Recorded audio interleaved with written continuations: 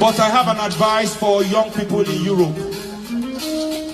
I know you want to free Palestine, you want to free Congo, you want to free Sudan, you want to free Iran. There's a new one every week. Free Europe.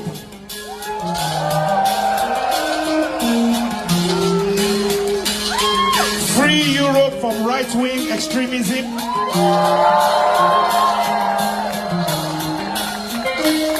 Free Europe from fascism.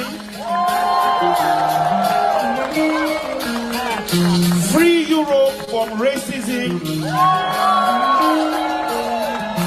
Free Europe from imperialism.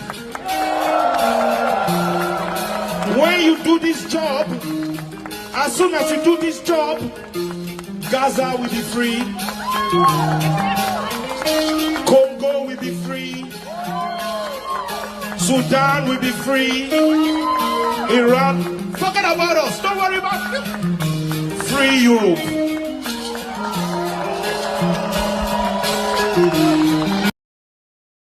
From Kano to Lagos, my brother, you are not normal. Nobody can tell me you are normal. If you near me, I go run. If you near me, I go run. If you can walk with cow, with leg, you use leg. My brother, I don't know what the face. Person wey fit use leg, waka with cow from Sokoto. You know where Sokoto dey for map? From Katsina, from Kano, from Bauchi. You don't look Nigerian map before. You don't look Nigerian map. Why can't we call the owners of this thing to order?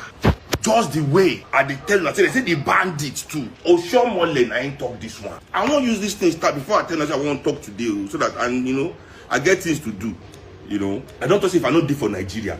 It is my break from my ancestors na say leave, go and walk. My ancestors carry me. I'm not moving by myself. I never go holiday. People close to me are all complaining. My daughter complain all the time. Daddy, only me and mommy have. You never go on holiday with us. Me travel, I don't they come up for Nigeria.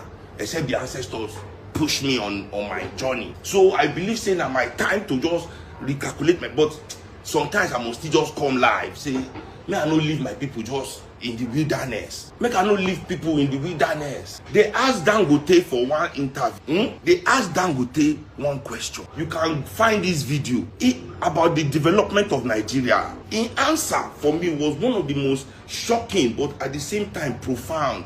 Not be seen as give deep answer. But I felt for some reason he spoke a truth that himself, I should say, the ancestors just push on to talk that thing. Because in face, after I talk the thing, he should say, I'm not supposed to talk this. Because I don't mean Oshomole. Which I talk about Oshomole. Sorry, which be your name? I'll go back to which I talk about Oshomole. But I won't talk this thing. Okay. Make I not confuse you now. Me I talk the Oshomole before I talk the Dangote since I don't start with Oshomole. Oshomole say, now the general, they involved in the banditry business of Nigeria. See, all those bandits, now generals, the former generals. I never land though. You see the way the whole hijab and all the whole issue be, when nobody really raised the topic here, we say, waiting with the discourse here, we say there's no respect for motherland people. Whether you like, you dey for inside court, whether you like, you dey waka for streets, the law in itself no allow for federalism. The constitution in itself no allow for restructuring. Our constitution na Oyibo constitution, very ambiguous. You see, Oyibo people, when they set up their constitution, they were far more primitive than we African people, politically.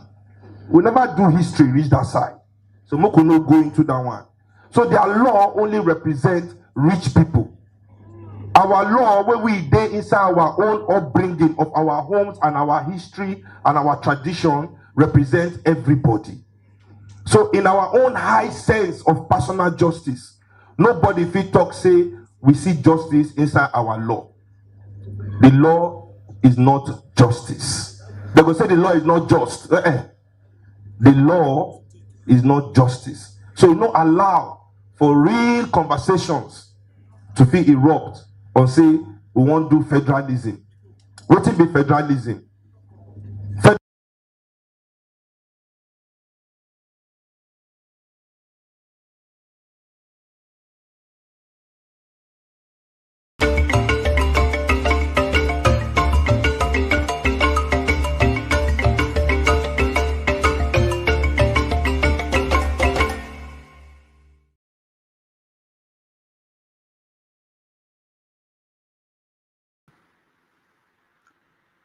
Hello, everyone, and welcome to the show. My name is Rudolph Okonkwo. It's Saturday, December the 7th, 2025. Welcome to 90 Minutes Africa.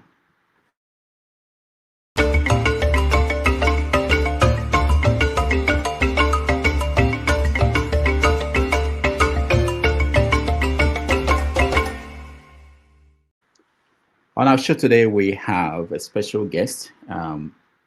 You all know him as bandleader, the son of the legendary Fela Anikulapo Kuti, Seun.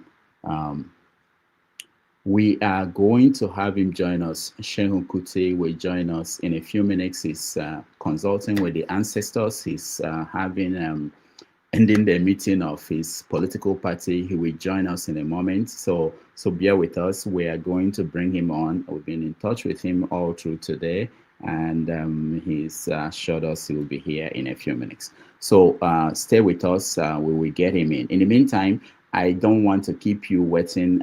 He's aware that we are live, and he will join us in a moment. But I want to have a few conversations with Mr. James while we wait for him to join us. And if you want to come into the studio, those who are privileged people who get the link to this show can come in, and we will have conversation while we wait for Seun Kuti to join us. Mr. James, thank you so much for being here. Yeah, thank you for thanking me.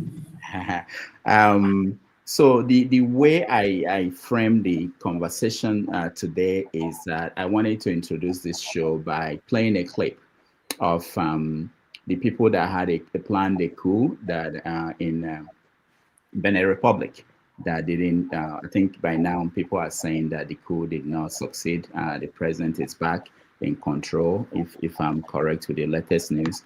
But I wanted to start this show by saying to Seun when he comes in that, you know, the father, Fela, if Fela could look down and see what's happening in Africa today, he would basically say that the more things change, the more they remain the same. There's still coups happening across West Africa. We're still talking about the same issues that the father talked about all his life.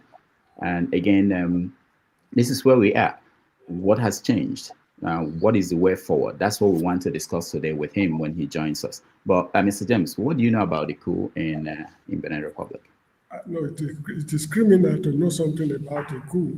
If I know, the penalty is very severe. Anyway, they made an attempt. I saw it this morning on the internet. They made an attempt to overthrow the government, but from the look of things, it did not work out the way they planned it. It is not surprising because Benin Republic has been known in the past, when I was a young man, has been known for organizing a series of coups. Even their famous ex-president, Machu Kerekou, I understand was an army officer who transformed into a civilian, what's called president. What is happening across the whole of, let me say, West Africa, if not the whole of Africa, is the same thing. The youths are rebelling against the system. Unlike my time, there was no internet. We were cut off from the rest of the world. We didn't know what was happening. So it was the very brave soldiers who took the risk to topple governments. But now, the youths are exposed to the entire world, the whole wide world. They know what is happening in Afghanistan up to Zimbabwe. So nothing is new to them. And people of my age seem not to understand how they feel, because they are not, they cut off themselves from the social media. So how the youth feel is very, it's a bit weird to them, because they still look at things from their own perspective. They are what I call BBC, born before computers. Majority of them cannot operate computers. That is how I see it. And Fela actually saw these things clearly. And I refer to Fela as the most misunderstood Nigerian that has ever lived.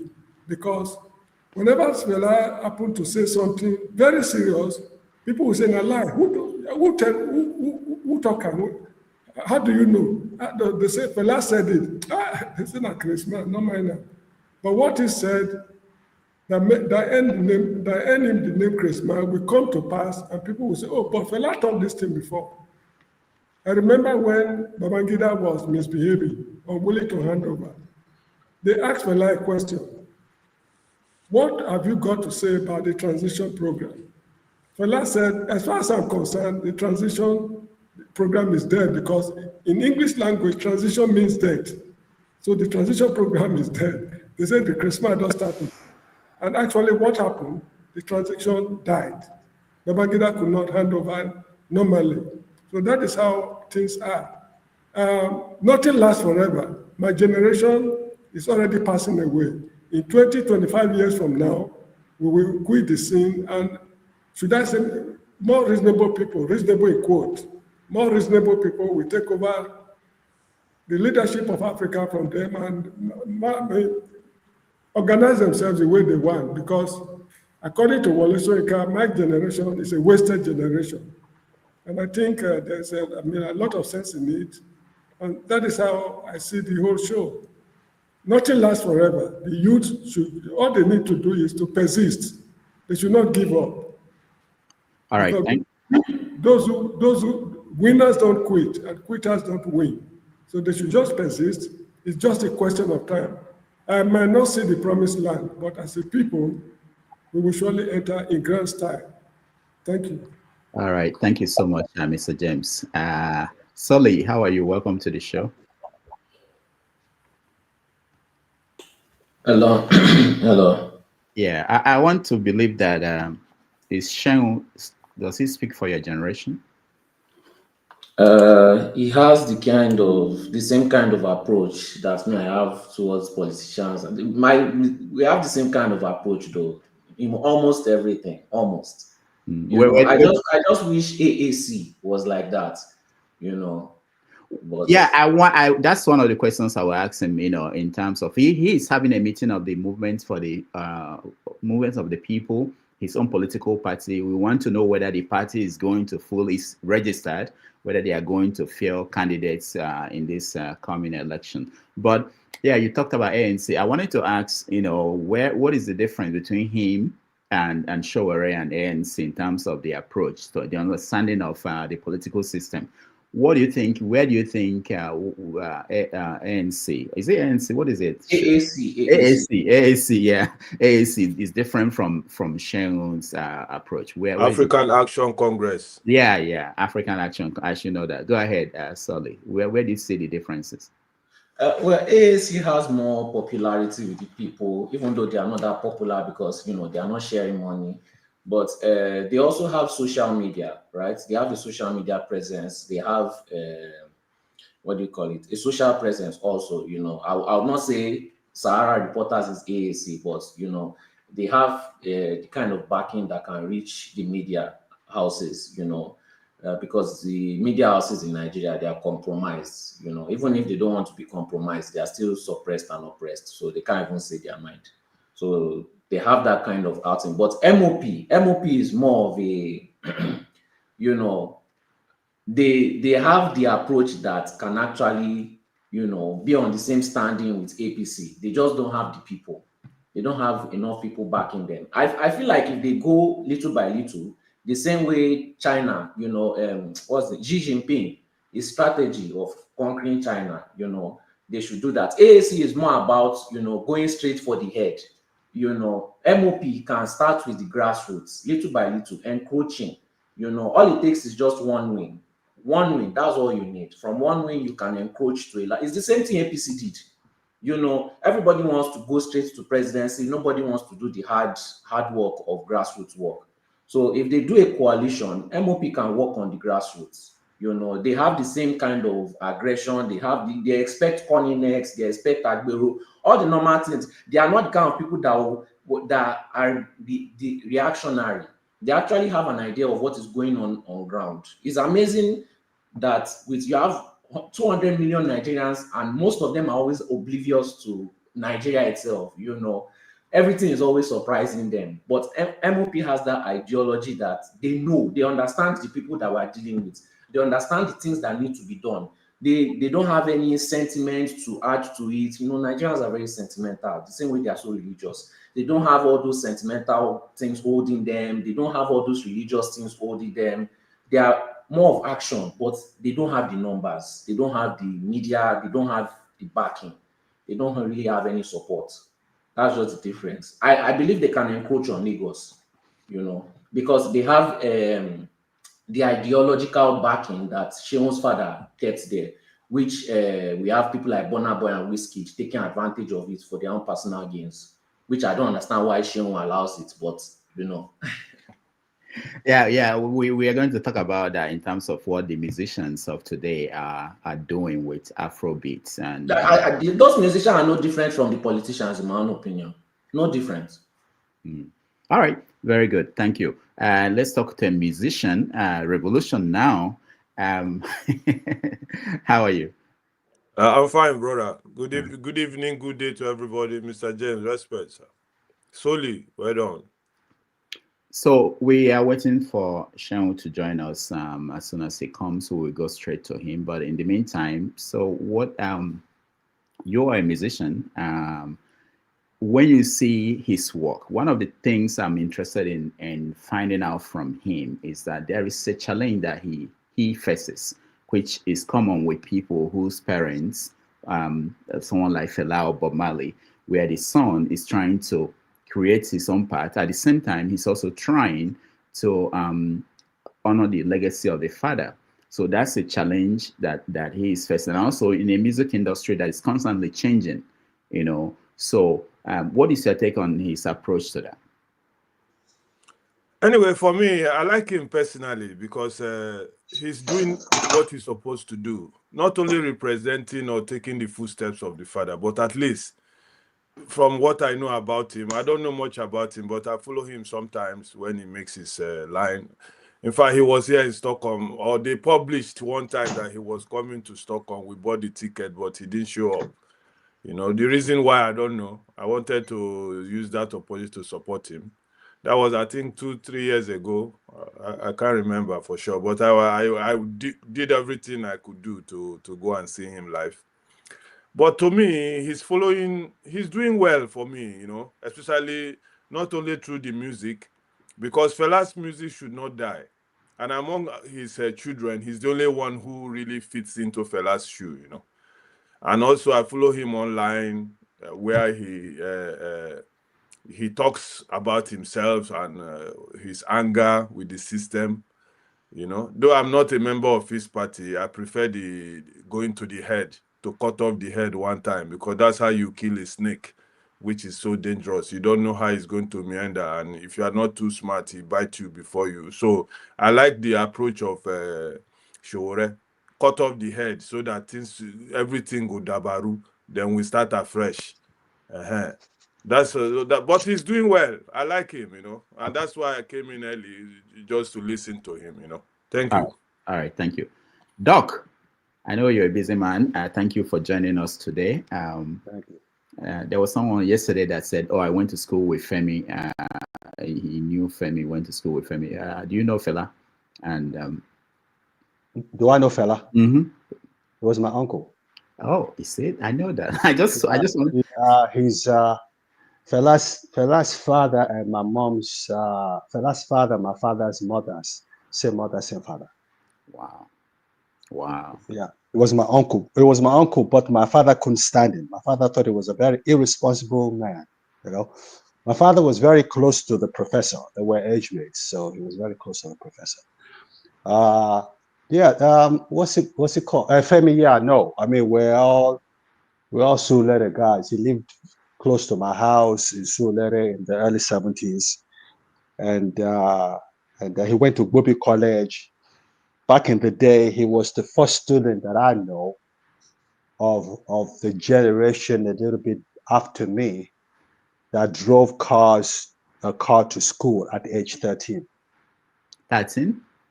13, yes. He drove his father's Range Rover, used to drive his father's Range Rover to Bobi College in Bobi at age 13. So that craze has always been in the Fela family, you know. But the Kutis, the first generation, they were superbly talented. They had so much going for them, right? This guy, Seun, is like the musician on your platform just said right now. He's the most talented amongst Fela's children, and also happens to be his last child. And he reminds me very much of his father. But Fela was such a larger than life figure that there'll never be another Fela. You know, he was an irresponsible man. Don't get me wrong. He got half of Ghana pregnant. Wait, Doc. But you know that genius and what we now call responsibility and basically following the norm, they don't go hand by hand. You can't mention anybody who Yeah. But I think he took his own to another level. You know, what did he do? We are going to challenge that. You know. No, Doc.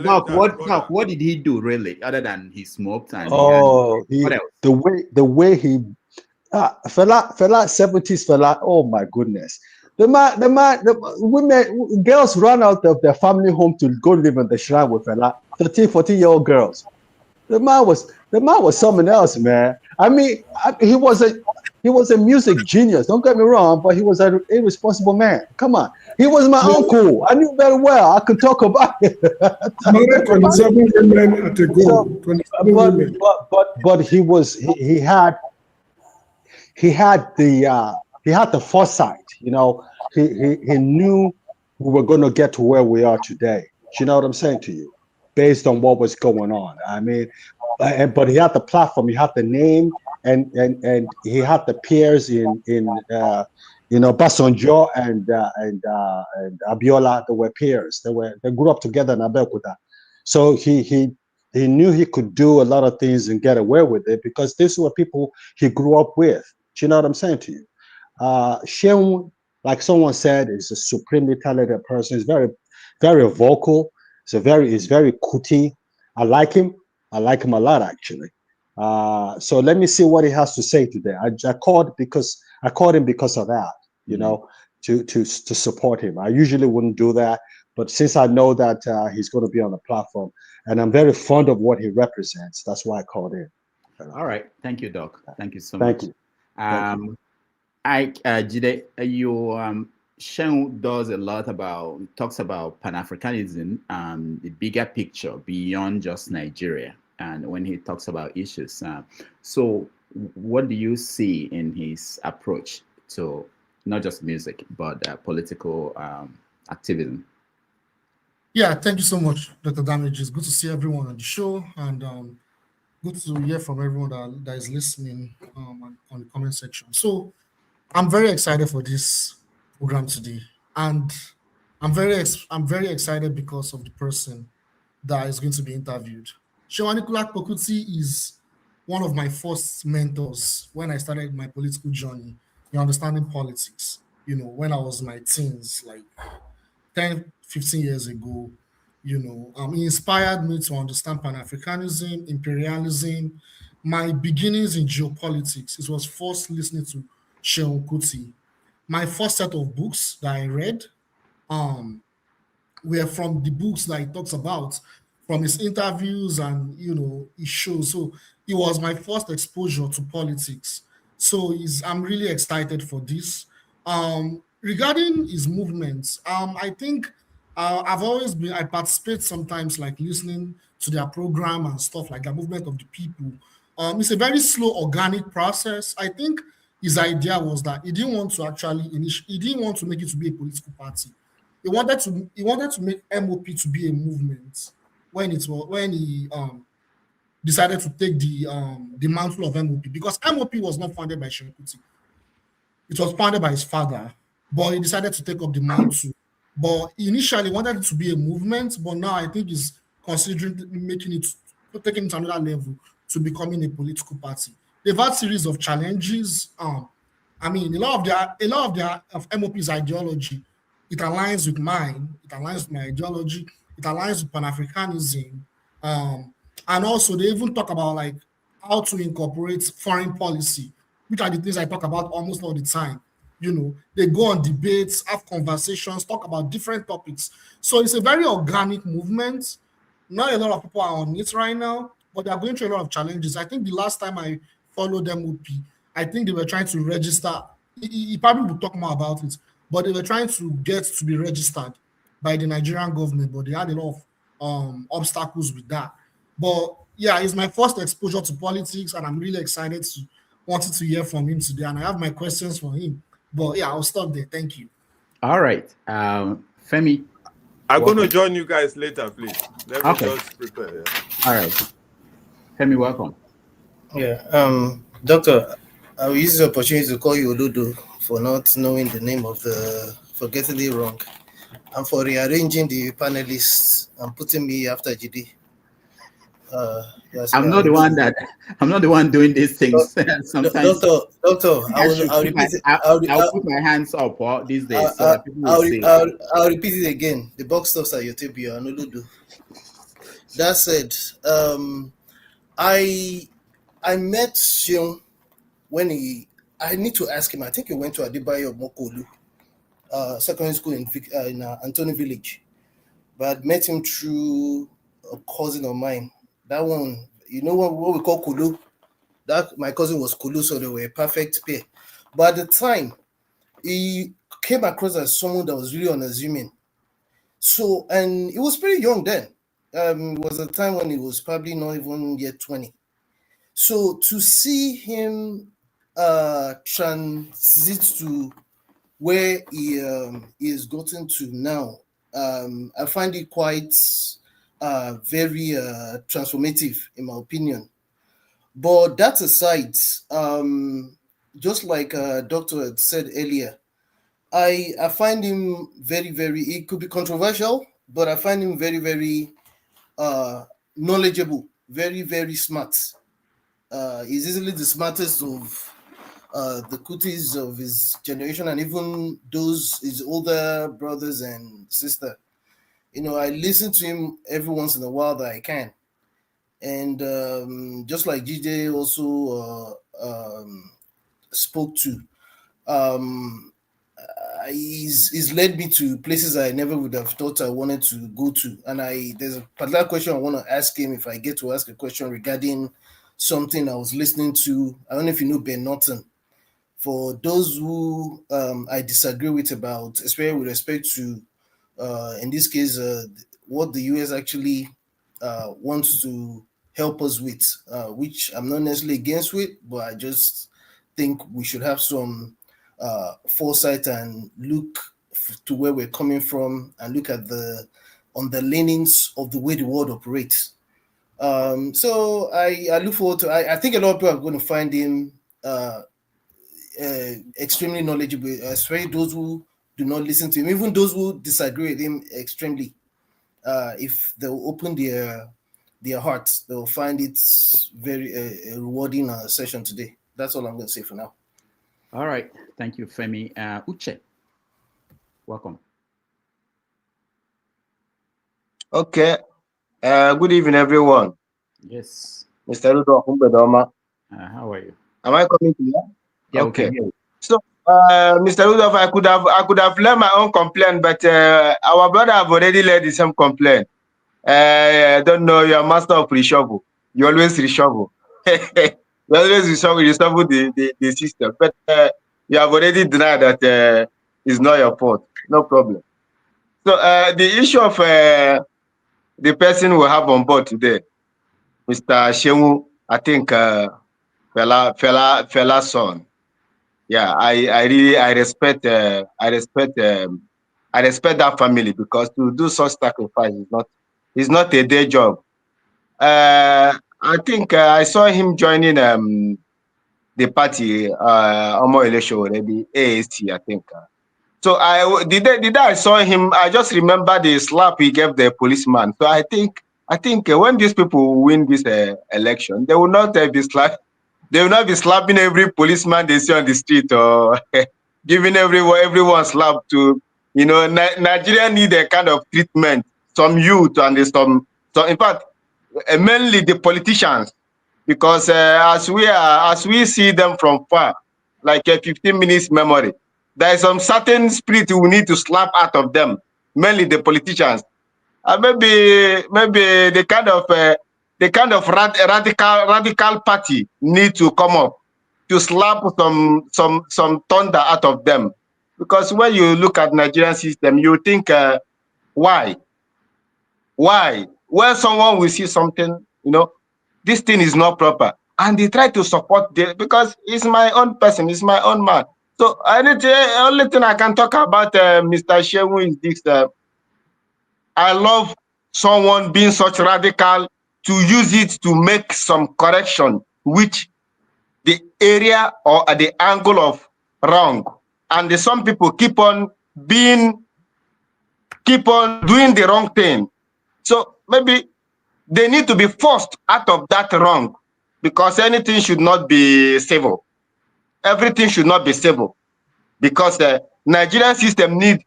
I think we hear what happened this morning. Coup in Benin. In Benin, we am trying to, because I have seen that a certain business in Nigeria may trap me somewhere because of their law every time. So I said a business there in Benin. So when I saw this news this morning, like, what is going on? What is going on? I have put the investment there. So what is going on? So what I'm talking about is that it's like Nigeria needs such a thing. Nigeria needs it like by force, to force some certain spirit out of that country from men and the women. So such man, when I had yesterday, or when I saw some days ago, you put him on this thing to have been program.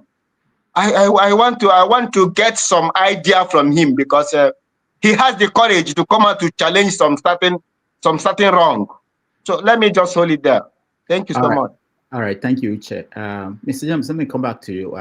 He's known to his views about religion is one of those that a lot of people on this platform may find difficult to swallow. I don't know if you're familiar with that, with Mr. James. Yeah, you mean Fela's view? No, Seun's view. No, I'm not very. You know, when I was in Nigeria, he had not come to limelight, so I don't know much about him. I left over 40 years ago. Maybe he was not even born there, I don't know. If it is his father, okay, I might be able to say something about him. I'm not sure. Yeah, it's not far from what his father believed when. Okay, yeah. You see, the issue is that in Africa, the whole of Africa, we are sort of intoxicated with this issue of imported religions. They come and tell us Jesus Christ is this, Muhammad is this. I think Fela sang with it. How did he put it? Imam Nakbaladu, Archbishop Nameleki, something like that, you know. Now, if it is imported, we embrace it. Some are even embracing Buddhism and other forms of religion. But African traditional religion, they see it as witchcraft, satanic, devilish, which of course is not the case, because every religion has its own teachings, principles, and what have you. So African traditional religion is just a religion like any other religion. So that should be, exported as well, if possible. And I think the slave trade has done us some sort of good, because I was told that in Brazil, they practice African traditional religions over there. That is a form of export. What's it called? A religion that has been exported, though not deliberately. That is how I see religion. And anyway, though I'm not religious, I belong to no religion. Actually, African religion, to me, should be on equal footing with any other religion. Christianity is not more religious than ATRO. That is just how I see it. That is, if God exists. because I believe that even the idea of God that cut across all religions is, should I say, nonsensical. It doesn't make sense to me that there's a superhuman or being somewhere controlling the affairs of man and all those kind of stuff. Those are just, All right. I don't mean to offend anybody, it's just, I mean, it's very childish to hold God responsible. I don't know how to put it. Anyway, God does not exist. That is just my belief. Thank you so much. All right, thank you. Sully, let me come back to you. One of the things I was thinking about him probably taking the MOP, the direction that Bobby Wine, if you guys know Bobby Wine from Uganda, how he took Bobby Wine, took his own political music and politics together, and actually is a major opposition leader in Uganda. Maybe that's what Seun is trying to do. We'll find out today.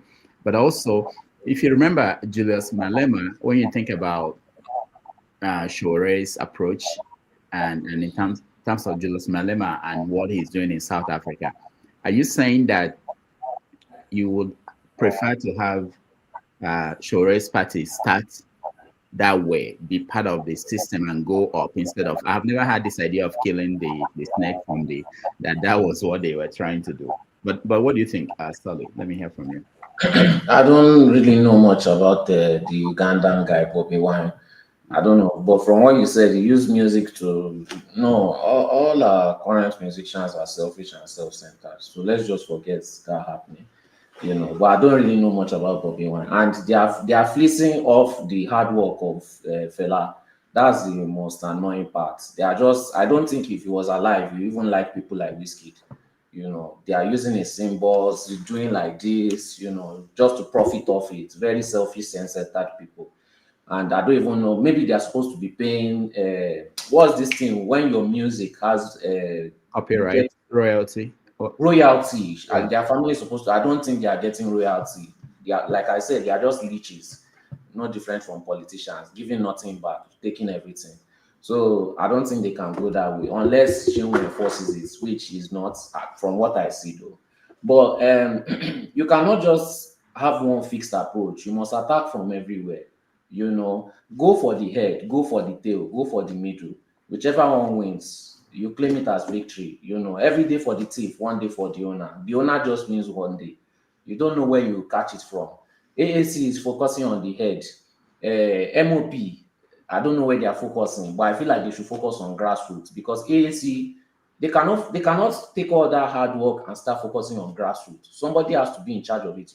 You see, Tinubu is not coming down to look at grassroots politics. He has people there that are doing the work. That's why before he says anything, all his underlings, they've already posted speech, they've already spoken for the presidency. You have to have people in every level fighting the battle. And like I said, you just need to win one. You encroach. When a rat or a cockroach enters your house, they don't just come and they say they want to take over. They start little by little. They look for all the nice spots, all the corners. Even spiders self. Spiders study your pattern. The only time you find a spider is when you've changed something from your pattern. That is how they come, little by little. They are not just wanting to just come and take over. So grassroots policies is important, and AAC does not have the aggression. They are too much, they have this pacifist mindset, peaceful protest, all these kind of things. It's necessary, but to win grassroots, you are not going to get it that way. You are dealing with Agberus. You are dealing with Agberus with backing. But the good thing about Agberus with backing is that nobody cares about them. Their family don't care about them. The people that are backing them don't care about them. So these people are touchable. Nobody cares about them. If anything happens to them, nobody cares. Even the people that support them, they don't even care. So when you start going for those kind of people, you can have a chance at winning. Not when you are going for people that people care about. Like now, if you want to go for a governor in a state, let's select the worst state in the country. Let's say the governor is even committing genocide on them. You will still have people in the state supporting him. So you can't really go for the head easily, but you can surprise the head. By the time the head looks and he sees that everything below is chopped up, then it's very easy to take the head. This is the same thing APC did. You have to work on that grassroots politics. And You know, we want easy results, easy results. You're not going to, it's not going to come easy. It's going to be hard. It's going to be very hard. It's going to be excruciating. You know, they are going to frustrate you more than they've ever frustrated you. But you just need one win. That's just it. Just one win. And MOP has the ability to conquer that grassroots politics. So they need to do a coalition with AAC. Let AAC be in the front. Let MOP be the one making sure that, you know, the surrounding is okay. This is war. This is war. All right, thank you. Before I come to Dominic, a lot of people are asking, is he coming? He's going to come? He's coming. I'm trying to reach him to have an idea. He's in a meeting, the political parties meeting. You know how these things go. But as soon as I get the information from him, I'll let you know. Mr. Dominic, welcome to the show. You're muted. Hi, we know. Yeah. Hi, good morning, everybody. Good afternoon. I was just reading up on MOP. Why? Because as I was such MOP. Well, it's nice to see you all. I was actually tuning in to listen to Seun, but I'm guessing he's a little bit delayed. What is he doing, Rudolph? Which political party? MOP. MOP is alive. It's alive. Yeah. Yeah, that's what's going on. Fela Anikulapo Kuti started. Okay. Say it again. Apparently, I was just reading up on it. And it says left-wing Pan-African political movement originally formed by Fela in 1979, but quickly became inactive due to Fela's confrontation with the government. I'm sure it's an enemy that edited that Wikipedia.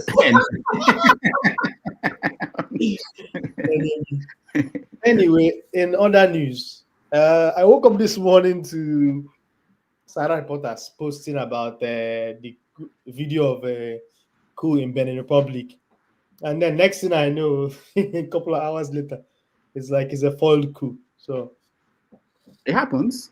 Yeah, I know. It's almost like the one they wanted to do against IBB, Gideon, the Gideon one. They went to the radio station, never arrested IBB, didn't arrest this president, and they just took over the radio station and declared coup. I mean, if you don't arrest the president, you're not in control. That's one. Two, a lot of people may ask, if Benin Republic looks better than Nigeria. I heard once you cross the border, it looks way much better. But I think the important thing here is how the people of Benin Republic feel about what's going on in terms of the economy. I heard that recently the legislature changed the term duration for the presidency from 5 years to 7 years. So if someone manages to rig election twice, they'll be in office for 10 years. For 14 years. While if they rig in Nigeria, they'll be there for 8 years. So you can see the difference. But anyway, what else have you guys been talking about, Rudolph? No, we're just getting people's view of Seun, who will be our guest, and why they're here. He's a table shaker. I don't expect anything less. Sometimes my assessment of him is today his views may sound more mainstream, or it may sound palatable. Tomorrow, his view may sound totally ludicrous or almost like conspiracy theory. So it's just, I think it depends on what day you catch him. That's what I personally feel. But the one thing that is consistent is he's always pushing the envelope in terms of what people believe in. And that's one thing I like about him. Just like his father. Never settle for the status quo. Keep pushing. When you say controversy, what's controversial? What give an example? I intentionally decided not to listen to him. Some of what he said recently, because I just wanted to hear from the horse's mouth rather than having opinions formed, so I can keep an open mind. But he's someone that often wants to go against the grain. I think I can't remember, there was some of the things that he talked about during the last election cycle, which I thought was a little unbalanced. That's how I'll put it. So, but let's see what he says today. All right. So there are people who, yeah, the moment I announced that he will be on the show, they started reacting, and one of their issues were his position on Nnamdi Kanu and Simon Ekpa, which we will get to. Some of the things he said about them, and then of course the politics of Nigeria, where you have the lines of divide. So we'll get to that. Those are some of the things I know. Jide, do you want to say something? We'll just ask him to summarize some of his positions at the end of the day. I mean, because people's realities may change with time. So you never know. Maybe his view is different today. So we'll ask him and see what he thinks. All right, Jide. Yeah, for me, I think Seun Kuti is fairly consistent, in my opinion. I think what happens is, listening to Seun Kuti, I think the way he analyzes issues, he's always looking at the cause of the problem. He doesn't come like, oh, this is a solution, I have a solution for you. That's number one. Like, he's always looking at the problem from an historical context. He's always looking at the problem from a societal point of view, So he looks at it from every angle. I feel like, as a result of that, I do not feel he's inconsistent as a result of that. Like today, can talk about, how, the West plays a role in hampering our economic development. And tomorrow, he could blame the people in power in Nigeria. In my opinion, that is not inconsistent. I think he's trying to analyze all the issues that we have in Nigeria from different angle. Sometimes you even read, there are some, in fact, why I love Seun Kuti is that a lot of his opinion is not based on emotions. It's based on analysis that have been done and verified. Like, he comes from some of his shows, he will even read books that have been written by great intellectuals and educate people on things we don't know. Like, I can give examples, like one of the books that changed my life politically, that I read almost 10 years ago, Pedagogy of the Oppressed, written by Paulo Freire. It changed my life politically. A lot of the things that probably I wouldn't have known now, but reading that book, that was one of the first books I read. And that book changed my life. The way I think about politics, the way I see politics. The point I'm making is that he sees things from different angles, from a philosophical angle, from a geopolitical angle, from even analyzing local politics.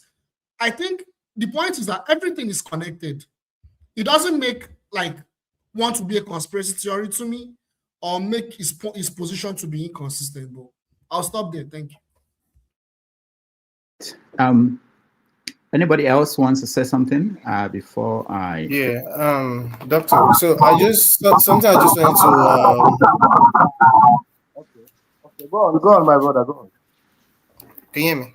Yeah, Femi, go ahead. Femi, go ahead. Okay. Can you hear me? Okay. So something I just wanted to add to between what Jide and Dr. Dominic said earlier previously was while I don't necessarily agree with him 100%. Again, he always introduces perspectives. I think he's very good at storytelling, if you will.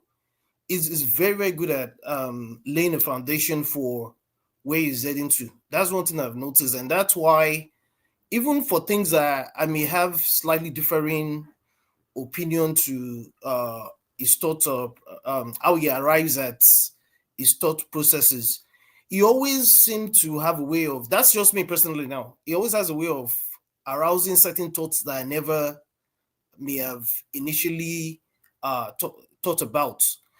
For example, during the elections, he took a position on Peter Obi, which kind of angered, and I think it was the same for Femi, the other brother, which, if you recall, really angered a lot of people, rightfully or wrongfully.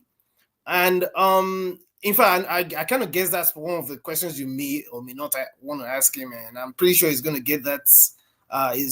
People are going to come for him for that. But ultimately, I still like the fact that he dishes it out to everybody, including Tinubu, because I would have had a problem with him if he went for Peter Obi, for example, and he didn't go for Tinubu. So he sees a lot of these guys as equal opportunity offenders. And that for me is something I would like a lot of Africans, Black people, Nigerians, irrespective of ethnicity or religion, to take home. Because for someone young, still so young compared with a lot of people even on this platform, I think there's a place for sentiments and emotions, but there's also a place for realism, no matter whose ox is God. Because me, I do not worship anybody. I'll leave it that way. Uche, go ahead. So what I wanted to add there is this. When you mentioned about Julius Malema in South Africa, the EFF party, I always follow all this. I always follow them to understand how their politics system run. Bobby Wine in what do you call it, in Uganda or something like that? Uganda. Yeah. So I follow these people, and they are making waves. But do you know the issue? The issue is that the white people that in their country controlling Africa, they have a very serious collaboration with the ruling parties. When I mentioned the ruling parties, all these big giant, nothing but to defraud Africans and work with their white master slaves. So they will try all their best to suppress these parties we are seeing. But one thing I like from Julius Malema is this. That is the kind of approach he used to organize a very huge market to work. And from all over the world, youth of Africa support him, like how youth of Africa support what is this military from Burkina Faso? Yeah. But when you come to when you come about Bobby Wine, so we find out that they use a kind of approach like a gentleman. But no matter their approach, you will see the government trying to force them to be violent so that they will use that violence against them. I find there's such a thing from Omoyele Sowore. I support that young man Omoyele because the kind of courage he has, Nigerians supposed to support him more. They have supported him before. He make an attempt, but this is a kind of person. I'm telling Nigerians, the kind of person that can make things work in that Nigeria to shake these political parties, because I know it may be difficult for the party to reach the power. But to shake that table, Omoyele Sowore have the capacity, because this guy faced the bullet. He don't care. But when you look at the young man Kuti or something like that, based on his party, he just sometimes I take him serious, sometimes I don't take him serious. But if he can come later, maybe they can use a strategic movement. Maybe when they divide to get the mind of people, they will come together to join with let's say with Omoyele Sowore, AAC party, and with maybe some small parties. When they come together, they are going to make a move, a very strong move, and it will scale this man in power. They will scale them, because one thing I understand, that these people, they use military, yes. They use police, the arms, to scale the masses. But when the force come with this united force, you will see them. They will be on run. They will be scared, because I know they're scared. So Nigerian youth or Nigerian men and women may use this strategy. When they divide, they come together at the end, be very, very strong to make a move. They will strike. Strike, what I mean is not by violence, but they should follow someone like Julius Malema from South Africa, how he do his politics. He's a very strategic man.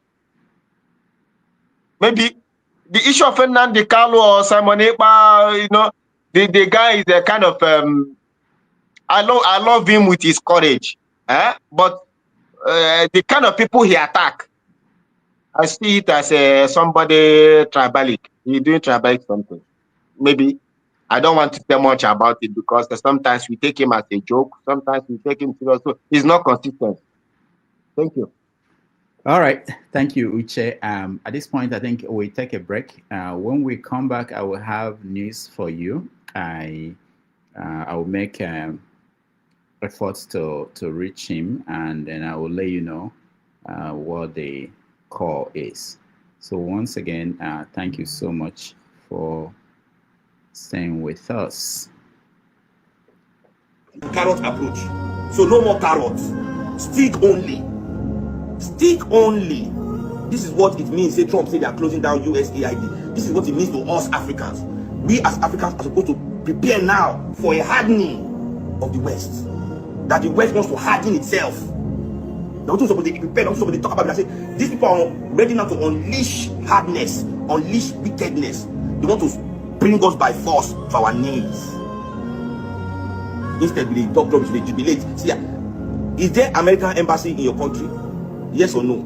If there's American embassy in your country, please, brothers and sisters, CIA operation in your country is still moving very well. I repeat, if there's CIA operation going on in your country, if there's American embassy still open in your country, anywhere you are, the CIA in that country is still moving very well. USAID or no US, they close 100 USAID. American government embassies open.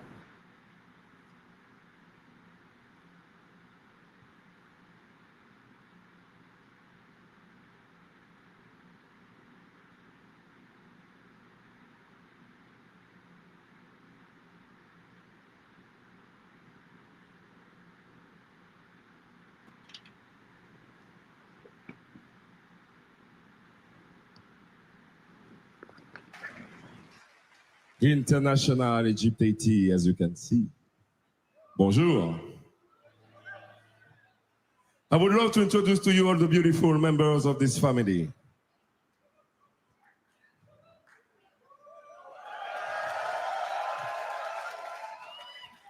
Egypt Haiti, in case you don't know, is born by the legacy of Fela Anikulapo Kuti, father of Afrobeat. Everybody say yeah. From Lagos, Nigeria, our beloved bandleader. Show your love.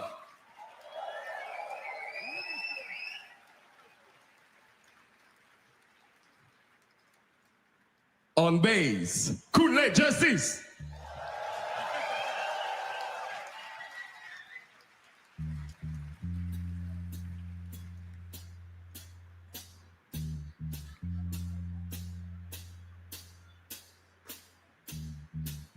On guitar from Algeria,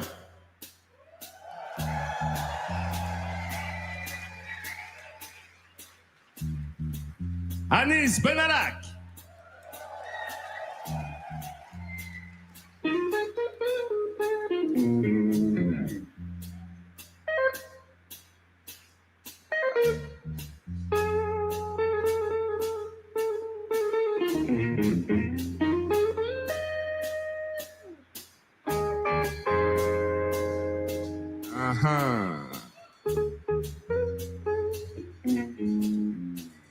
On drum from Martinique, West Indies,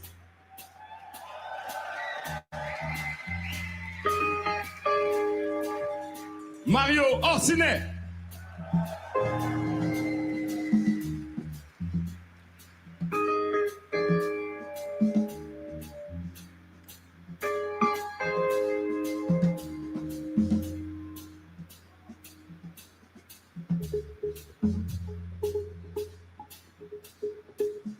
On baritone saxophone from Paris, France, Nicolas Sakelario.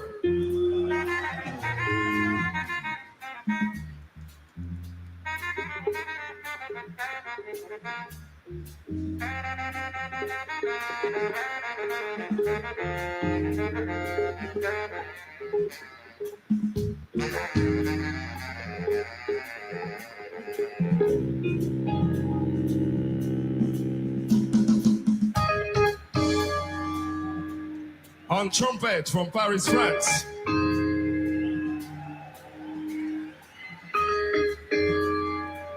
Valentin Pelé.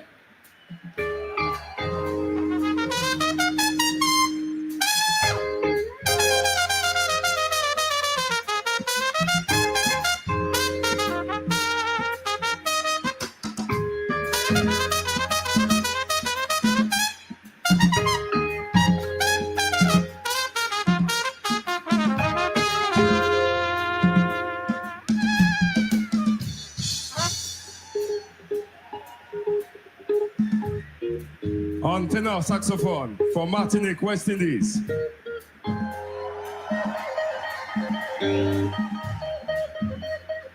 Myself, Fab Smith.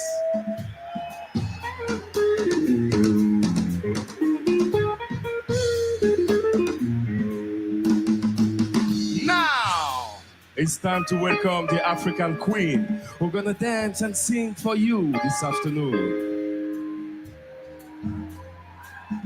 Ladies and people, ladies and gentlemen, please welcome Blessing Etiette, s'il vous plaît.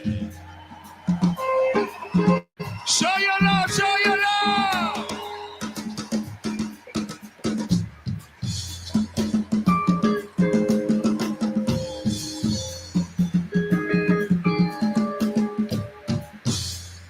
Wow. He's here. The chief priest of Afrobeat, the man from the people, for the people, by the people. He's my brother. He's your brother. He's our brother. Ladies and gentlemen, please show your love to Seun Anikulapo Kuti.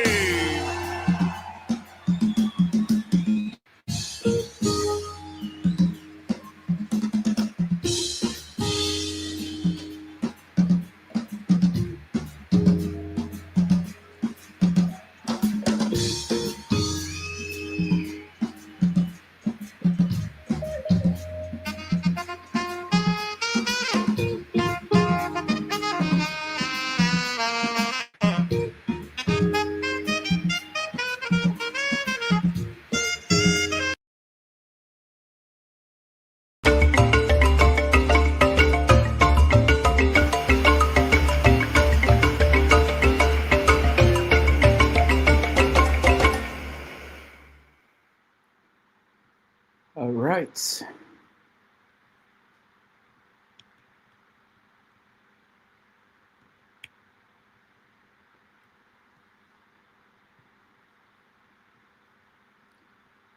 All right, welcome back, everybody. If you can hear me, thank you for staying with us. We unfortunately have not been able to reach our guests. Just for context, yesterday, Burna Boy was here in New York City. He performed at the UBA Arena, and my daughter went there for the concert. It was supposed to start at 8. Burna Boy showed up at 10. So there are circumstances that sometimes it leads to stuff like this. But we are going to continue conversation until another 30 minutes. If we didn't hear from him by then, we will reschedule him for another day.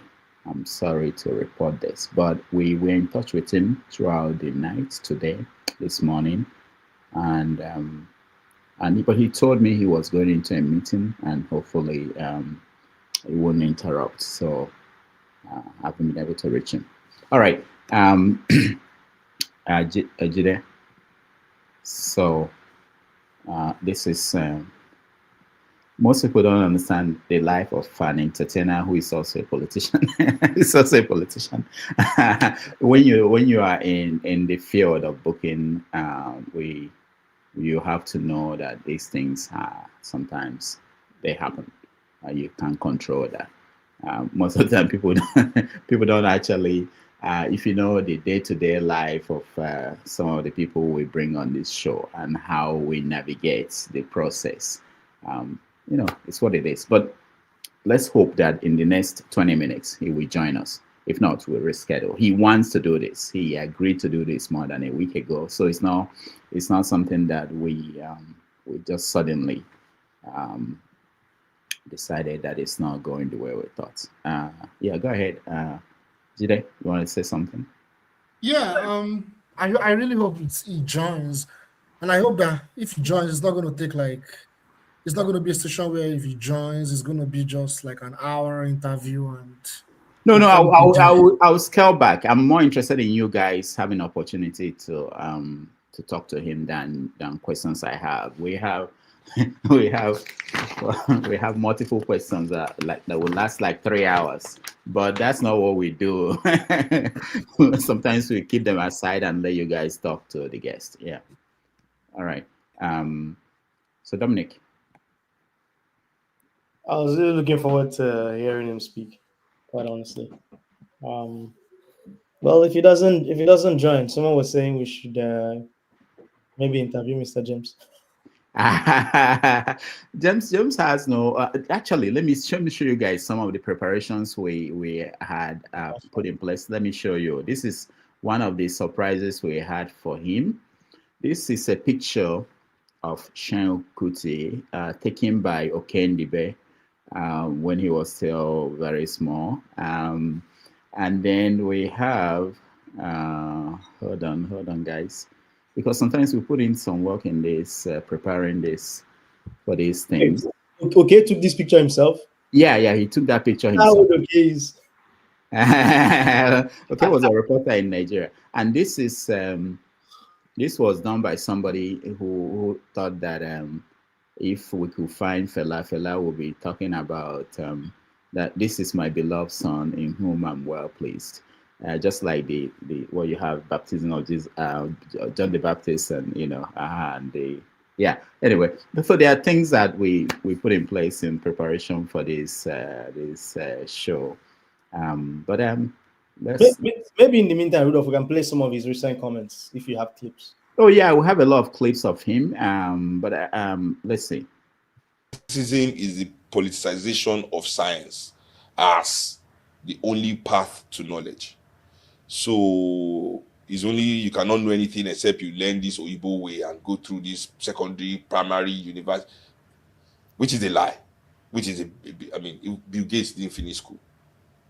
How many of them ruling the world today were terrible students, or didn't finish school in any way, what shape or form? You understand? Was just said no, let's not talk about these ones here.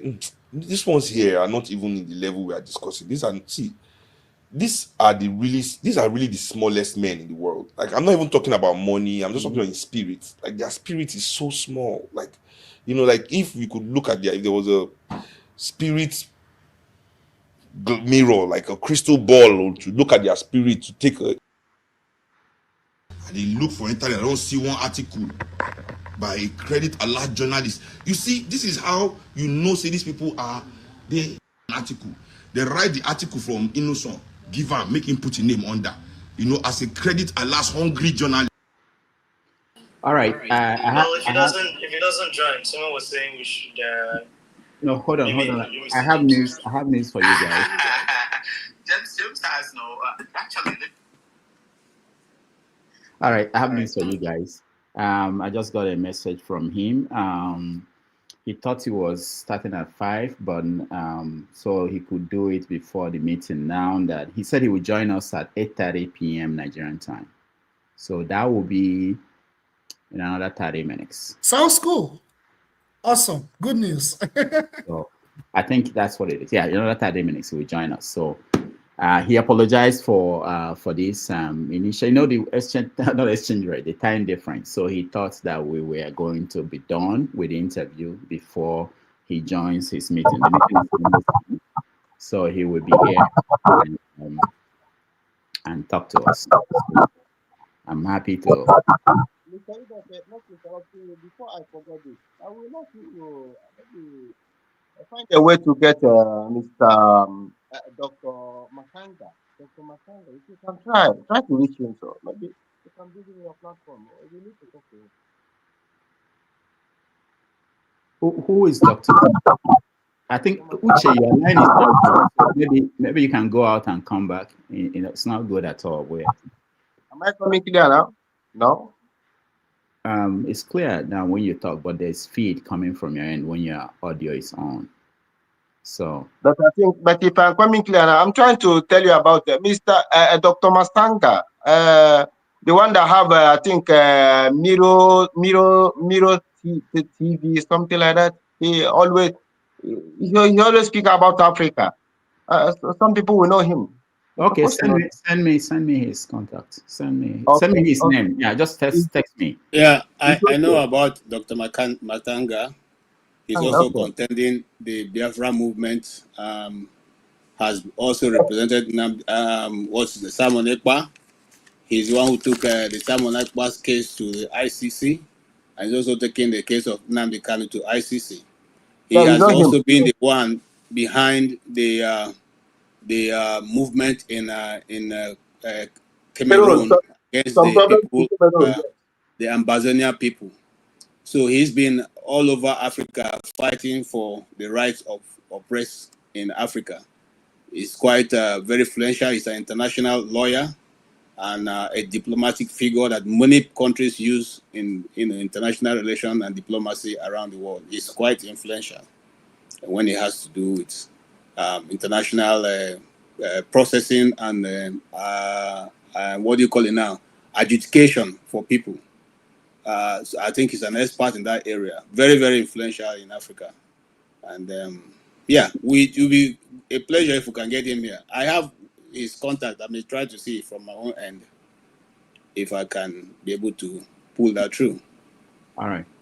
So for those who were asking us to play his music, for copyright reasons, we can't play music. You don't just play up people's music. Yeah, Rudolph, we're not asking me of my view on the individual. Oh, okay, yeah, go ahead, KJ. You just came. Welcome. Thank you, and it's good to see Dr. Dominic also. And why is Soji Soli is an interesting figure. I like his commentary and how he sees, his worldview is very, very interesting to me. I like that, It broadens this, the spectrum, which helps you think beyond what you are thinking, and that's a very positive side. Please off that for me. Sorry. A positive side for the young Nigerians. For Seun Kuti, I got introduced to Fela's music by a friend of mine who's going to be with the Lord now, bless his soul. Right from our days in 8 years, 10 years, 11 years, whenever we come to his birthday party, he says his father, I want Fela's music. So maybe today we'll begin to listen to if you call African woman, go agree, he go say, I believe you. So we've been listening to that, and eventually somewhere in our secondary school, we got to hear of this small boy, who used to follow his father to the stage, and we used to love him because he was quite articulate. He sounded more like his father.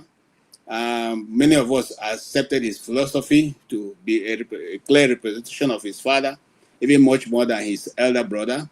And unfortunately, Fela went very early before we could identify him as a prophet of some kind, because majority of what he has spoken has come to be in Nigeria.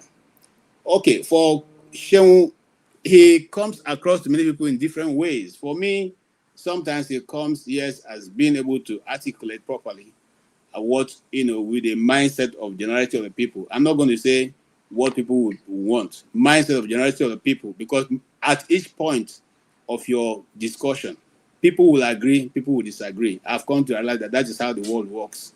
So some of his views are well articulated and welcomed by even me, but some I also do not appreciate.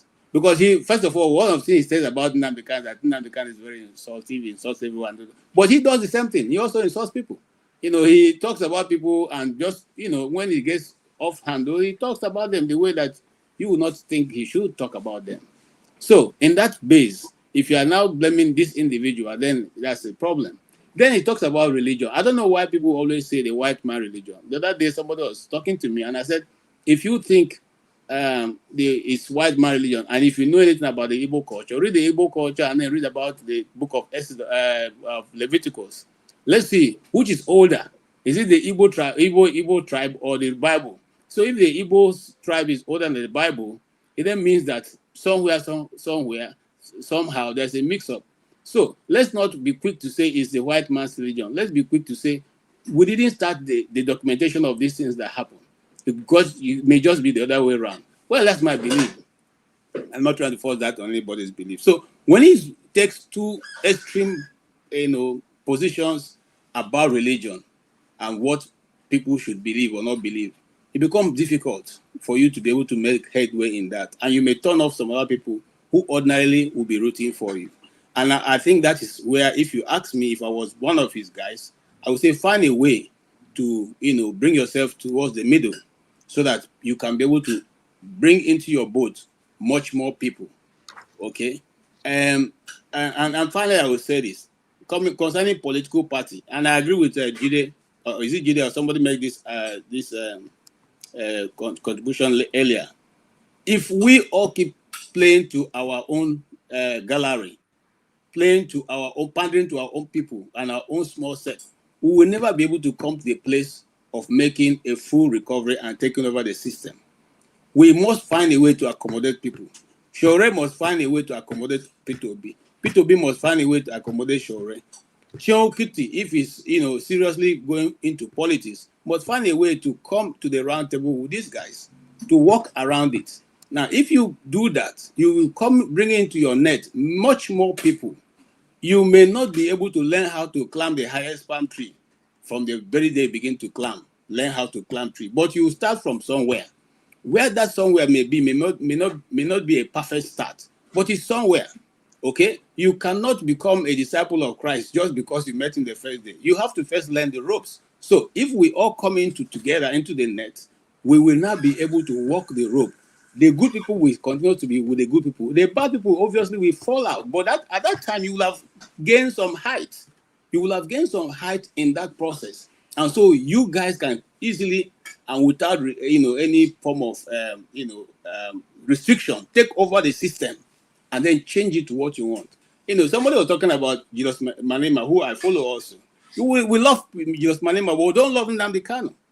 What's the difference between Julius Malema and Nnamdi Kanu?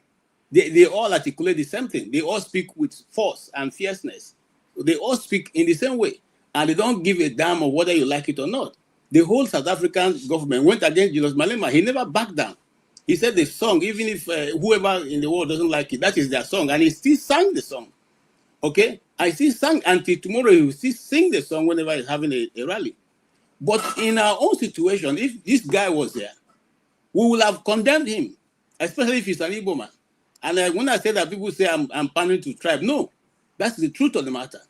We would have condemned him. We would have, find a way to brandish him as a separatist and a terrorist. So this is the problem that we face. We like to admire the people who are outside, but our own people, we call them nonsense. We don't see the value in them. Let me tell you something about Fela. Fela, when he was alive, it was the West that was appreciating his effort, not the Nigerians. We threw his mother down the staircase. We put him in prison. We did all kinds of things. We never listened to his gospel. It was when he had gone, we say, oh, this was a great man. That's always the case. When Awolowo was here, we didn't see his good. The West didn't even see his good. Let us not talk about other people. They fought him to a standstill. When he went, they say, oh, this will have the president Nigeria never had. That was the title we used in burying him, right? So these are things we must come around. And the only way to deal with this is by making sure that we remove that sectionalism that have eaten deep into the fabric of our nation and may not be able to change if we don't put, articulate proper steps to bring it to an end. I rest my case, Dr. Rudolph. Thank you. KJ, did you visit the shrine? KJ, did you visit the shrine? Did you go to Fela's shrine when he was alive? No, I wasn't. Of course, I wouldn't have gone there when he was alive. You know, I'm not in the PSA level. So, but I did a story. There was a time I had a story in Lagos, and my crew guys said, let's go to Fela's shrine. And that's one of the questions I want to ask Seun when he comes. Or you can ask him that question. That, when we went to his shrine, his grave, we saw that he had the symbol which most of us identify as a symbol of the Illuminatis. So the question is, was he one of them? If not, why is that symbol over his grave? Or does it mean something else? I don't know. I'm just, asking. Okay?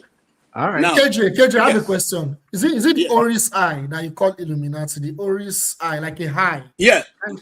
Not the triangle, right? Yes. Triangle. Yes. It's not Illuminati. Oh my God. That thing is not Illuminati. Okay. Anyway, it's okay. I know what you're talking you can explain to us what is it? Yeah. Historically, there's a symbol like that. It's actually from Africa. Like a pyramid, right? From Egypt, right? You have it's even in dollar. Yeah, it's of historical and spiritual significance, but I'm not sure if it's necessarily Illuminati. The origin of that sign is even from Africa. It's from Egypt, right? It's actually from Egypt. So now I don't know anything about Illuminati, right? It's possible that there's Illuminati and they use that sign, but the origin of that symbol is from Africa. It's an Egyptian symbol, but that's by the way.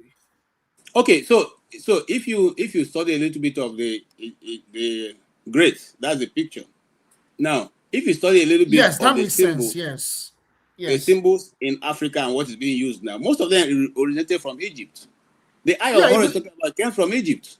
Egypt, yes. So I don't know why you are trying to say it is not the same thing. But Egyptian civilization was never Illuminati. But Egyptian civilization. If those other ones adapted this symbol, why do you think they didn't adapt also from Egypt? Yeah, if you look at the dollar sign, this thing is there. Some of these things were exported from Africa. Some of these so-called spiritual whatever in Europe, some of them were exported from Africa. Even the idea of Oris, Isis, anyway, I don't want to go deep into this. But some of these symbols, cultural significance, theology or spirituality is from Egypt. And understanding African spirituality, it is connected to Egypt. It may not have anything to do with Illuminati. It may not have anything to do with Illuminati. But like I said, I don't know anything about Illuminati. I'm not a conspiracy theorist. But what I can say is it's possible that there's a cult called Illuminati and they use all this sign. But what I know for sure is that the origins of all these things trace back to Africa and African spirituality. That's the point I'm making. Okay. Whichever way it is. And I also want to respond to the guy who says that Nnamdi Kanu is not a Pan-Africanist. How are you sure? How do you know? If some of you didn't even follow this book, you just come up and make very unguarded statements. This is the same person who said if Biafra ever comes, the whole of the Western Africa will supply them gas free of charge. They won't have to pay for it because that's not what Biafra is going to be built on. Biafra is going to be built on knowledge, understanding, brain work. That's what the world is being used to run, not on oil. You run the world with your brain work. So when you say that, I don't understand, okay, how you say that. But it's okay because, not all of us understand what Nnamdi Kanu stands for. That's why we criticize him and say all kinds of things about him. If you understand it, may you appreciate his position whenever his name is mentioned. I rest my case. Thank you, Jide, for that. And that if it's not correct, I'm glad that Rudolph was able to pick out that picture. So he knows that I'm not, as some people say, when I'm speaking certain things that don't line up with them, they call you a propagandist and a conspiracy theorist. But that, at least Rudolph helped me here to save me from those who later come and begin to write all kinds of stuff on this place. All right, thank you, sir. It will be a great pleasure to really talk to him because he's a great interviewer. He gives you what you need. He also entertains you at the same time. I mean, he has all that put together, okay? And he's not afraid to get into the controversial, realm. But if you ask me, I would say let him reduce majority of that, especially if it's now venturing into politics. Politics require, what do you call it? Politics require people, numbers. So those numbers is what makes politics. And sometimes we don't understand this as beginners in politics or people who even have strong position on certain issues. So if you can manage that, then when you get into government, you can bring the change that you desire. But that change doesn't come except you are able to manage yourself into position. No matter how much Bobby wine scheme, right, decides to do in Uganda, he cannot outwit that elderly man who has been there, yes, for how long? Because we always, just like that, that's why I was praising Soli earlier on. He says the right thing. You see, you can't do these people, you can't outpower them. It's just like what Kanu was saying. You cannot jail me. Today he's in jail. Okay? The system is built such a way that they will come down on you who wants to stand against it. So the best thing to do is to behave like the little snakes inside the mother cobra. You eat through your system, and then eventually you find out the bigger system is gone. But if you want to go and say you will, take off the head, and it may finish you before you even start anything. We must learn to operate from inside to destroy the whatever system that's holding all of us captive. Because Nigeria is a great country. It's a great. We don't even need to go anywhere to be great. I'm telling you the truth. I had the privilege of traveling around Nigeria, and that's why I say if I was ever the president of Nigeria, Plateau State and Benue State will be my hub, agricultural hub. Everything that how to do with agriculture will be in that place, because those people have very rich soil that can grow anything. But instead, we're here playing and going outside and looking for food from other nations when we have what can give us food. Look at Niger State. They say some places are ungoverned spaces. Why can't those ungoverned spaces become farmlands? What are you doing with the money? Why can't those ungoverned spaces become the ones that employ those people who are close to those rural areas? What we have in the East in the 70s and the early 60s, which is called the farm settlements. You build a community, a community around where there's fallow land, and those people cultivate those land. That's a nation that's thinking of how to develop the people, not buying private jet and going to every conference that does, even if where people are going to discuss the way forward of rats and rabbits. You go there and spend Nigerian money. How does that help us? How many conferences have we gone and come out with something interesting that has moved this nation forward?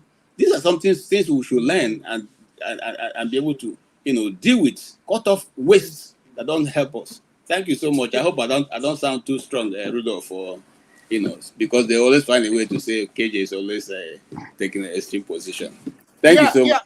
Thank you, KJ. I actually want to say something. Yeah, I like the fact that KJ brought up the thing about white man's religion and Christianity. So this is the reason why sometimes people label Christianity as a white man's religion. It's not because Christianity originated from Europe. Christianity never originated from Europe. It originated from the Middle East. However, what you have is that the reason why some people label Christianity as a white man's religion is because Christianity, particularly from the time of Constantinople, which is located in Europe, when the Roman Empire converted to Christianity, from that time, Christianity became a tool of European dominance, European colonization all over the world, in Latin America, in North America, in Africa. So Christianity was spread through violence using by the Europeans, and what happened was that it became a political and religious tool to control and dominate the world. So it does not have anything to do with Jesus Christ being a European. Of course, it's probably not a European. It's probably from the Middle East. It's probably brown skin, not anywhere close to anyone that is a German. But the idea is that Christianity was a tool used by Europeans to control and dominate the entire world. Latin America, North America, Africa, through slavery, colonization, after manifest destiny. I can give so many examples of the terms they use during their course of dominating the world through imperialism. So I think that is why it's being labeled as a white man's religion. I'll stop there. Thank you. Oh, okay, sorry. Can I just add a bit? Let me put on my my church cap this morning a little bit. See, Jude, don't think that we who are Christians don't know where the water entered the horn. No, we know that 25th of December is not the day that Christ was born. We know that we know that. We know that by Easter is not the Easter is a pagan god. Those people who want to understand what they are worshiping go beyond the screen. We're not looking at those things. We know that Constantinople changed the day of worship to suit their sun god. Because why? He said he saw a vision that the cross was under the sun. And that is why it means that the sun is higher than the cross. And so he decided to say, okay, from now on, we worship on Sunday. That's what's called Sunday. The day of worship is Saturday. Look, I'm telling you this because sometimes people come and think, no, anybody who wants to know about Christianity will go beyond what you are being showed. That is one. Two, he decided to change it using the temple of their god, the Horus. Okay? He changed it to use that temple because before now, those people who were worshiping... Who did? It's Constantinople. Okay, he outlawed Christianity worshiping. Constantine. Sorry, yeah, that's the same person now. Constantine, yeah, right. Constantine, the city is called Constantinople. The same person. Now he moved it from Saturday to Sunday to accommodate those worshiping on the demon god called the sun god. Okay, and then contrary to that, so he forced all of them and said, okay, you know what? For you guys to be able to understand, that is the Christians now coming from Saturday, so that you feel good. He decided to remodel the synagogue to fit what will suit the Christians, and then brought in for those people who are also already worshiping the sun god, their temples, their big caps, their big chairs. All that is, we know that those are not Christianity. If you want to worship God, you know, you dig beyond what people are telling you. You go beyond you go behind the, just like we say news, you go behind the lines to see what's going on. Okay, so for a Christian who wants to worship God, we go and read up what people put in. We know people put in a lot of things. For instance, I've said on this channel, there was no mention of church in the Bible. It was just in two places. But when they were given the opportunity to rewrite the Bible, they removed the ecclesia, which means the parliament of God, the people, the lawmakers of God, and replaced it with church. Okay, listen, sometimes I don't want to come and say this thing because you see, some people are not where they should be. But if you come with your understanding, they will begin to say, so how many things are we now following that is not right? Okay, that's how God works. He will expose you as you keep searching for the truth. He keeps exposing you truth upon truth, until you come to the place that you will definitely know that this is God for yourself. I know God for myself. I don't need any pastor to tell me about God.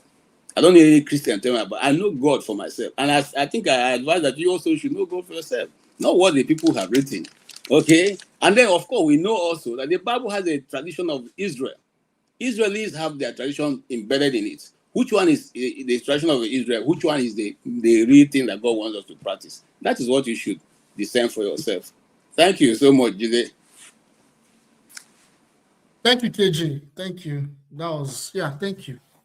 It's actually interesting what you said, KJ. I'm actually gonna go up and see if I can find more historical reputable sources that talks about the whole Constantine change. Because I was just doing a quick internet search here, but some of these internet searches, the sources aren't like very reliable. But the quick glance that I just had was Sunday was already being observed right from the 1st century, and all Constantine did by his edict of 321 AD was to declare it a public day of rest to help the Christians, but also to make it tally with Sunday, which is the day the people who worship the pagans do their own worship. So it wasn't that he established it, was more that he made it more efficient and convenient. But it's interesting. I'm gonna okay. I agree with you. So let me even tell you. You see that a lot of things have been switched. Okay, because what the calendar we use now is they call the Gregorian calendar. We know that that's not God's calendar. Okay, we know that the calendar was written by man. Okay, what we're having now. That's why we have if you calculate it, you find out that man shortened it. Okay, I don't want to go into that, but the calendar we're using now, there's God's own calendar, which is God's secret calendar, which he runs, which is what the Israelis follow. That's one. We also know, okay, that there are certain things that we are practicing now that was handed down, which is not really what God wanted us to do. There are many of them, okay? There are many of them. And I was going somewhere with the thing you are talking about. I will remember it. When I remember it, I'll get back to you on that. But it's an interesting read. If you really want to follow and understand, you will see a lot. Yes, you said something about the date. What you just said now, you searched out on the internet. Who is causing this? That search. Be careful also. Just audio. Okay, I muted him. Go ahead. Okay, so the search you see, the worship of the sun god has always existed. So let nobody deceive you. The sun god worship was existing alongside Christianity when they were called in Antioch. Okay, they were first called Christians, the followers of Christ, the imitators of Christ. That's why certain people will tell you, I'm not a Christian, I follow Christ. So it's supposed to be the way. That's the real word. I am the way. But because they were mocking them, they called them the imitators of Christ. So they were existing and they were worshiping on Sabbath day, which is Saturday, which the 7 days Advent is still doing to today. Constantine shifted it so as to accommodate his own people. And he said to himself, he's a prophet because he said he dreamt and saw the sun and the cross under the sun. That means that the sun is higher than Christ. So he's now tells you he's worshiping the Sunday on the sun god. Okay. Having said that, one of the things you should know is this. The desire to hide the truth is so much. I'll give you another example. In the Bible, the day of the week or the days are noticed this way. We then will have the night and the day. The night comes first before the day, but that has been somersaulted upside down. So the day comes first before the night. I don't know if you understand what I'm saying. Yes, but before now, there was night and there was day. So it's not the other way around, which has been switched. And all this is switched so that you and I can have a lot of dysfunctionality in our system so that we are struggling to catch up and eventually may not be able to catch up.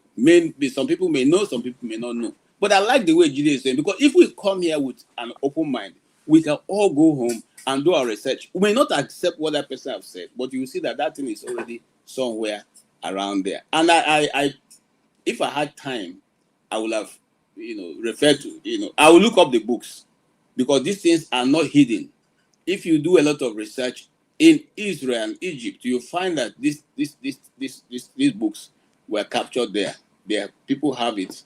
It's expensive, but you can eventually buy them, buy them offline or read them offline, whichever one that gives you this thing,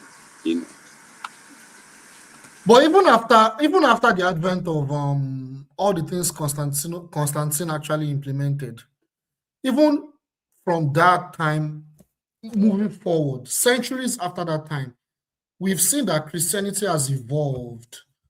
Its practice, some of his beliefs also evolved from that time, even up until the 19th century. Even if you look at the founding of the United States, when a lot of Europeans were moving to the United States, during that period, when a lot of Europeans were moving, particularly from modern day England, UK, there was a lot of rebellion against the authority, the monarch, because they were rebelling against the church, the Catholic Church. That was what led to the Protestant movements in the 18th or 19th century. I can't remember the exact era, but it was around that time. And around that time, the practice of Catholicism and even Orthodox, there was a rebellion against it, and the leader was Luther, not Martin Luther King, Martin Luther. There was a man called Martin Luther. He developed the Lutheran movement and other movements that were involved. All this struggle at that time in Europe led to, as evolved into what we have as modern day Christianity today. That was even this form of Christianity that was now spread to Africa through colonization. I need to talk about that because, what we call all these churches that we have in Nigeria today, in the main part of Africa, not all, some, all these, and I'm trying to be careful the word, there's prosperity gospel. It evolved from that Protestant movement. You know, in fact, if you look at the Christianity that is practiced in the US today, a lot of the Europeans, their forefathers, they were those that rebelled against the Catholic Church to establish the puritanical movement in America. It's called the Calvinist movement that was from Europe that came to America. I'm going deep now, but it is still part of the Protestant movement, away from the traditional Catholic Christianity that was already in Europe before, that was in dominance.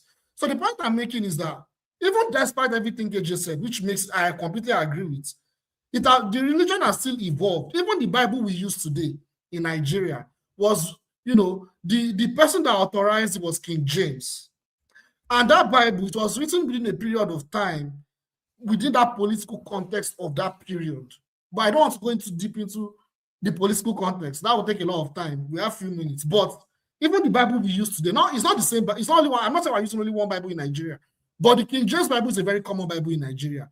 And King James himself, he had his own political agenda into why some of those that were written to control the colonies, their colonies, which is modern day Nigeria. But I'll stop there. Thank you.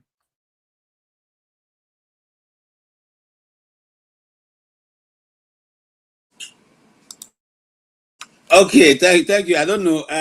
Rudolph is missing, so I don't know if it's Dominic has handled it. So Alexandra Gomez. We are only using this to hold the time while Rudolph sort out what Seun if Seun can make it today or not. But while we are still here, we cannot be looking at the screen now, should we?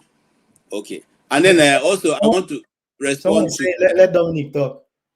Yeah, sorry, hold on 1 minute, Dominic. I want to respond to Igbo Basic. I agree with you totally. You see, I didn't want to bring that because I don't want to be accused of pandering to the the Igbo agenda. The Igbo calendar runs 80 days, okay, and that is actually the Hebrew secret calendar, which is the right thing, okay. But if we say it now, they will say, "Will they bring Igbo come inside?" So I don't want to bring Igbo.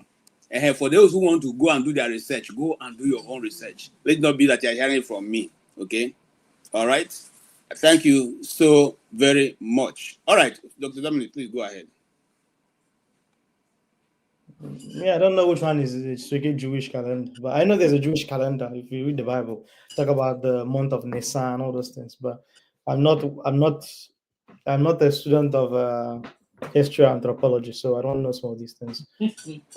Or whether there's a connection with the Igbo 4-day calendar. I don't know. For me, I always stay away from religious arguments. Those are arguments I did when I was much younger. I at one point wanted to be a priest, so it's a type of topic. It's a topic that excites me, but in public forums, I don't really engage because at the end of the day, the question is, why am I having this? Why am I talking about this? Am I talking to 85 people? There are some things that when you talk about, it becomes a contentious topic, especially when it comes to the Nigerian context. And sometimes you may not have the complete facts. So I try not to dabble in those things. Luther, Zwingli, Calvin, I always stay away from those. If you want to have a theological argument, probably outside this platform, hey, I'll be willing to engage with you, but to KJ and you talking about it, but those aren't things that I usually would talk about. Yeah, right. Like the reason why I even mentioned it. I'll give you an example. I remember when I was in secondary school. I'm Catholic, so I went to an Anglican. I was born Catholic, so I went to an Anglican secondary school. Very super government controlled. And obviously now schools in Anambra are back to the church. And to my surprise, I didn't do literature. I almost did, but I was surprised. One of the books they were reading was A Man for All Seasons. So I was like, this is an Anglican school, and they're reading A Man for All Seasons. Like, don't they have some kind of cognitive dissonance? And here's why I talk about it. For example, if you go deep into, say, for example, Episcopal history, Episcopal is what we call Anglican here in the US. Well, some people may say it's not exactly the same thing because there's different like Anglican conferences, and they tend to be sort of nationally oriented. So it's not like a church where everything is like super tight and hierarchy and has a huge hierarchy. But and I was like, to me, it was like it didn't make sense reading a man for all seasons. But I guess they were reading from a more historical context. Because if you want to talk about things in a historical context, it's easy to just analyze things and let it flow. But if you want to bring some of that history into your religious understanding, then that might create an issue. For example, if I was an Anglican, right, and I was reading into Anglican history, and I found out that part of the motivation for why the Church of England exists, or Anglican Church exists, is because someone wanted to have a male child, right?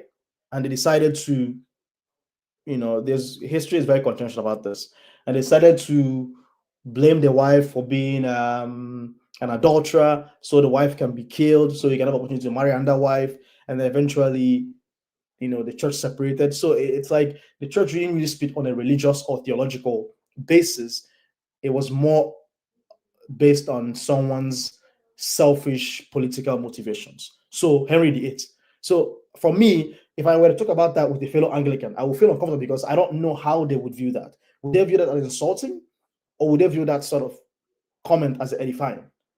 And in their mind, does that initiate some kind of cognitive dissonance? Like, I am in a religion or denomination where it seems that the origins aren't strongly spiritual or Protestant. It's more of someone's political machinations or personal machinations. So that's why when it comes to political or religious arguments, I always stay away from it, because you don't know what you would say and you step on the wrong toe. Yeah, I understand. I completely understand. Like, normally when I talk about these things, right, like it's just for knowledge. Like, I don't really say to say like one faction of religion is better than the other, or one religion is flawed. It's just knowledge. Like, seriously, like maybe it's the kind of person I am. I just like getting knowledge. I learned something from KJ today. I didn't know that the idea of Sunday being a resting day was influenced by Constantine. I didn't know that. Like, I just like sharing knowledge and acquiring it. It's just the kind of person I am. So when I was talking about the historical evolution of Christianity in that regard, I wasn't trying to like demonize Christianity in any way. I was trying to make everyone understand how it has evolved into how even Christianity is even being practiced in our country, like in Nigeria today. That is a religion that has evolved, right? I wasn't saying this to censor you. I'm just saying why I personally don't dabble too much in. Sorry, can I chime in a little bit on this, if you guys don't mind? Rudolph, what's happening to our guest today? Chim Ogasa, I salute. Chim just came and he wants to know what's happening to our guest. I've been watching from the silence, from the confines of my phone, but I got interested a little bit because of this Christianity talk, and I'm happy to hear what Jide said earlier on. And thank you, KJ, for trying to give a bit context. And then Dominic literally stole what I was rushing here to come and share. Listen, today people say they are Anglicans, but I'm happy, Dominic, if you really understood the origins of and the intentions of the Anglican Church originally, you would understand that it was coming from a selfish place. It was somebody's personal ego and personal interest that led him to break away from the Catholic Church. Now, the Catholic Church, as we know it today, this is not exactly the way the Catholic Church used to be. It also evolved. And then speaking to the concept of evolution, everything evolves with time. Everything. Our ordinala back home in Africa, whether you're an Igbo man, Yoruba man, or animist from the Middle Belt or wherever, you will discover that the way your grandparents practice some of those things have changed. Now, number one is there are always people who always dilute things. It's like this game they play in trainings when a lecturer or the teacher is trying to explain why you should always seek context. So he will whisper something to someone at the line, tell the person to whisper another thing to the next person, tell the next person to whisper to the next person, and then it continues until we get to the last person. And then he will ask the last person what he heard. That person will say, he will ask the first person, what did I tell you? And then you discover that in between all that line of communication, something has gone wrong somewhere. Distortions happen. So it's the same thing when it comes to Christianity. That's why I always tell people, don't come and be saying, oh, white man. You know, I find it strange people call Christianity a white man's religion. A religion that came to Africa before it came to Europe. Do you know that? People still call it a white man's. So when I hear people, especially people I believe I perceive should know better, say such things, I am like, wow. And you want me to listen to you spew this thing. Ethiopia had Christianity before England. Ethiopia, just right here. You know, and then if we also know the concept of Ethiopia back in the days, Ethiopia was Africa. So when they say the kingdom of Ethiopia, they literally were talking about the entire Africa. That used to be what the understanding of what Ethiopia meant, you know. And then, but along the line, we now have specific Ethiopians who have their own ways of life, and then we have the rest of Africa. So I think for me, my contribution is just that, listen, if you don't know much about something, seek to know. My philosophy always is seek first to understand before you understood. Help understand where someone is coming from, understand where something is coming from. The white man today has diluted Christianity. He has added a lot of things. Today we celebrate Christmas. Christmas has nothing to do with Christianity. It has actually nothing to do with the birth of Christ, but that's fine. I'm a minority in the world. We have to celebrate it. Do you understand? Christmas tree has nothing to do with Christianity. The mistletoe, all those things they hang on the door, they have nothing to do with Christianity. Absolutely nothing. In fact, there are a lot of things that are from the Swedish white man religion that have absolutely nothing. Santa Claus has nothing to do with Christianity. But here we are celebrating Santa. Some Christians are somewhere waiting for Santa to fall through their what's it called, their chimney and all those things. So I think most times it's all part of the commercialization of Christmas. Oh yes, and then of course I haven't even come to what Rudolph and you and KJ are doing to Christianity in your America. You know, everything has to be Americanized. Which one? Rudolph, you were in America before me, so he's talking. All of you are guilty as charged. You know, you guys are all guilty as charged. I was telling who was it? I was telling last week that the concept of Thanksgiving started from Canada, not from the US. But he didn't know. I've heard that argument too. I've also heard that. For me, I'm not really a Thanksgiving person. I'm more. But if you go to Nigeria today and say, "Oh, they're celebrating Thanksgiving," guess where they will tell you they're celebrating Thanksgiving? America. The US, not that's Canada. That's what you see in the movies. Exactly. Like, if you grew up watching Home Alone, well, I guess my generation grew up watching it.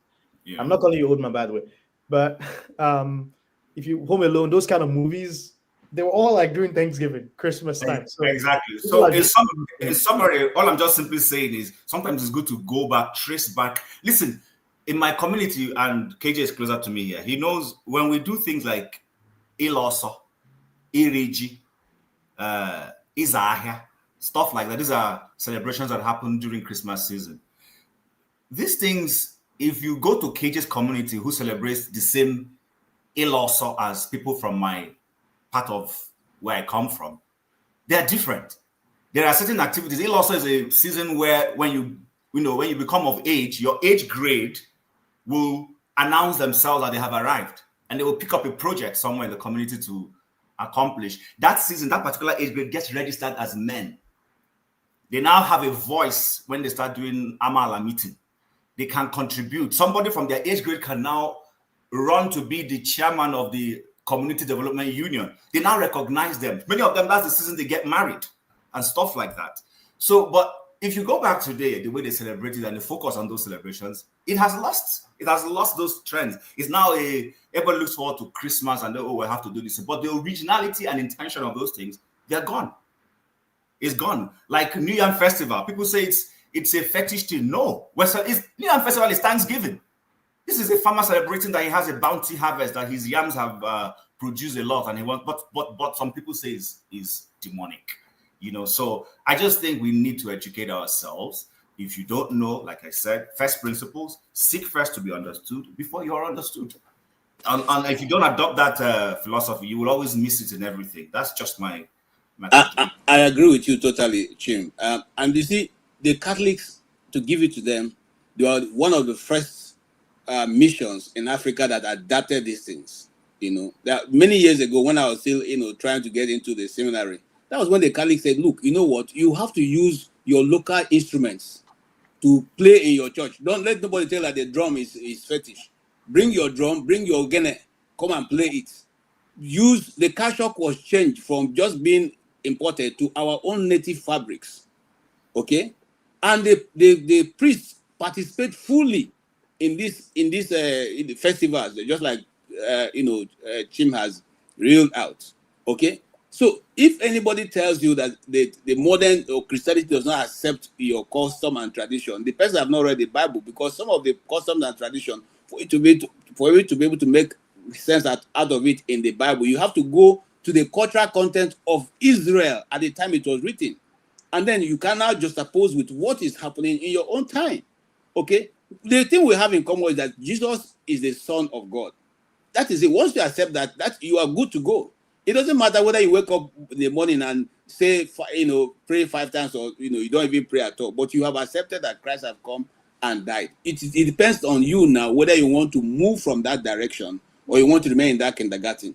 And I don't discuss religion, I don't discuss this topic because not a lot of people know what I know, and I don't want to, leave anybody halfway, because sometimes you don't have the opportunity to explain all the details, for the people to even understand. KJ, do you think if we actually, you wanted to go to the seminar, I wanted to go, do you think if we were there now, they would have kicked us out?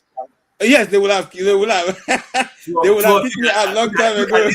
Look at this. Let me tell you, when they would have kicked me out, when I went to ask my uncle who was a knight, I said, there are certain prayers we say. I have been looking for it in the Bible. I have not been able to identify it.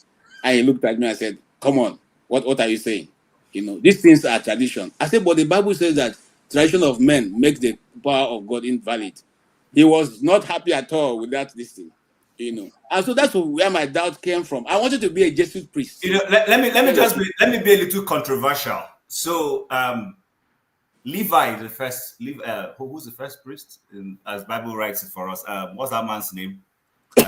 Moses' brother. He had a wife, right? He had 3 children. He had 4 sons or 5 sons. You mean Aaron? Thank you, Aaron. Aaron married a wife, so he was having sex. So was his children. They had wives. They produced children. The person who gave birth to Jesus Christ as a human being was a woman. So please tell me, where did these people get this whole thing that the priest should not marry? Where did it come from? Tradition of men. That's the point I'm making. You guys are trying to drag me into this. Don't drag anything. I want to be controversial. No, I am resisting. And let me tell you, what I know for sure. You know what I know? Okay. Let me say one thing. And this is, I don't want to go into, but I'm gonna give you this example. A lot of people don't know this, but I think since I'm Catholic and I know a little bit more, let me tell you. And I'm gonna put out this information, and you do what you will from this information. A lot of people say Roman Catholic, and some people say Catholic Church. It's actually a very wrong misnomer, right? There's somebody say Dominic we like women. Oh my goodness! Let me turn off comments so I can concentrate. Sorry, give me a second. Let me turn this comment. I want to concentrate. So there's Roman Catholic Church and the Catholic Church. Here's the big thing. So there are what we call rites within the Catholic Church. There's one Catholic Church, and there are rites. Rites just means culturally and religious way of worship. These guys are all distinct. So there's different flavors, right? So they may all be under the Pope, but they're different flavors of it. So there's Catholic Church. The biggest of these flavors or rites is the Roman Catholic Church, which much of the West, practice. But then there's 23 other rites or flavors within the Catholic Church, all of which have what we call patriarch. So in reality, if you see a Roman Catholic, you've only seen one out of the 24 different flavors of Catholic Church. There are Maronite Catholics, there are Coptic Catholics who are in Egypt, there are Ethiopian Catholics who are in Ethiopia, there are Eritreans, there are, if you go to Greek, even there's Greek Orthodox, but there's also a Catholic flavor of it. So there's Greek Catholic, there's Serbo-Marankara in India, there's so many. There's just like you have Ukrainian Orthodox, there's Ukrainian Catholic, there's Russian Catholic. So the distinction between these rites is the way they celebrate the Mass or the worship. Some of them use divine liturgy. Some of them use what we call the Vatican II mass rites. So some of them use what if I'm trying to remember. I think Christian Stormo Athanasius liturgy. So the liturgy, the way they worship is what's different. But at the end of the day, these 24 rites, including of which the biggest and most popular is the Roman Catholic rite, they all make up one Catholic Church under the Pope. Okay. So I think that's one thing that's important to understand. Now, the Catholic Church is not only Roman Catholic Church, even though it's dominated by Roman Catholic Church. Roman Catholic Church priests do not marry. Historically, they used to be married. Some of the earlier popes had a lot of corruption where someone would appoint their son, who is a layperson, a bishop or an archbishop. There was a lot of corruption.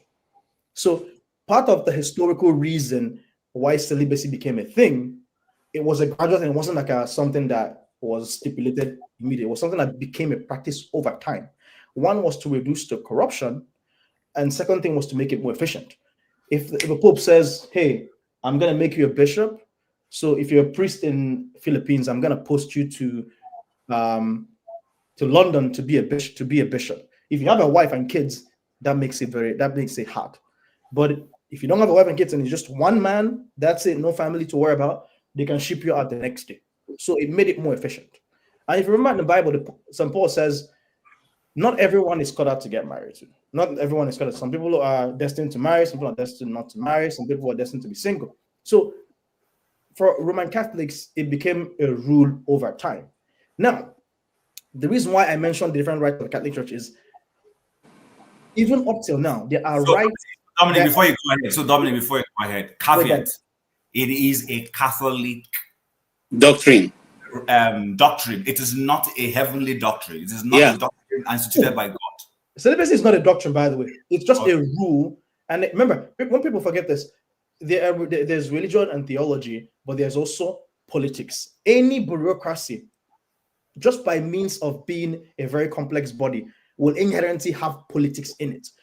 Having politics inside it is not a bad thing. You need to have a system of managing things. And politics becomes sort of like a product of it. The question is there corruption within that political structure or not? So over time, it just made more sense to establish celibacy. And it became the rule over time and no one questions it. But the reason why I mentioned the different 24 rights of the Catholic Church is to say that there are rights within the Catholic Church that still marry. For example, a Maronite Catholic in Lebanon, historically, they've always been married, and the Roman Catholic Church never imposed itself and said, stop marrying. So there are rights in the Catholic Church that still marry. The only distinction now is the question of, if you read about some of what St. Paul talks about, sometimes something may not necessarily be considered a sin, but if it scandalizes your neighbor, then it is encouraged, at least in the Bible and in the Catholic Church, not to do it or to avoid it. Or if you do it in private. So the current rule is, if you are in any of the 24 rights that is not Roman Catholic, and within your rights, you guys have historically been having priests that marry, and they stay married, and they stay married up until today. If you want to be a priest within the Roman rite and cross carpet from some Maronite rite to Catholic rite, then that's not possible. You can't stay married. Secondly, if you want to establish yourself within a jurisdiction that is Western dominated, like, for example, a Maronite priest in Lebanon moving to the US, and let's say setting up a parish in Brooklyn, then it is advised that you don't stay married. So if you want to stay married, you stay within your jurisdiction. So a Maronite priest who is in Lebanon can still continue to get married. There's no issue with that. That tells you that for us and for the Roman Catholic hierarchy and politics, right, it is not a question of rule. It's a question of, this is how historically it came into place, and we think it's been working and we maintained it. So if a pope were to wake up tomorrow and say, you know what, I think we should start allowing all priests to get married, there will be resistance, but it won't be a resistance from the context of a theological argument. It will be more of a historical and political argument. This is how we've always done things. Maybe we should leave it at this. You know what I mean? So it's more a question of functionality and what has worked than, oh, this is the rule. If you get married, then it becomes a sin. No, I don't think that's the case. This is why I gave the historical example of, I broke it down to say, okay, there are different rights in the Catholic Church. Some of them are still getting married, and it's not an issue. But if you're getting married, just stay within your jurisdiction. So if you're an Armenian and you're Armenian Catholic Church, they married for over centuries, then the priests will stay in Armenia. If they come over to the US or to the West, where Catholic Church dominates, then it will be scandalous for me as a Roman Catholic walking around and I go to an Armenian Catholic Church and I see the priest is married. So it's more of that, reducing that scandalous, mindset and sensibility. Okay. So Dominic, before you say something, please don't be offended. So even if we went drill down to the scriptures of Bible, for instance, like you referenced Apostle Paul, you will know that even the Apostle Paul, whenever he said certain things, there were things he would say, this is coming straight from me. He would say, I do not have an authority from God to tell you this, but I am the one telling you this from me. Some people miss some of those comments in the Bible because people don't pay attention. People just read. You don't pay attention to things that are being said. You will notice that things, for instance, this whole concept of polygamy versus what's the other one? What's polyandry and monogamy? Exactly. Listen, let me say it here. There is nothing wrong in polygamy. Are you trying to drag us into another direction? You guys will drag me into religion. Since today is a Fela family day. Fela family day. Guys, tell me in the comment section, should I fall for this temptation that Jimmy? It has to be a controversial, they must embrace it. So the point I'm making, so that I can allow Jide to say what he wants to say, is this. People should read context, understand things. When they said anybody who aspires to the office of a bishop should be the husband of one wife. He didn't say all human beings go and be husband of one wife. He said if you aspire. I'm not the one who wrote it. So even if you want to go back to the Hebrew Bible and go and read it and see where it's written. It says if you aspire to something, there are rules and conditions on having to occupy an office. If you want to join a certain legal firm as a lawyer, they will say to you, wear only black suit. You can't wear red. That's their code, as little as suits are. So if you have red and green and blue and all those things in your closet, then you need to go and change them because you need to fit into this thing. So those are some of the things that sometimes people take things, they run. People run without knowledge. People run without taking time to conceptualize things, understand where this thing is coming from. And that's why, like I said earlier, when people say certain things, I'm like, are you kidding me? Even you didn't seem to read this thing very well. So I just wanted to bring that out because just like the Anglican Church we're talking about, I have been Anglican. I was born Methodist. I became Anglican at some stage. I went to a Catholic church. Then today now I just worship in Pentecostal or whatever I want to worship. But the thing is this. That's the truth. Oh, okay. Hold on, Jude. I've evolved, like we like to say. So, I want to say something, Chim. That gospel they are trying to preach. I hope those who are listening to Chim won't go and start marrying two wives. That's their business. Okay? But listen, what Chim had just said is correct. The Bible says if you want, and I want to reduce it to the smallest decimal, if you want to do the work of God, you cannot afford to have two wives. It's simple. Don't say the office of the bishop or bishop is just simply an elder. Forget whatever they have now parted to be. An elder is a bishop. So now, if you want to be an elder, or if you want to work the things of God, because the Bible realized that family business is a big business, and they don't want you to mix the two of them. So they say if you want to, one woman is enough. I don't want to use the word problem. It's enough, you understand what I'm saying? Talk about it, I understand what I'm saying. One woman is more than enough, okay? So you don't want to take too many, look at what happened to Solomon. Eventually, he was not even able to do anything. The wisest man ended up becoming something else. KG, sir. After you're done, I want to say something here. Okay, so what Chim is simply saying, we don't teach these things, but we know it's there. It's for the matured Christians, okay? Because some people can simply say, Obiageri is offending me. After all, the Bible says I can marry again. You go and carry another one. Tomorrow you say, Neka is offending me. You go and look for another one because you think that is what they are trying to protect. You see, you must understand the unique position of the church. As much as they want to teach you what is right, they also try to regulate the life that we all live so that it will be meaningful to all of us. So that cannot be said to be something wrong. Okay, it's just to try to help you manage yourself. It is very important, that you do that. And I like the Catholic Church for that.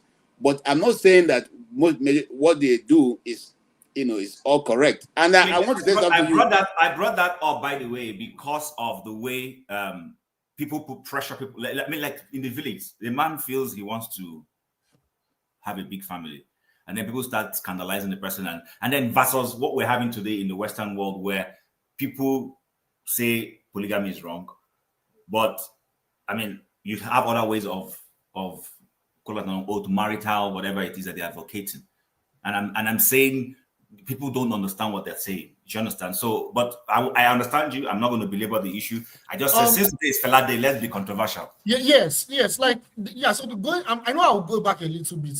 So yes, absolutely. Like I completely agree that Christianity is not the white man's religion.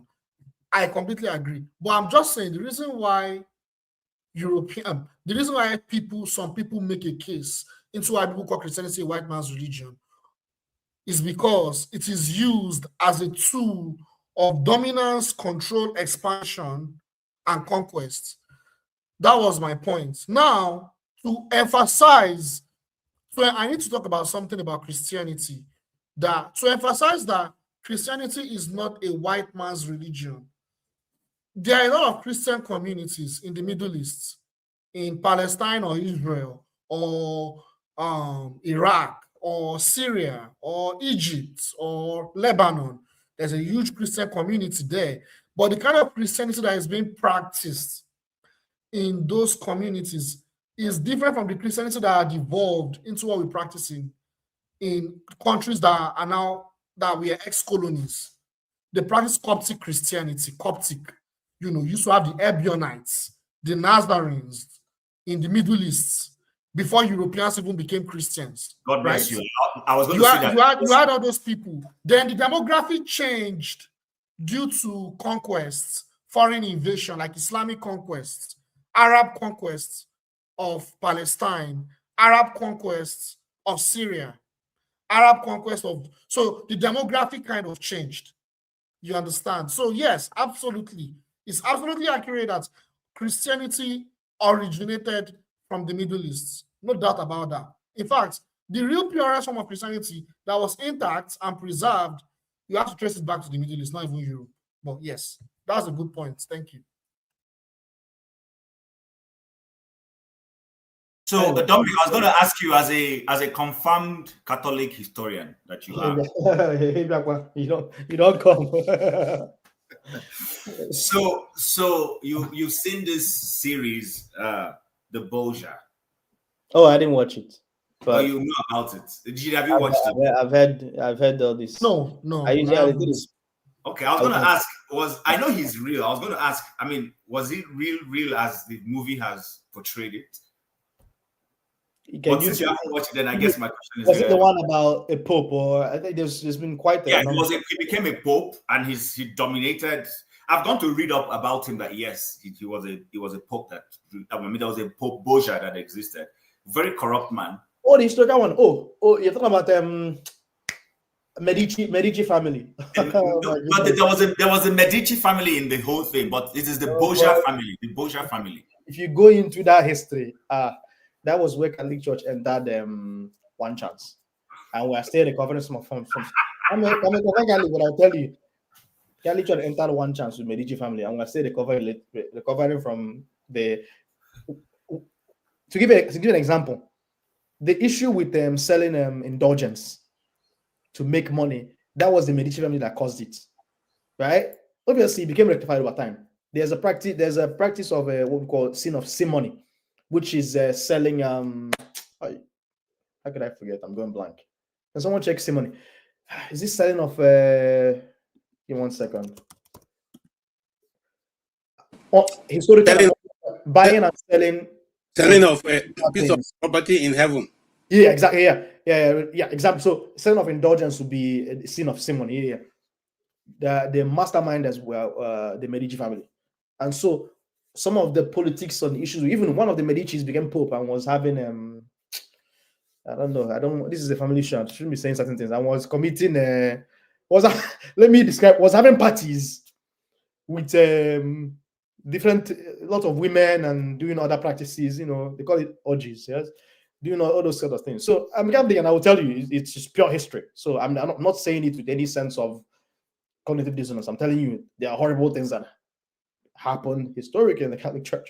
So the issue that we had with Luther saying, these people are saying, don't just, all of those things were just the evil of the Medici family. The Medici family controlled the Catholic Church for a very, very long time. They also were the ones that built some of these, that commissioned them. One of the Medicis commissioned this painter, a lot of the Renaissance painters.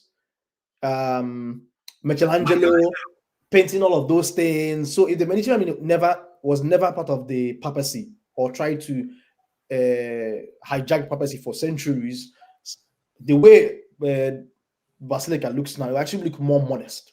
So not to say that I'm a big fan of all the vibrancy and everything. Some of those things that were done from the historical evils of the Medici family. But you know, we're not gonna go and start knocking down paintings and knocking down buildings and things like that. It's all happened. So, but we learned lessons from them, which is why the Vatican extremely up until this day maintains a level of independence. And I'm gonna digress a little bit.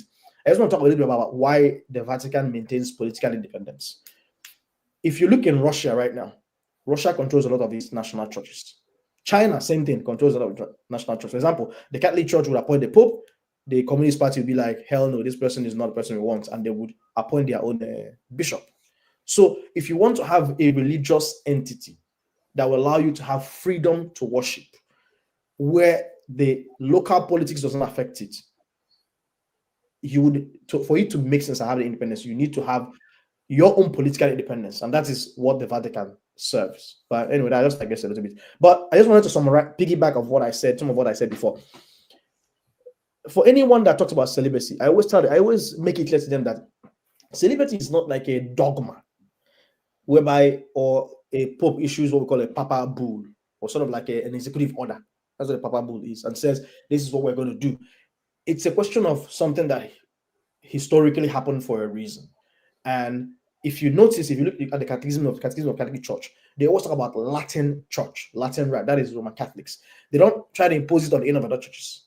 So it's a practice that has stayed on. And so if you are in the Latin Church and you say, I want to be a priest, then they will tell you, hey, this is our stipulation. We think that to be a priest is better to get married. If you don't want to, go to a non-Catholic church, or you can go to one of those other rites within the Catholic Church. But something I learned over time as I was studying this was, apparently, if you're a Roman Catholic and you try to cross carpet and go to some of those other churches just for the sake of getting married, that is actually frowned upon. But I love history. History is very interesting. I don't know how you guys dragged me into this. So I did history. I regret I didn't continue after high school or secondary school. That was my best subject. I love talking history. It's religious history for me is one of the most complicated form of history, like that you can never imagine. Like whenever it depends on who wrote it. Yes, there's that one too. Yeah, exactly. Like I always prefer like geopolitical history. Like religious history is so complex. When I was going through Islamic history, that one is even more complex. In fact, like it's, because you have to understand the political side of it, the philosophical evolution of such religion, like it's you have to combine everything, the politics, everything, the cultural perspective, and so it's very complex, because another thing again is like when you talk about religion, right? So talking about religious history now, right? I always try to separate it from beliefs. I don't even like. You understand what I'm saying? So that's what even makes it also very complicated. Like, so that's the thing. Let me give you an example. And this is something that, for some reason, it never occurred to me. But I heard a commentator talking about this, and I was like, this guy makes so much sense. A lot of people will justify polygamy with saying it's in the Old Testament, it's in the Bible. But if you look at the people that wrote the Bible, they didn't one day say, I don't think if you look at some of the way the scripture is written in some places, it's almost as if it's not like the person woke up one day and said, I am going to write this book. So in 2000 years, if someone reads this, they're reading it as a religious text. Some of them just wrote it as a register. Like the son of this one begets this one, begets this one, begets this one. There's nothing religious about that. It's just somebody talking about a whole lineage of people. Chronology. So, but if you start imposing religiosity or spirituality into it, it changes the way you interpret things. For example, a lot of times in the Old Testament, you will notice, even New Testament, Jesus talk about, oh, this was done by back in the past because the people were stubborn, and so Moses allowed them to do it. That he allows them to do doesn't mean that's how it should be. So I've come to understanding that some of these things that are written, they wrote about somebody being polygamous. Some of those things were just, they didn't want to whitewash history. They wanted to write it down so that when you read the Bible and you read the Old Testament, you realize all these men were stubborn and had polygamy, and look where they ended up, and look what happened to them. So I'm giving you an example so that you are careful, right? It's not necessarily that the Bible is saying, oh, I endorse Solomon for having how many wives and concubines. It's like, I'm just going to tell the story of Solomon the way it is, so that he that has eyes and has ears and can read in between them and see the catastrophe that would arise if you end up deciding to go this way. But it also talks about polygamy in the context of some people who had polygamy and were successful. So it's just plainly laying it neutral and saying, here are the stories. What I want to drop into what you're saying is that because of the modern Christianity and the concept of spirituality, because when it comes to Pentecostalism, the foundational issues about being spirit-filled. You get what I'm saying? Now, that David had many wives did not change his spirituality. That Abraham previously had the Egyptian woman who gave him Ishmael did not change his spirituality. Hagar. Yes. But look what happened to. Yeah. Remember, no, I'm following you. Sarah that told him. I agree. Look at the headache it caused afterwards. I agree with you. I agree with you. I'm not contesting anything. What I'm just trying to bring out is that like you rightly said, also there were also people who went into it genuinely. In your grandfather's era, they were not to marry multiple wives because of stubbornness. The man came from a culture that allowed him to have multiple wives, so he married one. And in our grandparents' generation, they were doing it for agrarian reasons. Actually, exactly. You need more. He was a farmer. He needed a workforce, so he married multiple wives. His children became the workforce in that with his wives. So, but the point is, what I'm just trying to bring out is this whole perception that you have to be, for you to be spiritual, quote unquote, means that you are going to be the husband of one wife. It doesn't necessarily follow, because there are a lot of demons who have one wife. When I mean demons, I mean wicked people, wicked-hearted human beings who have only one wife. But I hear you. For society regulates itself, so the Christian faith also tries to regulate. These things help. It's like people thinking that going to church doesn't have its role in society. It helps your mental well-being. When you go and you hear a message of hope, for instance, and then you interact with other people, you have a community to fall back on when you have needs, then you understand, then those things help. But I shudder at people who say, oh, I don't go to church or whatever. Well, that's one of easy route for mental problem also, because when you isolate yourself from a community, you also lose the benefits of when you have a challenge of where to fall back on. I don't know if you get what I'm saying. It's like going to your community meeting. I understand what you mean, because I've had times where I had difficulties and I fell back on church and religion. Yes. That I didn't have, I probably would have felt lost. So I definitely get what you're saying. Just like sometimes my parents would say things like, this person is lost in the wind, or because they have nothing to believe in. And so when they have midlife crisis, they become confused. Some of them commit suicide because there aren't foundations for them to fall back on, right? So I definitely understand what you're saying. Mr. Shu, You are a farmer. If you are a farmer, go and mechanize your family. You don't need extra wives for that. This show say he's a farmer. Look at this man. No, come and show your face, I beg. I don't know why Show is not here today. He needs to come here. So he's enjoying the comment section. You know, there's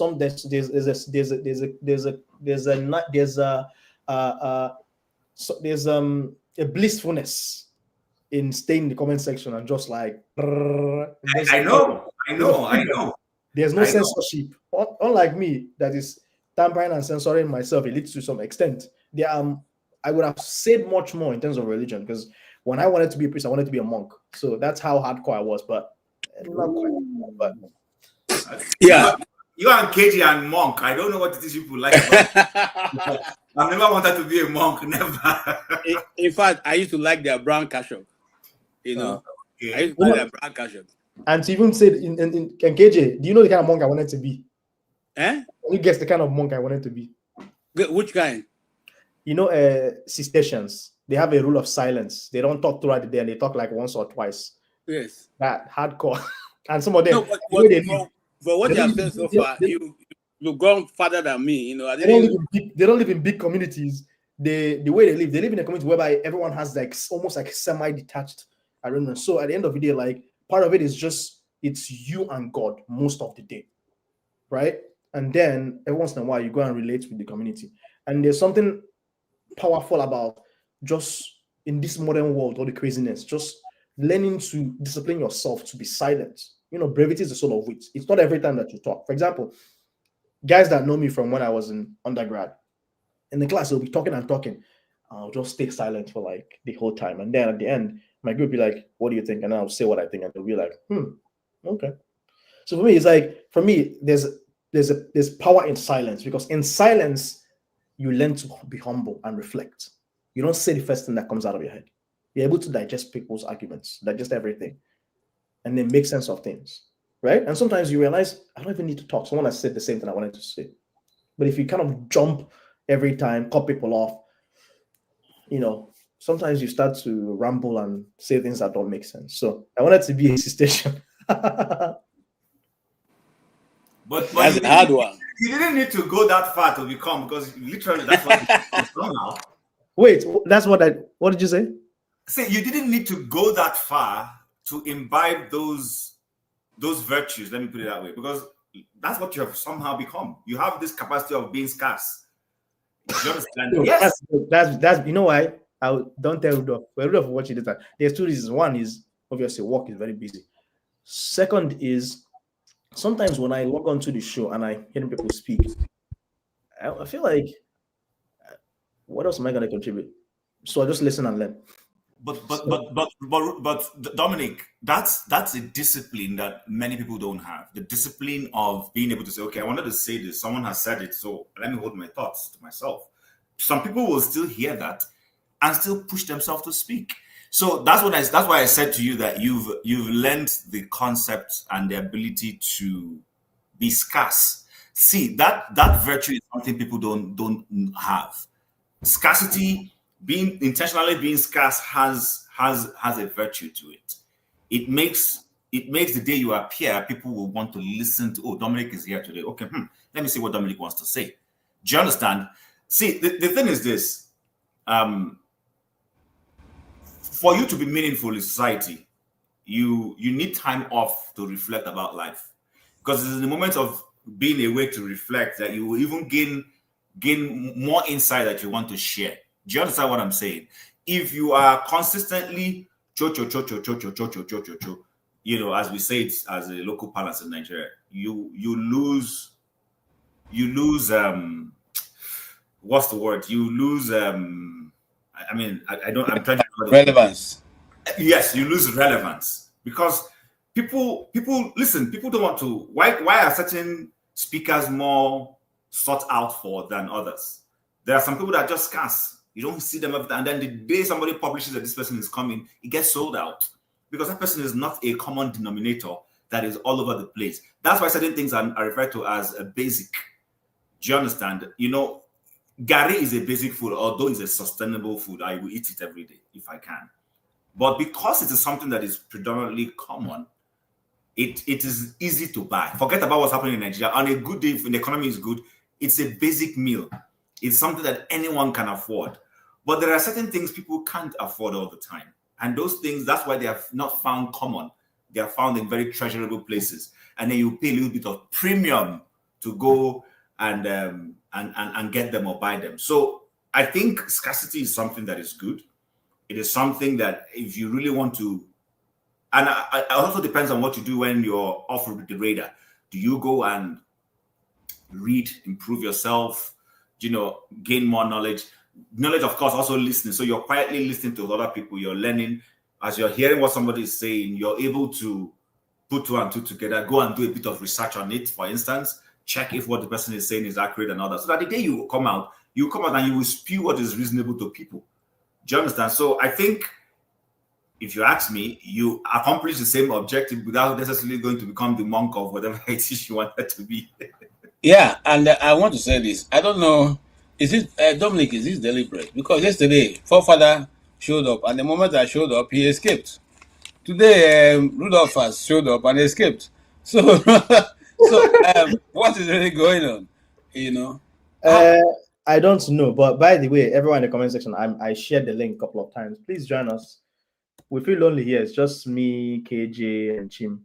We want to make sure it's not a coaching chamber. And also, where are the women? We need women. Please invite Boom Boom Ray. Boom Boom Ray, please come and. Yeah, but you see, what I try to run away from is discussing Christianity with someone who is not a Christian, because you see, the letters are spirit. And if you don't have that spirit, you cannot interpret the letter properly. It's like, dividing the words. The word cuts through asunder. It cuts between the marrow and the bone. Okay? So how do I explain that to somebody who is not in the faith?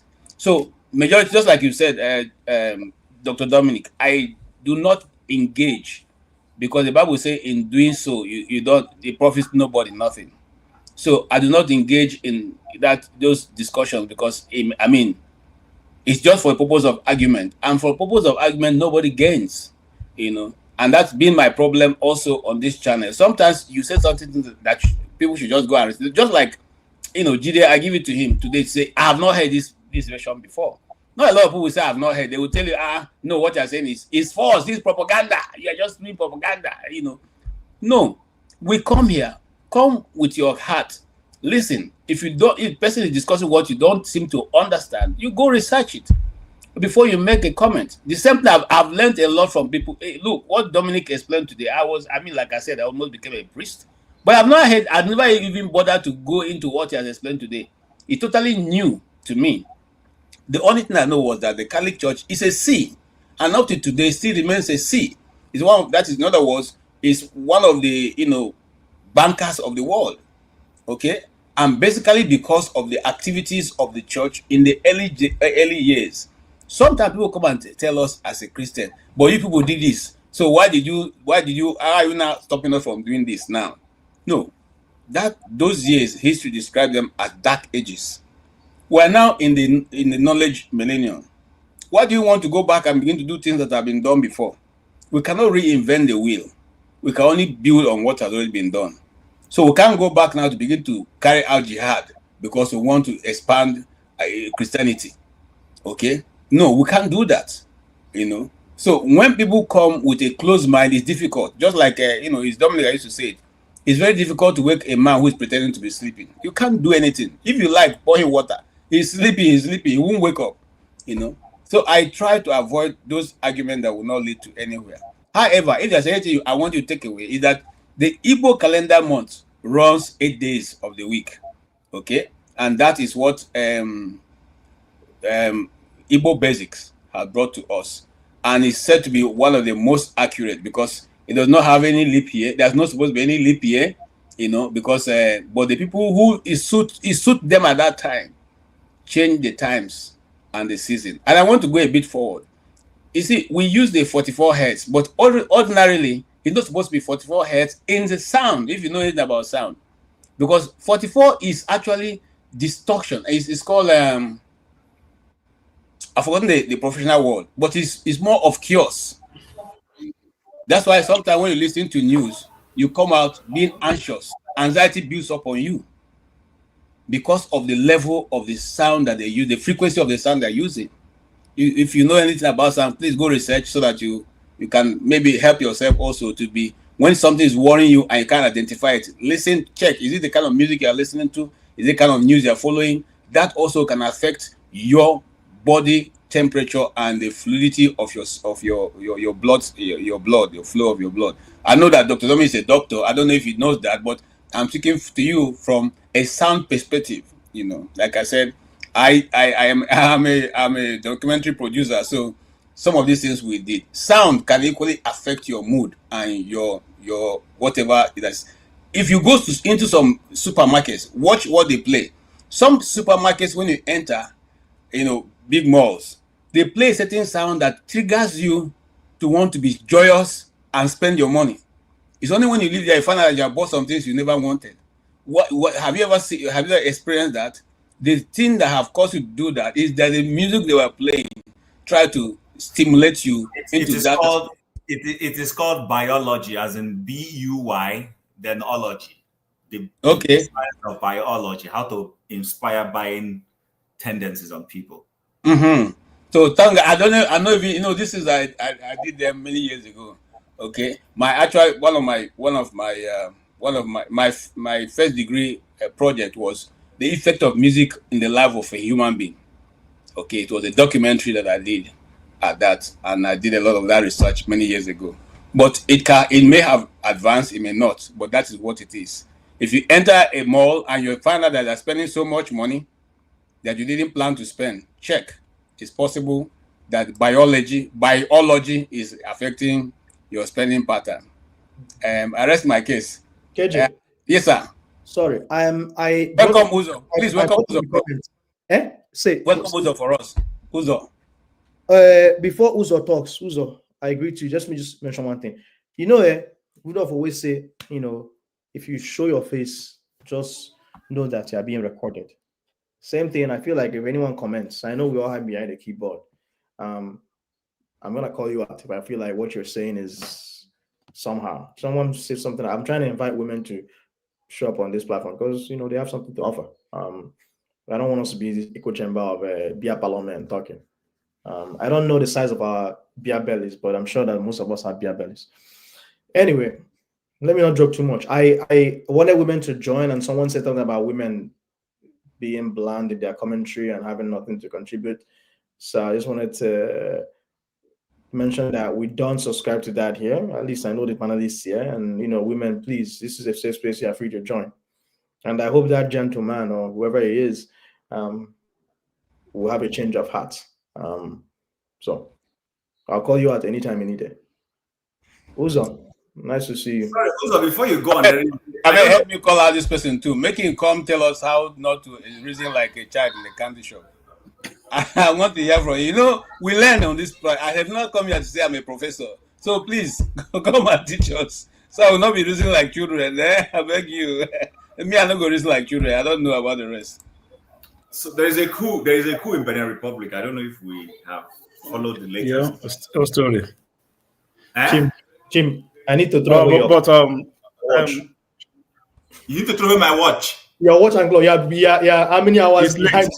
I know that, but I'm saying we haven't spoken about it well now. No, I think it had been. It didn't succeed. It didn't succeed. Okay. I saw another video saying it had been quashed. Okay. It was a small boy coup. I'm not talking the coup piece though. Was it a Gideon Oka type coup? Exactly. They went to radio station, captured it, but they didn't capture the elephant in the room. So I was telling my dad this morning. I feel so sad because those guys are probably gonna, you know. Of course, no. When you're in the army and you do that kind of thing, you face the ultimate price. It's not contestable. You would go by firing squad. Are you sure that's the law in Benin Republic? I don't know if that's the law. KJ, it's on this continent, Africa, that you commit a coup and you'll be allowed to go scot-free. The last person to go scot-free, and you saw the consequences of letting him go scot-free, was a squadron leader who did it in Ghana. after he did a coup and handed over to his seniors, they court-martialed him, they allowed him to stay. He came back and took a coup the next time, and he didn't look back that second time. So I just double the again. Was it Rollins? Ah. That's the last person to do it and was allowed to go scot-free. Who's there? Welcome. Please bring your comment. Who's up?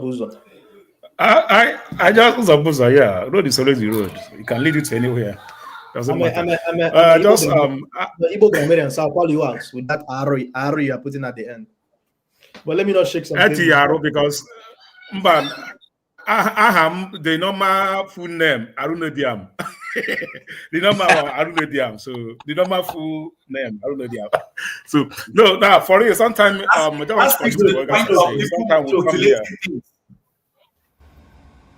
yeah, sometimes we come here to listen, to learn.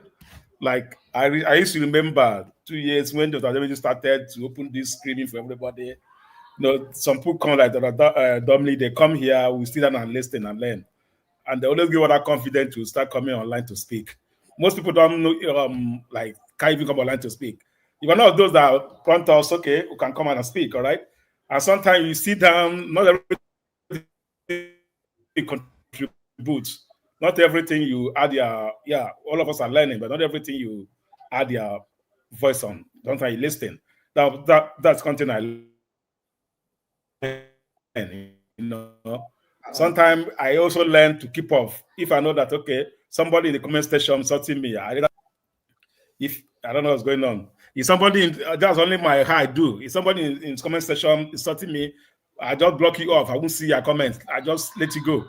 You're all right, but you don't know who I am. I don't know who you are. You don't see me online. I'll just block the person. That's what I do in the comment section. If I don't like their input, I block you. I stay away. I stay off. So that's most things I do.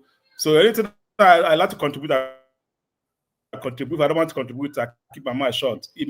For me, sometimes I say something, it may make sense, but for somebody else, it may look stupid. All right, it may make sense to me for where I'm coming from, but for somebody else, it may not make any sense to the person. Sometimes somebody says something, for the person it makes sense, and for me it doesn't make sense. I used to tell people, one guy used to tell me that W and tray, I can decide to turn it and tell it's tray. That's no different. I can see tray, say it's W. It's depending on the way I see it. That's the way I'm going to follow it. So the Dominic was it. I tell you, people listening to you for the 5 minutes you teach a lot. That even in theology, I don't think most guys even know what he just taught right here. You don't know what he have done. Even KJ being the children of father. KJ the children of father. You know how they come against Catholic.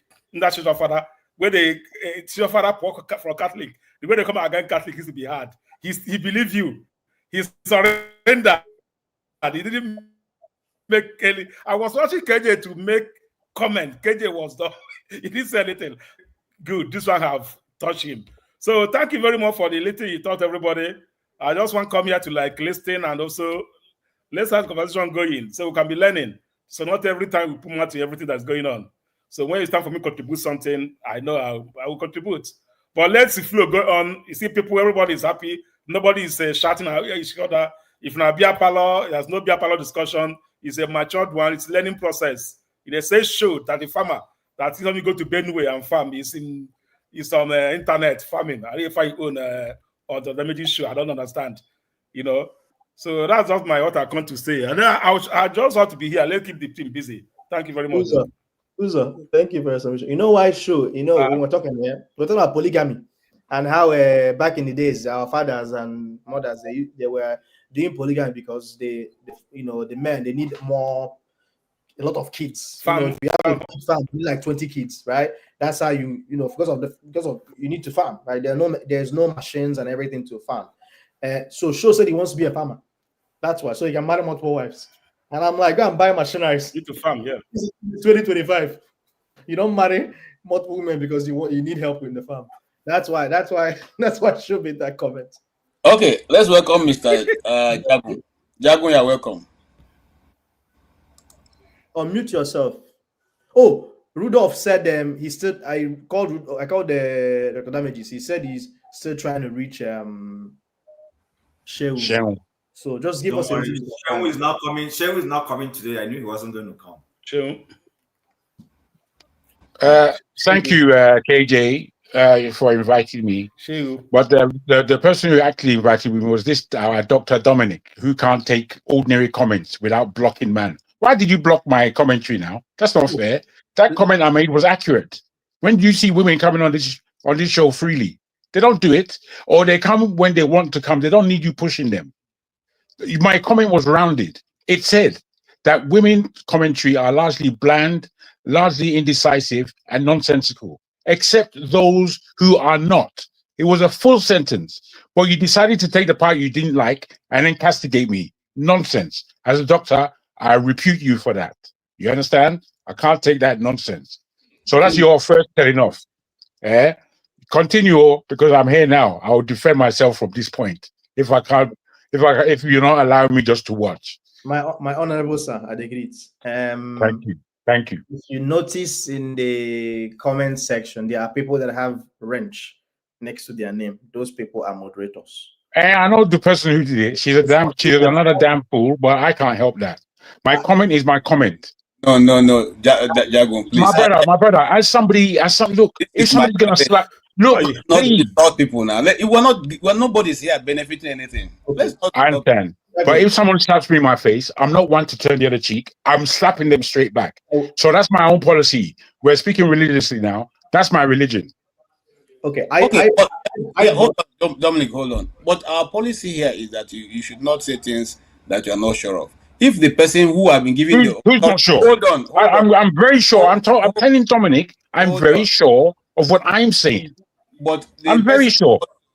Had the right, because that's what the person is supposed to be doing, to moderate the comment sessions. They're not doing their job well, is what I'm saying. What do you know? What do you think is the? What do you mean? What do I know? Am I not sensible? What are you talking about? How do I know? Yes, sir. Yes, Chim. Good to see you. How's your? Better to see you. Okay. So I was just going to say, listen. So you agree. I believe you understand that in every society there are people who manage to make sure that we, not necessarily to force us to confirm, but to avoid that we don't injure one another, especially like the police, for instance. So if a police officer feels that Chim is about to harm Jagun, he has every responsibility to rein me in so that I don't inflict injury on you. Now, when it comes also to moderating our comments, Dr. Damages has said this over and over, and I'm sure you know this. There are certain comments and speeches that some of these social media organizations flag, and it might lead to them either issuing a warning to the person who runs that platform or shutting it down if they perceive that in that place certain things are going out of context. I understand you. Yeah? I understand you. All right, I don't see what that has to do with my comment. Let me land on my thoughts, please, if I may. So, because Dr. Damages or the panelists cannot do that at the same time, whoever is hosting cannot, while he's interacting with us and moderating what we're saying on screen, he's also monitoring what is being written. There is someone who goes to monitor those things. And if those things enter the realm that is not acceptable, that person has a duty to remove those particular comments. It's just the same way if I played any video, for instance, that I do not have a right to play, either for copyright reasons, StreamYard or YouTube will take it down. On Facebook, I have posted certain videos that were removed, not by any individual, but Facebook says this content belongs to so and so person and is monetized, and I do not have the right to use it. They remove those comments. So please, nobody. Thank you for the lecture. Yes. Thank you. But I didn't need it. If you read the comments, the person who I thought blocked me is the person who blocked me. And I'm thinking, what did she have to do with my comment? She has nothing. I don't talk to her. I don't even recognize who she is. Why should she comment? Why should she block me? She's always, no, it's not right. It's not right. I don't like it. I'm offended. I'm the person who's offended here. You people are feigning offense, but I'm offended. All right. I'm the person. Let me say something important. Seriously, if I say to you that I am offended, you want to now come and correct me for being offended. Rubbish. Allow me to interject. I think this is very critical. Please don't lecture me. I don't need lecturing. All I'm saying, all I wanted to say is, Dr. Damages, I know his style of doing things. I have my own style of doing things, but we all at the end of the day have meetings and whatever. We all moderators talk to each other, we interact, and we know what the lay of the land is in terms of what Dr. Damage thinks and what we suggest. He personally always tried to keep the comment section separate from this from what we are saying here. I personally try to carry people in the comment section because I feel that there are people who are timid. Just like me, for many years, I was listening to this and I was timid. I didn't want to come up online. So for me, I feel it is a privilege for a comment to be brought on stage so it can be discussed, not necessarily a right. If you show up and want to voice your opinion in video with your full face and chest, that's fine. All I'm just saying is in this particular situation, I was the one that brought up the comment. So I didn't expect that you would come from the comment section and discuss it on why not? Because I'm watching because I'm interested in the subject. Comment section. Wait, Ejo, please, as I said, I don't want lecturing. You make a comment. Please, can I say something? Can I say something? Who is the moderator, please? At least, can I get to say something, please? Madam, give me a second. So, all right. Well, long story short, there are rules to this platform. I don't, and Rudolph probably agrees with me. There are certain things we don't fight about in the forum because we're here to make sure that people learn and do stuff. And so if you want to discuss logistics, Ross, let me just say this as the last comment. Let me take it. I've heard and understood. Yeah. Let me say this as my last comment on this matter because I'm not here to spoil the show. I was listening to the show, enjoying what I can. Obviously, I came on for Shell. Shell's not about. I like Chim, expected that a kerfuffle may happen, but I'm here enjoying the show. As I'm enjoying the show, I'm in the comment section. I'm enjoying myself there. Didn't mean to come on. You and the way you guys run this gamut is why I came on, because it is unfair to block my comment if you don't understand it. It's unfair. But Jack, when you've No, I'm sorry, madam. I'm sorry, you man. can't do that. I'm sorry. You cannot speak to people anyhow. This is why you get this is what I'm going to ask you. This is what I'm going to ask you. That comment that I made, did you read it? The point I'm trying to make, if you let me you didn't even read please, it. She's coming on to tell me what. Can I speak? Okay. I asked you a question. Are you going to answer it if you're going to engage? If you're going to talk, you just insulted a woman on the live. Which woman? Just because. Which woman did I insult? They told you you said you know the person that blocks you. You just posted and no, because she wrote it. Women. No, because Jack, she this wrote is what it. I want to say to you. I came in as a woman to tell you this. Stop you're telling me nothing. On this platform. Because you're a woman. Like it. Sit it off. Why don't you stay off of whatever you want and just watch from the side? Must you comment on everything? Well, I'm commenting. Comment section? So I'm commenting from the rubbish. What you're talking is rubbish. I'm moderating, I will block you, and you're not going to do a damn thing about it. Okay? Well, okay, you're showing me your power. So do me a favor. It's not about showing your power. Learn to respect people. You're showing me your power now. It's okay. Respect. That's all but I'm at least you came on. Your nonsense. At least you came here. Come on and tell me to your face. You are losing. Me, I can just ask you to go far away in a nice language. I don't care what you have to say. I care not. I care not what you have to say. Nothing. Not one inch. There's nothing you said that has affected me anyway. Thank you for sharing your opinion. Thank you for sharing your opinion. I think we can move on to something else. I only mentioned this comment because I wanted to make sure that people understand that we don't support misogyny on this platform. I never expected a comment section to be brought in the full front on the stage for everyone to discuss. That's not how we do things. So no problem. No, but I remain calm. Everyone else remains in a stupor. I didn't know when you wrote it till you came online. So if you never came online, I'm not blaming you. The women are coming. I'm not blaming you for anything. But I can tell you, what I can tell you for free is that I am the one. I am the cause of a woman coming on the show now. I'm that cause. Very ironic. You people can't play with me. You're jokers. I beg, let's move on. I beg. Jagun, I'm going to come from this angle. You see, sometimes you guys, especially some of us who are more familiar with others, you behave as if the show doesn't have people who control it.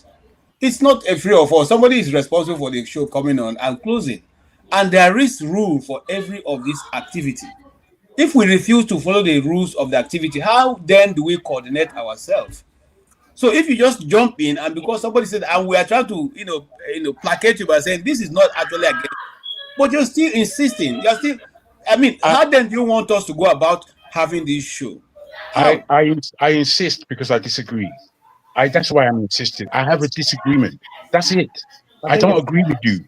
I don't agree with you people the way you do your stuff. I Okay, do can not. we move on? We're not supposed to be Just discussing this on the live. 10 minutes. We have not learned anything. We just keep on. You. I tried to stop it before this please, mad do me a woman favor. came We on. I don't want tried to to hear stop you. it. No, I'm not a you mad woman, can't Jabba. You're not in my intellectual level. So why would I want to entertain your nonsense? Adama, give Yeah. Adama, give me a second. Please. Take a jargon We don't talk down, about mad woman on this show, and we don't. Can we take him out? He's insulted women several times. on. What is he doing here? Adam Miles go. It's all right. Let's move on. I beg. All these rich Nigerian men, they all have their personal chihuahua. I'm not telling you this thing before. To these rich Nigerians, to all these so-called billionaires and business moguls and all these people, they feel saying that them be the only human beings for Nigeria. The rest of us are animals to them. And they tell you, let me repeat to you, the rich people, politicians and business elites of Nigeria, they feel like they are white. And the way the white people feel towards Africans, they feel that they have used their money. They feel they don't take their money by whiteness. That's why they always want to access anything where white man do. They want to buy the best expensive waiting white man. Because they feel, say, that money is whiteness. So the rest of you are animals. They are the only human beings. That's why they treat us the way they treat us. You don't see the road network of Nigeria. I tell people, say that road where they use, the road of Nigeria, is it for human beings? Look at the road. It's for goods, for animals. Look at our public schools. Some schools don't get roof. People they train it's animal. They think everybody is an animal. I swear. But among all of us will be animals. They have some pets. But you see the thing about those pets, Malcolm X called them, say they be house Negro. Malcolm X, they use the analysis of field Negro and house Negro. But that means when we were slaves. We don't free now. So when free people see they behave like, that's animal behavior now we get. Not be slave behavior again. Because they don't free you now. Why are you behaving like a slave? Because you are an animal. They believe you're an animal. That's their way. So in the where they use animal and pets, because I see what they do in Africa. You understand? So these pets, they say, even though they say you be pet na still waiting, pet na animal. So because they allow all these pets, they near them, give them small food, make them chop, chihuahua. So anytime when they need chihuahua to bark, they will call them outside. You understand? So last week when Polo say make a whole me, she won't come. That be 2 weeks. Say I must choose who be my oga for Lagos. I refuse. Their chihuahua come outside. You go immediately. Their chihuahua will come outside. I they do my live now. Person say in Austin they make car. Say Nigeria they make car. I say Nigeria they make car with the assemble car. See, and the car is even too expensive. Next thing. They release their chihuahua.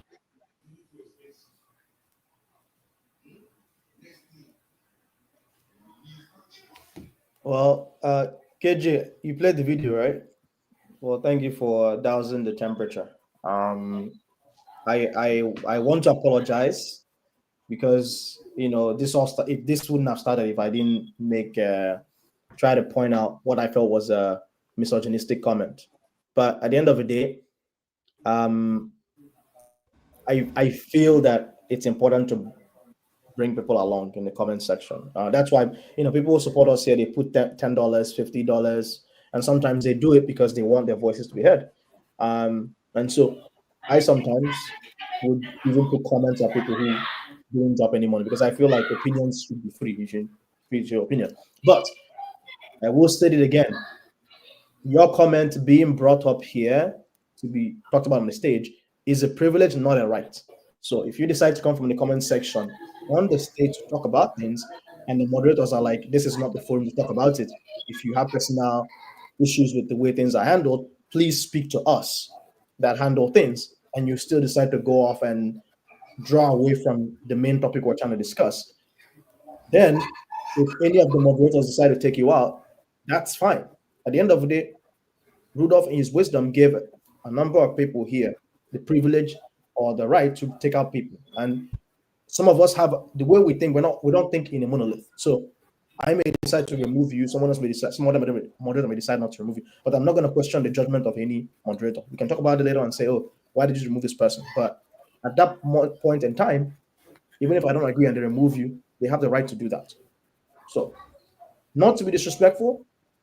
At the end of the day, the important thing is to calm the temperature. So, Mr. Dragon, you're welcome to join in if you want to, but we're not talking about this anymore. Thank you. Okay, thank you. I stopped talking about it a long time ago. Long time. My apologies, then. Okay. Thank you so much, everyone. We're still waiting for Seun Kuti, and he's not yet ready, and that's why we're not seeing him. We're just trying to hold between. In other words, if you did a little bit of study, you find out the real meaning of entertainment is hold between. So we are here as hold between for the time that this will come to be. Having said that, Chim, what do you have to say? Oh, sorry, let's welcome Jonaba. Chim, just hold on. Jonaba, you are welcome. I see that you are just coming back from a sermon. Which part of the sermon are you going to give us?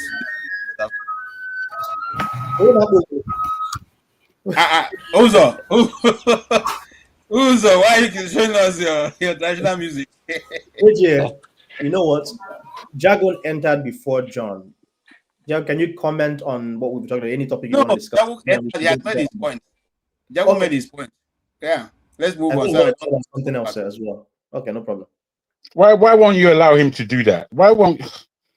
I don't know how do you guys work your things, man. The guy wanted to bring me in. You're telling me not to bring me. What I said was a complaint. It was fair enough for him to come back and say this is not where we complain. I don't know where else to complain, but fair enough. We've had that discussion. It's now put down. You see this is why I didn't want you in the first place to comment, because I wouldn't have said that. I wouldn't have said that, bro. You're going back there. No, I'm not. I'm trying to say that I haven't had my anyway. Do what you want, because that's what is deeply in the heart of the people that moderate this show. Is for them to just show power. Sorry. Okay, Jonaba, can we go ahead, please? I don't know. You guys find it difficult. Somebody is controlling the thing. Now, if the person says, okay, it's not yet your time, you wait for your time. I saw him, and I was the one who brought him in. But I said, for the purpose of cooling down, let Jonaba speak. It doesn't mean he's not going to speak. It's just between him and then, Jonaba, then him. Come on, guys. Let's Sorry, can I say something on this, please? I'm not here to make enemies. I think everybody can speak for themselves. But I think if we're going to have rules and respect each other, then those rules have to. First of all, you can't say what people are saying here that we're all nitwits or use all those very strong words. You're not feeding me. And if somebody is saying what is not right, the whole idea is that if you go to a CNN or whatever and make certain comments, the producer will end the show immediately. They will either call you out or the producer will end the show. But if somebody is refusing to accept that they've overstepped the bound, there are rules everywhere. And we're bringing that person back in, then we're making a mockery of what we're doing. I need to say that I'm sorry. I want to be as cordial as possible with everybody, but certain boundaries are not acceptable. And we cannot feed and allow people to do that. If you give somebody a platform to come and make the derogatory statement, then you're encouraging that thing. It's very simple. It means you're encouraging it. So if somebody is making a comment that is not right, remove the person. There's no apology to it. When the person feels they have changed, then it can be brought back. But if somebody's going to insist to disrupt the show, then take the person off. It's simple and basic. Some of these rules are very simple. So let's let until the person accept that no, you can't come and just be. You can keep your tendencies. That's fine. That's who you are. But your tendencies must not come and run everybody else's. It's not acceptable. So please, let's move on. I don't think that's proper for us to encourage somebody to come and use derogatory words on anyone. It's not right. I don't need to like you, KJ, to respect you. It's very simple. Jonaba. Thank you. I learned from the elders. Thank you, KJ, Chief, Dr. Dominic, Uzo, and stay humble. It's nice to be with you guys. I've been watching in and out, but I I see KJ Punk is the old one. It remind me that life is still good. So I say, let me join to see him and to say hi to everybody. Hoping that she will join us soon. It's a good thing, and I know that there was a question that. Chim asked Dr. Dominic about Catholic. I do not even know he's a Catholic boy. He's a good Catholic boy. To me, Catholic is nothing than advanced paganism, or it's a pagan institution. But he's a good pagan. Everybody practice what they like. So, you know.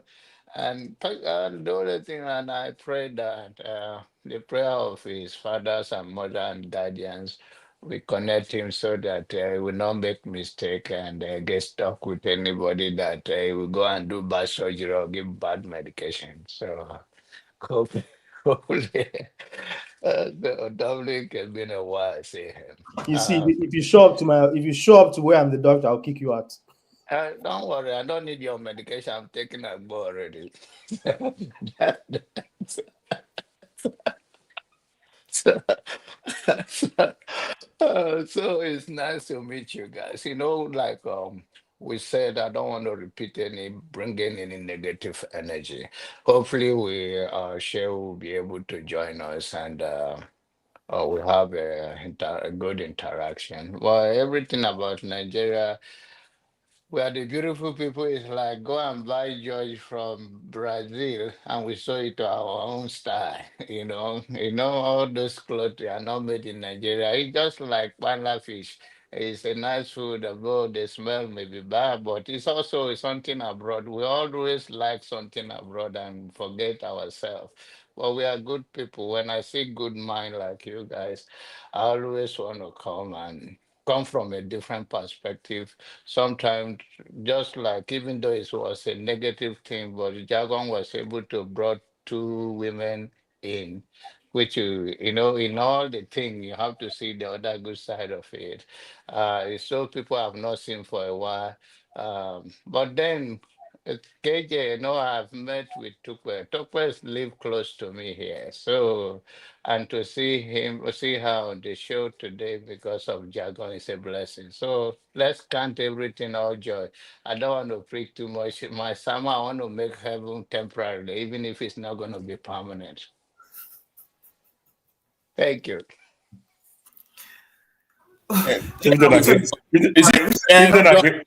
Jonaba had just quietly dropped something that also forced me to do more research, and I will say that before I call stay humble. The prayer we pray, we say, "Our Father who art in heaven, hallowed be thy name. Thy kingdom come, thy will be done on earth as done in heaven." At the end of that statement, we say, "War without end." If the world is not going to end, then what are we? I don't know if you understand. Let me leave it there. You go do your own research. All right. Stay humble. He bring more to this, man.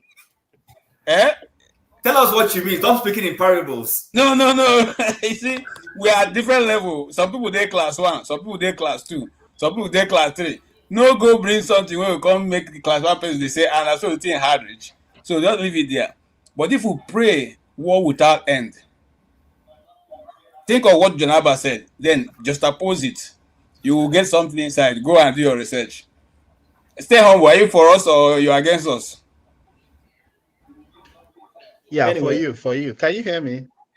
Yes. Okay, thank you very much. It's been a while, really, because stay humble. Each day I would want to join. I probably will be at work or something else will overtake. But I'm very happy I'm here. I think I can see some faces who had not been coming regularly to church. like me.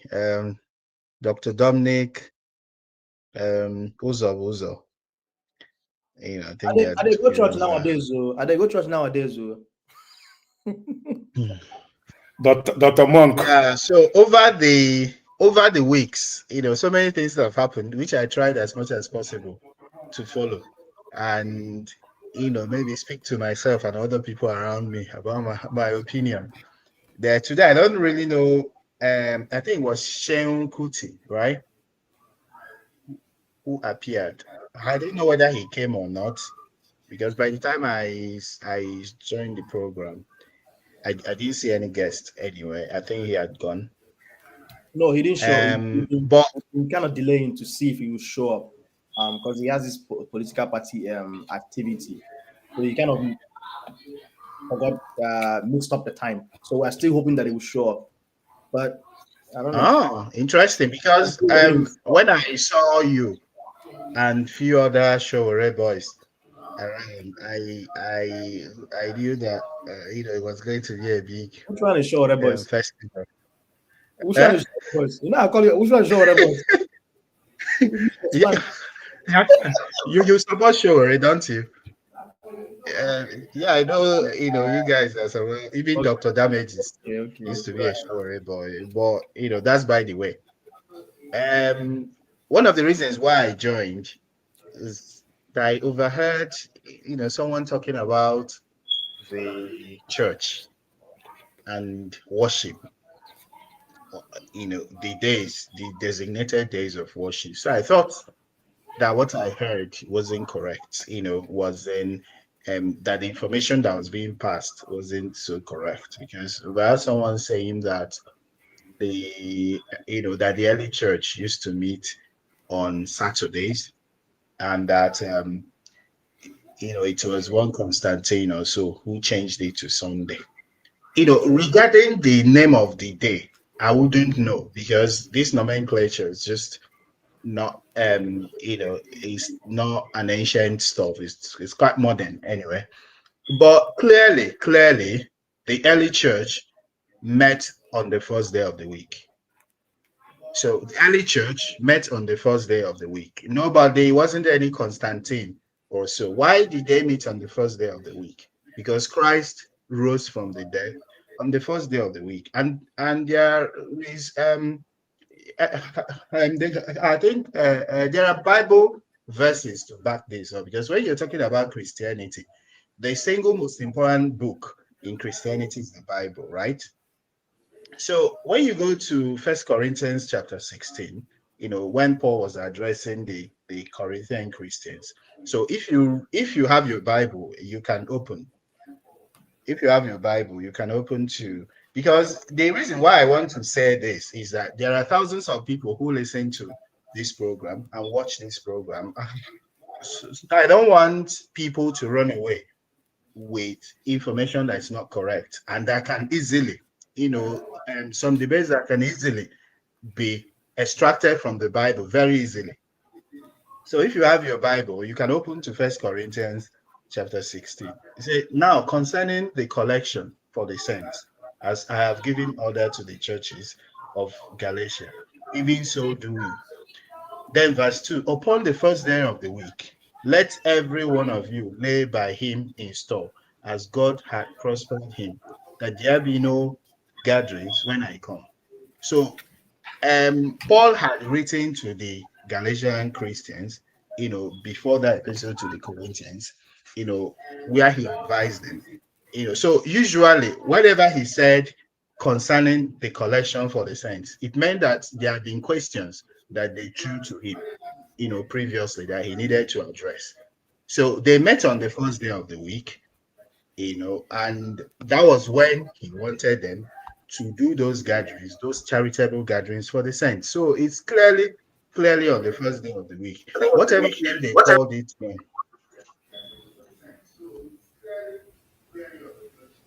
so whatever name they, sorry. No, go ahead. So whatever name they called that first day of the week, you know, is up for debate, but clearly not on the Sabbath day. Paul himself did not have any issue with certain days of meeting. Even when he, even when he also, he wrote to, just give me a second. 1 second, sorry. So even when he wrote to the Colossian Christians in Colossians chapter 2, verse 16, he said, "So let no one judge you in food or in drink, or regarding a festival or a new moon or Sabbath, which are a shadow of things to come, but the substance is of Christ." Paul did not have any problem regarding particular days of meeting, but clearly the early church was meeting on the first day of the week.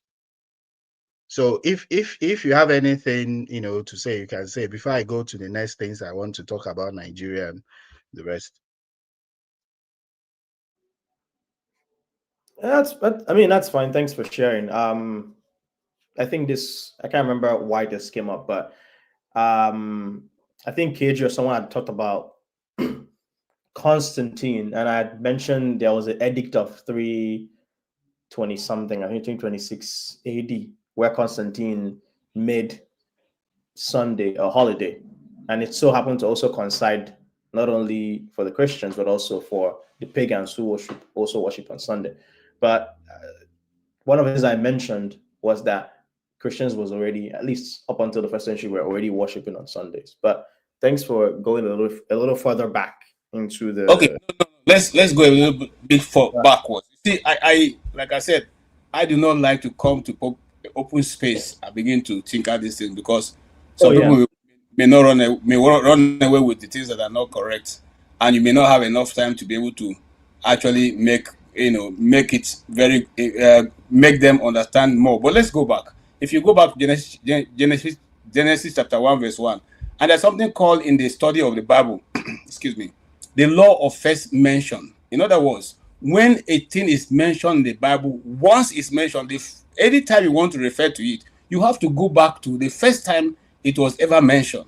It's called the law of first mention. So if you go back to Genesis chapter 1 verse 1 and you read through the creation of the world, in the first day, God created. The second day, God created. The third day, God created. The fourth day, God created. The fifth day, God created. The sixth day, okay, what did he do? God created. And then on the seventh day, he did what? He rested. And he blessed that day. Now, if you count those days without looking at the Gregorian calendar, you will find out that the seventh day, which is the Sabbath day, he said the seventh day, the Sabbath day, you will do no work. You will do no. This is history that you can check through it by history and by also the writings of the Bible. There are people, you see, sometimes when people come and talk about the Bible, I laugh, because some of them say these are storybooks. It took 1,500 years for the Bible to be put together, from different generation to different generation to different generation. And the question I ask is, if you are all lies, how come they are consistently talking about the same end? All of them talked about the story of Jesus to the end of it all. But you see, like I said, these things are something we need to sit down. You bring your own facts. We'll look at it. We'll look at everything. That's the way we study. And I'm not trying to discontinue what you've said. That's your understanding. I also have other notable books and references that will refer to the fact that Constantine is not a new history. Who woke up one day and said that he saw a vision, that the sun, the cross was under the sun. And because of that, he's going to move the worship from Sabbath day, which is normally Saturday, to Sunday. And we still have some Christian denominations, including the one that I used to go to in Nigeria, that go to service, go to worship on Saturdays. The Seventh-day Advent is one of the ones that we can all refer to, because they are still doing that till tomorrow. They are only laying credence to the old tradition, which was what was given down, what was brought down by God. They don't agree with some of the things that have been changed, and they still do their own in the way that it's supposed to be done, or they think it's supposed to be done. My challenge with those ones, not because of that, they don't also believe in the speaking of tongue, because they say if you're speaking in tongue, you have to speak what somebody understands. But that's just the primary point of speaking in tongue. If you go to other places, speaking in tongue has different time. The first time he came, they spoke in other people's language, but subsequently they spoke in a language that no man understands except the heavenly angels. So you see, look, Christianity have come a long way. There were a lot of distortions, but God had been replacing those distortions. Before it used to be after every 50 years. Then it moved to every 10 years. Then now it's every 5 years. Now it's almost like every day there's a truth that has been taken away by men like me and you that God is restoring through other people. Remember the Aziza, this thing. Well, just yesterday, the last of the Aziza people who brought back the speaking in tongue was Pat Robinson, who just died last year. That was one of the people who saw the move of the Holy Spirit in the Aziza Street. Aziza Street revival, yeah. Okay, he just left this earth just last year. He was one of those people in that meeting. So what am I trying to say? God has a way of restoring truth. Not because somebody is, you can be praying now, God will decide to bring that truth through you. And he will give you understanding. You're sitting here. I am privileged to have heard the voice of God. Because I used to think that God cannot see me. I mean, I'm too small for God to see me. Okay? But an event happened, and I could hear. He told me clearly, and I've said this before on this channel, if you have died now, you'll be standing before me. That's what he told me. If you have died now, you'll be standing before me. In that accident, 2 dead bodies were sitting by me. And I heard the voice of God clearly. So when somebody come and tell me that there's no God, those things are just nobody. Why? I had an experience. That voice was in my head for 2 weeks. My brother, stay humble. 2 weeks. I kept hearing the echo if I close my eyes, that's what I was hearing. So what am I trying to say in essence? I'm trying to say that these things, if you want to refer to that, let us take it from the law of first mention, which is the first time it was ever mentioned in the Bible. And what does that say? Thank you. I see Chim putting up your hand. Yeah, sorry, I just wanted to say, when it comes to this date thing, selection of a specific day to worship and all those things, Uzo, your Uzo, can you mute yourself? Whenever you put your stuff on, there's echo from your distance. I mean, he too big. Come on, block your ear. Okay, so what I'm just trying to say with respect to this whole date or something, from my own little understanding of scripture, there's nothing wrong if you want to worship on a Saturday or on a Sunday. That's fine. But I also think for a mature Christian or believer, the injunction is that not to make any particular day. Don't be beholden to any specific date. So it has to be Sunday, it has to be Monday, it has to be this day or that day. Those things are not. Chim, I do apologize, but where did you get what you are saying from? Because it doesn't say anything like what you're saying anywhere in the planet. What it does say is to remember.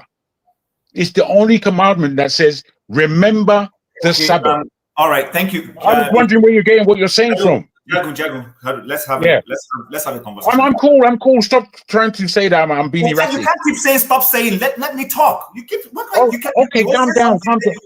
So okay, it's you that is erratic. I understand. Okay, I'm just putting the question. Why not remove Jago from here? Why not remove Jago from here? It's a question. Being disruptive. I'm sorry, and whoever keeps bringing him back is doing a disservice to us here. Why do you? Please, I need this. Jago, let him speak. After that, let him speak. All right, please. Jago, please, more. Jago, just chill. Make him talk. Let him speak. After that, you can speak, Jago. Go ahead. Let him. Now, I'm not against what he said. He said something. I said, okay, let me bring my ref. He asked a question. Was he asking that in hypothetically, or he wants an answer? If he wants an answer, then let me go bring the record and read it to you.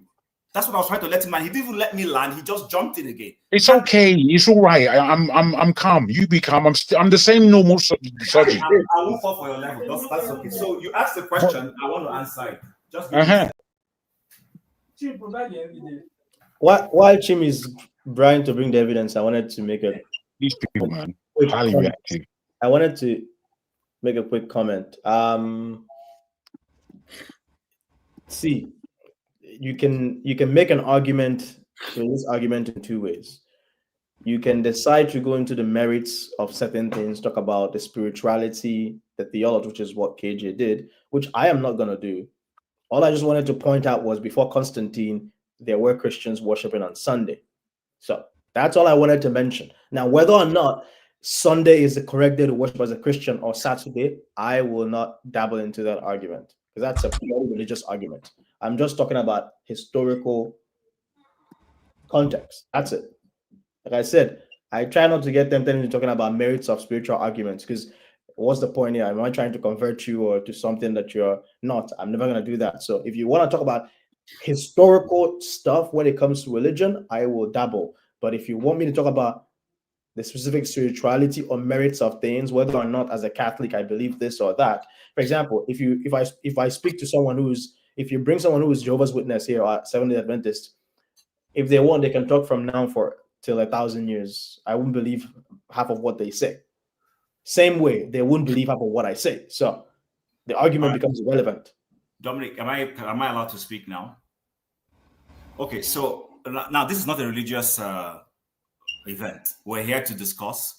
We only started talking about those things as a placeholder while we wait for Seun Kuti to arrive. You know, they call just Moki for one corner. That's fine. That's okay. I won't say any word about that. I'm just going to leave that. The essence of having our conversation is that we educate each other. I believe in the concept of iron sharpening iron. You educate me, I educate you. If I feel you said what is not wrong, I respectfully call you out on that. Respectfully. I don't get a gallant for being disruptive. No one's going to get a gallant for that. Right, bro, stop this thing now. I'm not talking to you, Jago. You will let me speak. Please. Yeah. When it's your turn to speak, you can use whatever words or language you want to. Just let me speak. Now, you see, this book called the Bible has all sorts of things in it. We must always, when we're reading it, read the context. When I made my expression, I said that neither KJ nor Stay Humble is wrong. But there is a third opinion to that. And that third opinion is that don't make any particular day of big essence. The scripture where we're all putting it from, it has it here in the book of Colossians chapter 2 from verse 8. And I will read that if we have the patience to listen to me. Listen, it says here, see to it that no one takes you captive through philosophy and empty deception according to the tradition of men. According to the elementary principles of the world, rather than according to Christ. Now, if you go to 16, I'm just trying to jump because I can't read everything. It says here, therefore, no one is to act as your judge in regard to food or drink or in respect to a festival or a new moon or a Sabbath day, things which are a mere shadow.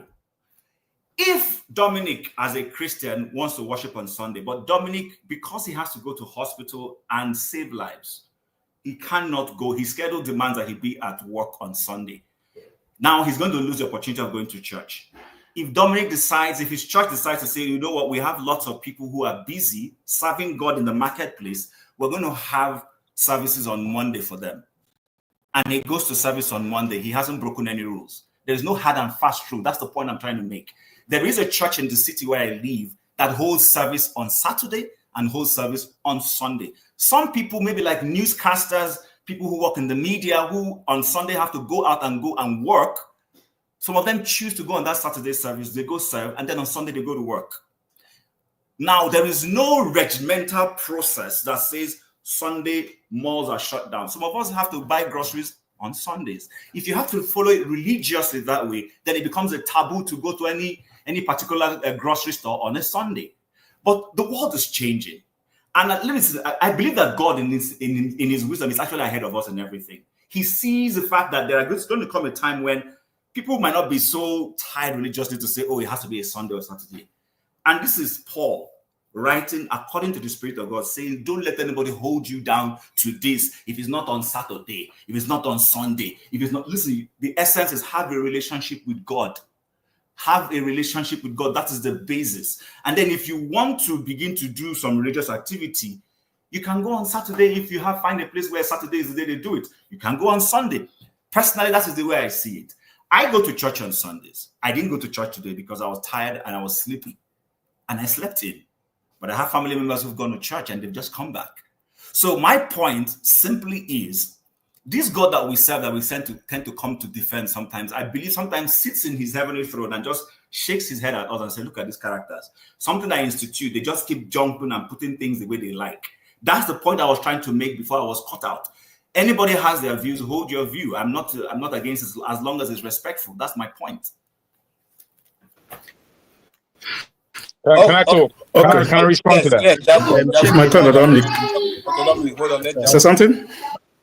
Let Jagun talk. Chim did not even listen to me at all, I think, because the Colossians chapter 2, I they asked me to speak. I listened to you, stay humble. I agreed with you. I was just saying to my response was not to you originally, it was to KJ.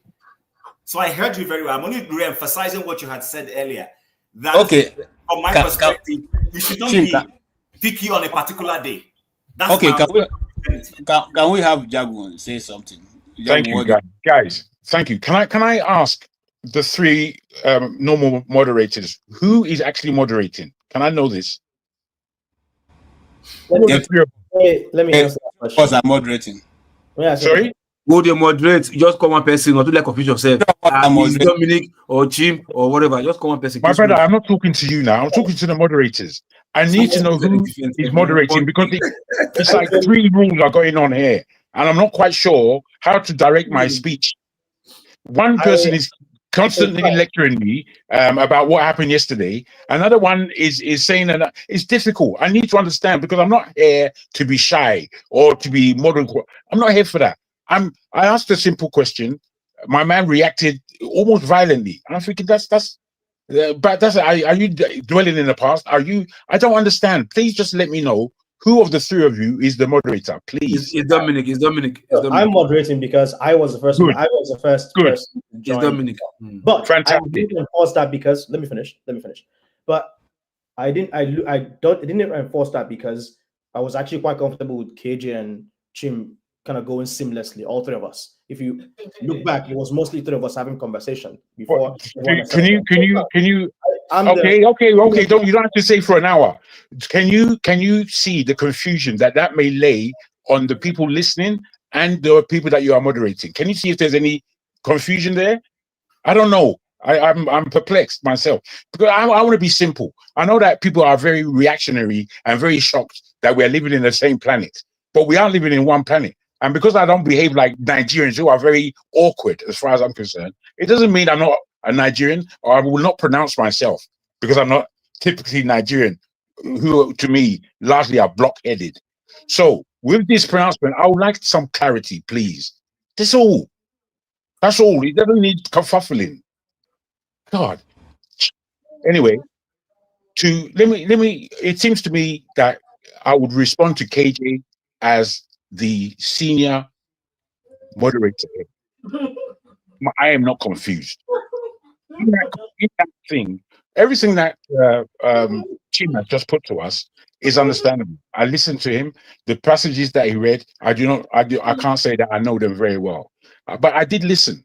And in my listening, I put it to the when I lived in Spain, the word sábado was known to me. The word sábado means Saturday. In that meaning, it could be that instead of using the word Sabbath, in the UK and English-speaking countries, they can actually use the word Saturday. Now, I'm not worried, as Chim is not worried, about which day you decide to raise your praise. In actual fact, it should be every day. At the same time, when only one commandment says, remember, this is the word I'm particular about. Well, it's only about to land because I was being told off for yesterday's crimes. If the word remember is there, can anyone explain to me why the word remember is there? Or should we take it seriously? Or is it another thing that as Christianity can dissolve itself and morph into something else anyhow? Is this what we accept? I'm perplexed. I would like to know. Okay, Jagun, I don't have all the answer. All I will say to those like what Dominic said, I've gone to look at what he said and the references he made.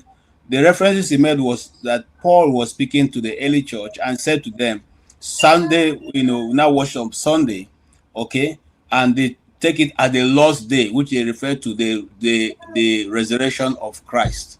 Now, that's why I said this platform is too small for all of us to look, holistically how these things came about, because it's just not just going to be, solved by just one scripture, okay? Because if you even count, if Christ died on Friday, okay, then Sunday is not going to be the resurrection day. It should be Monday, because he spent 3 days in the grave. But I don't want us to go there. These are deep things that we all need to sit in one place and, maybe in a private conversation and look at, more scriptures. Now, Actually, I also hold on, I'm coming. They're elementary. We shouldn't be disturbing ourselves about that. I'm coming. No, they're not elementary, because if you say elementary, that means that there's going to come a time when a woman's gestation period go from 90 days to 60 days. It's not going to come. God moves in 3 ways. The God the Father, God the Son, God the Holy Spirit. He always moves in 3 ways. The sky, the earth, and this thing. Always in 3 dimensions. So, but that is a teaching that is totally beyond this forum. So I come back to what Chim is saying, and which Dominic seemed to also allude to. If Sunday is good for you, use Sunday. But it doesn't mean that there's no particular day God mapped out. No, that doesn't mean that. There's a day he mapped out.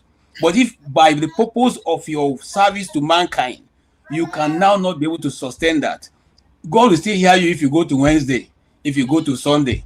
Even if you don't go at all and you pray in your house, God will still hear you. These are traditions of men that hitherto shouldn't stop you from worshiping God. That's the way we should look at it. Nobody's going to hold you to say, because you didn't come, okay, this prayer you prayed on Saturday, I will not hear because it's not prayed on Sunday. But again, if you go to pray on Sunday, nobody will say because it's prayed on Sunday, God will not answer you. Let's be open to it. But whether God has a particular day, just like Jagun have said, yes. He said, remember the Sabbath day and keep it holy. That is why those in 7 days Advent church, like my mom, they don't do anything on Saturday. They cook all their food before 6 p.m. of Sunday, of Friday. And that the only thing they do on Sabbath day is to warm the food they eat. They don't do any other thing. That's how I grew up, growing up. She was a Sabbatarian. My father was a Catholic.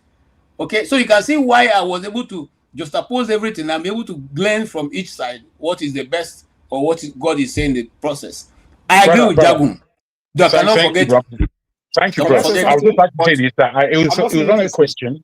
It was only a question for further understanding, and because these kinds of conversations are edifying. They can be good to the heart, and they could be good for learning. Some people carry a lot in their heart, which causes them to think that they're always under attack, which is not what I'm doing.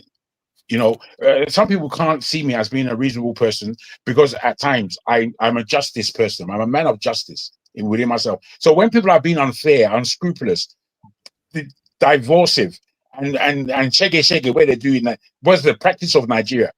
Me, I don't practice things like that, and I have no fear of those things. What I'm trying to ascertain is growth in any conversation we have. It's an opportunity for that. Some people like to punish me and put me to death because of one whatever they see as crime or whatever, because they are holier than thou and no better than everybody else. That's not my consideration. You can behave like that if you wish. Mine is simply, is there knowledge in this? Is there basis? Is there growth? Can we ask and answer difficult questions? Because I just like you said, KJ, difficult questions have to be challenged. Thank you. Okay. As I said, just to add to what KJ said, my own understanding, there's no day of the week that you cannot worship. You can start on Monday, Tuesday, Wednesday. Remember to keep the Sabbath day holy. That's a commandment of God. So that means nobody's keeping it holy on Saturday. All of us are going to hell, though. All Christians, though. 80% would go on hell. Because we don't keep Sabbath day holy. But my understanding, just like I'm a Catholic, so sometimes on Saturdays, if I have a work on Sunday, if Reverend Father allows you to attend the service on Saturday, we have service on Saturday evening. So if you attend service on Saturday evening, we'll not attend service Sunday morning. All right. So it doesn't mean that he didn't go to church. So any day you choose to go to your church, go to your church. If Monday, Tuesday, Wednesday, any day you feel like you go to church, you go to church. It doesn't matter, okay, it must be Sunday that you must worship. If I don't go to church on Sunday that month, I've seen. When I was growing up, that's what I've grown up to be. If you don't go to church on Sunday, that means you have seen. But when I'm going to grow up, it's okay, going to church is of your heart, it's of what you are doing. It's not about you don't go to church on Sunday, you have seen.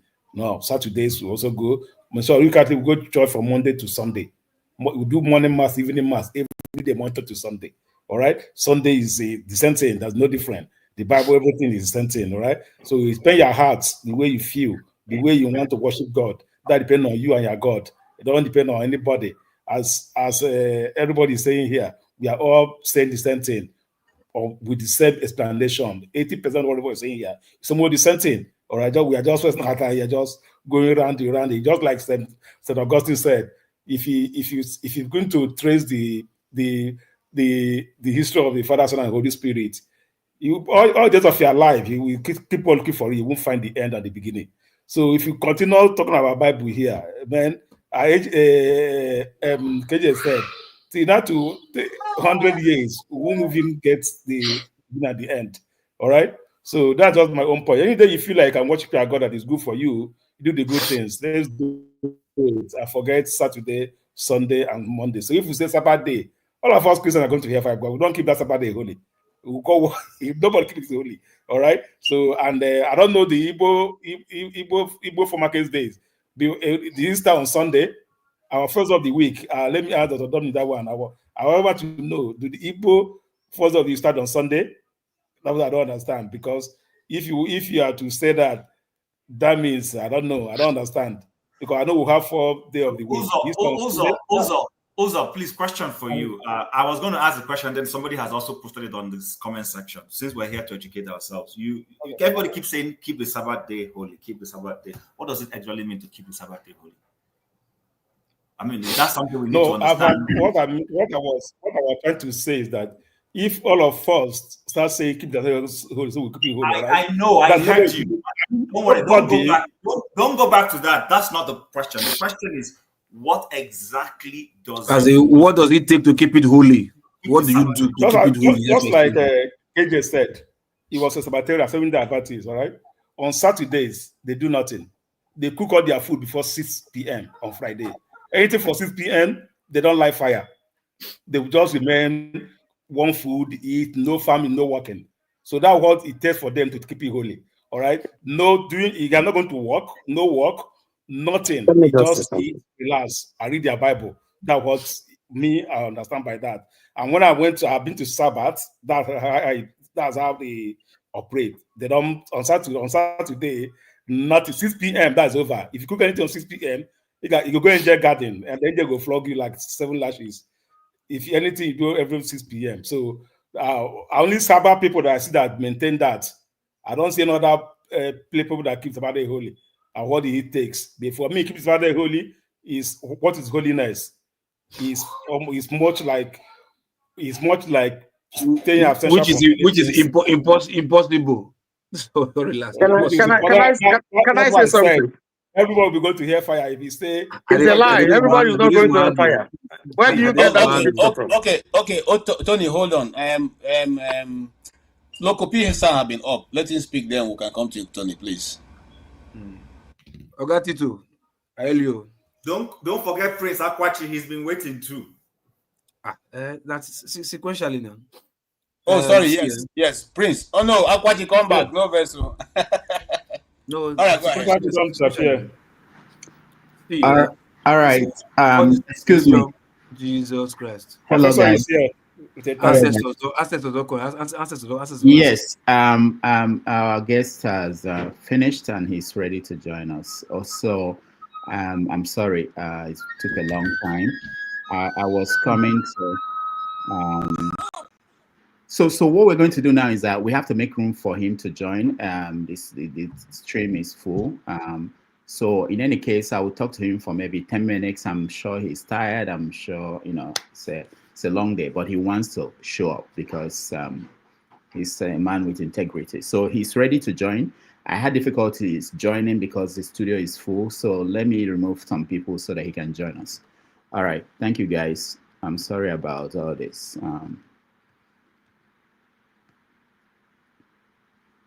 Rudolph, remove me. I'll come back later on. Okay. Chim, I can't remove you. I can't remove moderators. So I can only remove those who are not moderators. Put me in the background, please. Okay. All right. Rudolph, do you want us to go in the background? Yeah, I will eventually. Let him come in, and then we'll move everybody to the background. I'll talk to him just a few minutes so that you guys, it's really for you guys to have an opportunity to interact with him. Okay. I think we have room now, so let's get him to come in. Again, thank you all. I had the comments you all make about me, those people who said Shores boy and all those. We'll talk about that at the other end when we are done with this. Don't worry. Even KJ, I had some of the things you said. I had issues with some of them. You know. Yeah. Hello. Okay. So we are ready. Yeah, we're ready for you. Okay, all right. Okay, all right, thank you. Okay, so who will join us just as an intro, I will play a video of him. All the prepared notes we have to put them away. We'll play a video of him and then I'll let him come in 2 minutes.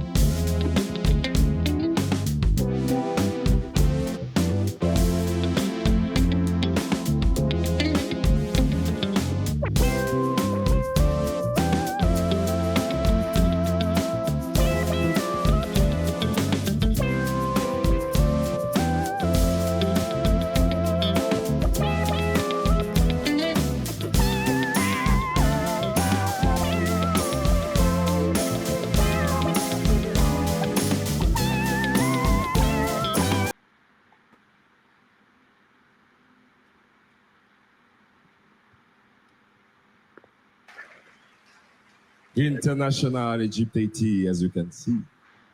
Bonjour. I would love to introduce to you all the beautiful members of this family.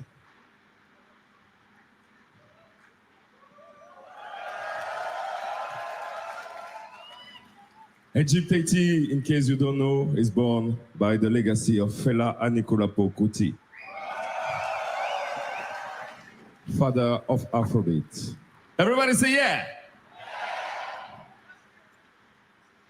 From Lagos, Nigeria, our beloved bandleader. Show your love.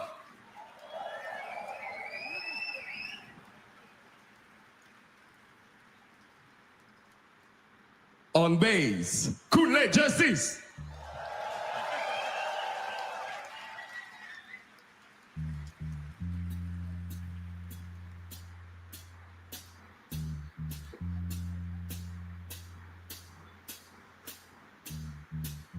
On guitar from Algeria,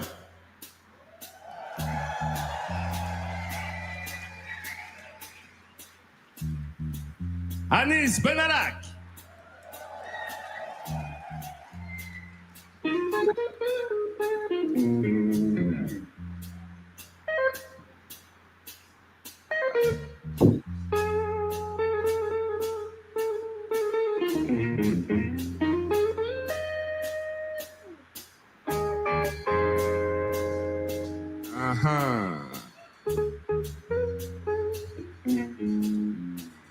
On drum from Martinique, West Indies,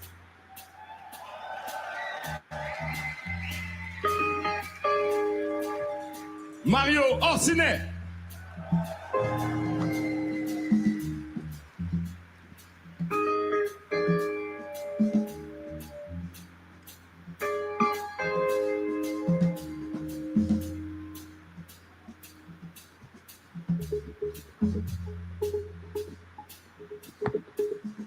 On baritone saxophone from Paris, France, Nicolas Sakelario.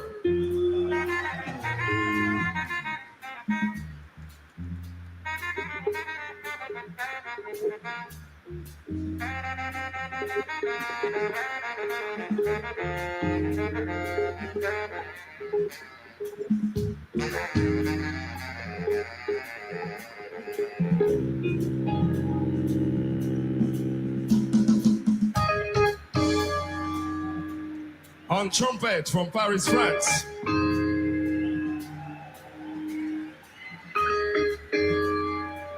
Valentin Pellet.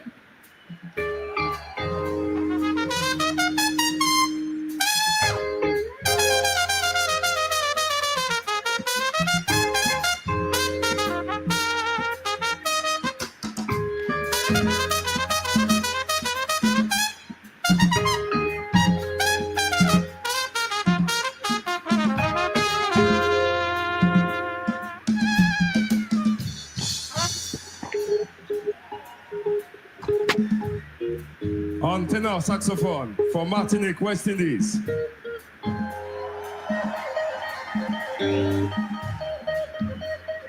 myself, Fab Smith.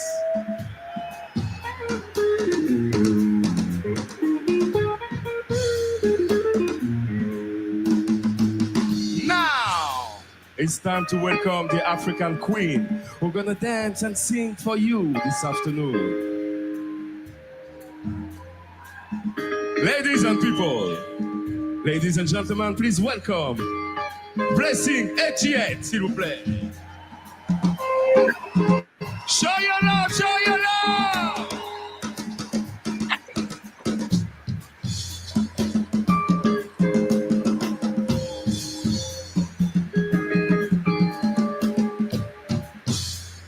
Wow. He's here. The chief priest of Afrobeat, the man from the people, for the people, by the people. He's my brother. He's your brother. He's our brother. Ladies and gentlemen, please show your love to Seun Anikulapo Kuti.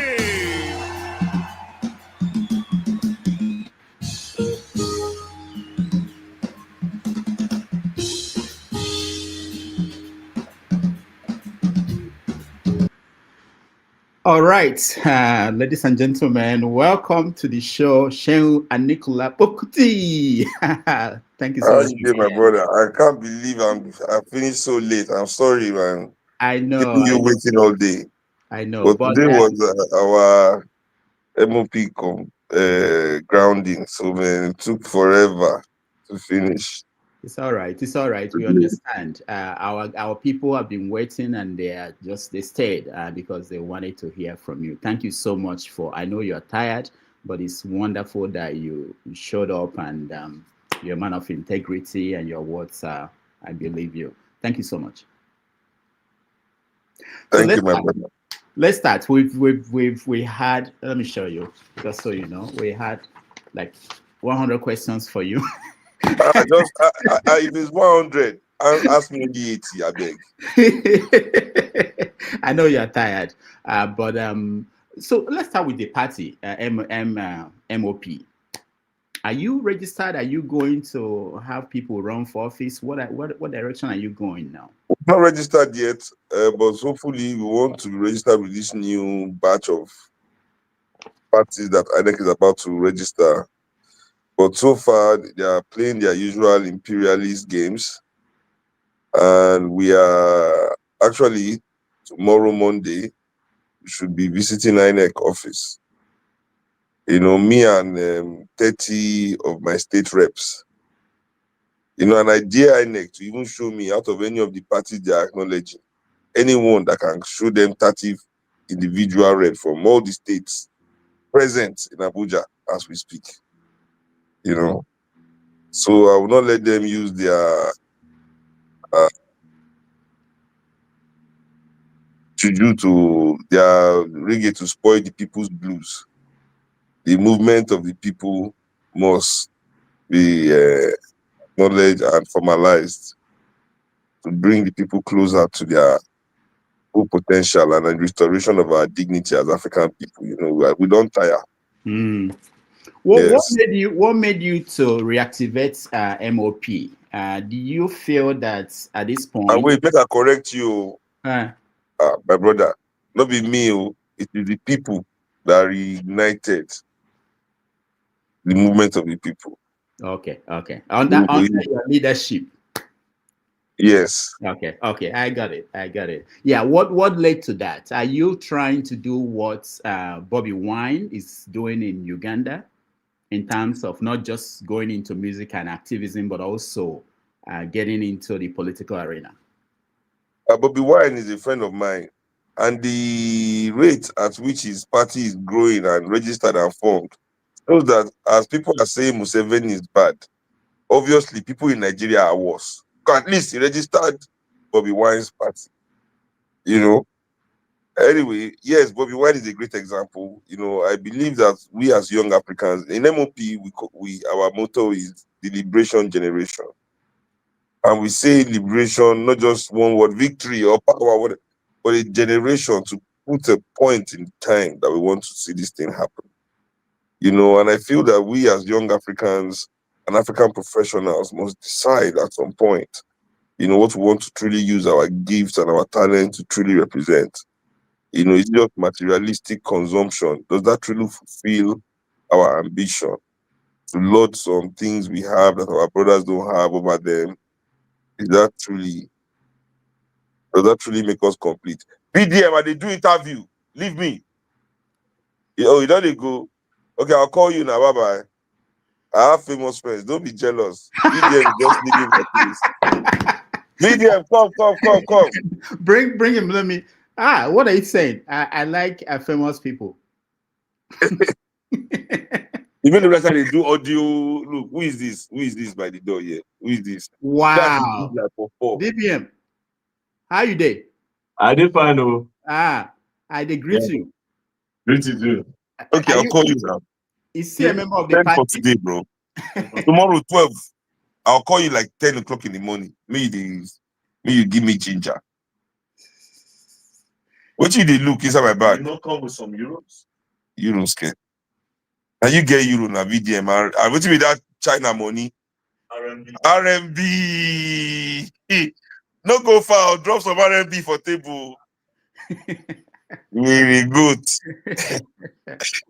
So is he a member of your party, the VDM? I can neither confirm or deny that. Deny. All right. So obviously, you are now going towards that direction. If the party is registered, you are going to field candidates. I guess that's where we are now. Yes, for sure. But if you look at what Bobby Wine did, you know, in the case of Bobby Wine, the political party, National Unity Platform, he didn't form the party, but he went into it and became a leader. If for any reason INEC they failed to register your party, will you try that direction? Like join? No, we don't really have any party in Nigeria that carries the ideology that MOP wants to operate on. We don't really have any Pan-Africanist, socialist, really socialist, leftist organization. You know, and I believe that this is where we as MOP have a true vacuum to feed. You know, something special, something coherent. You know, because most of the ideologies that people preach, many of the manifestos of the party that exist lacks coherence. Are you saying that Shore's AAC, they don't have it? Some people are comparing MOP with Shore's party. Well, I think Shore's party, they mix a bit. Shore is a Pan-Africanist for sure, but I don't think that they believe completely in socialism like we do in MO. I think that is, where we have a bit of ideological difference. Not in the Pan-Africanist aspect, in the socialist aspects. So, looking at Nigerian political scene now, what is going on today? What do you make of it? I wanted to start. That being said, if for any reason, and there's no reason, that MOP is not registered, I've always been a supporter of Shore's candidacy. Can you go into the party and take over? No. What if the people want you? What if the people, if you join the party? Because it's not easy to, move the ideology of the party.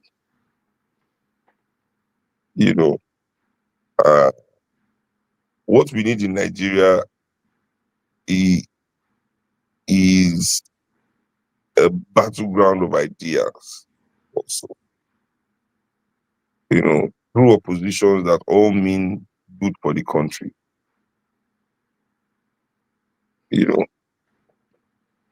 I was watching one of your live performances. There was this song you were singing and you were talking about follow the person where no road.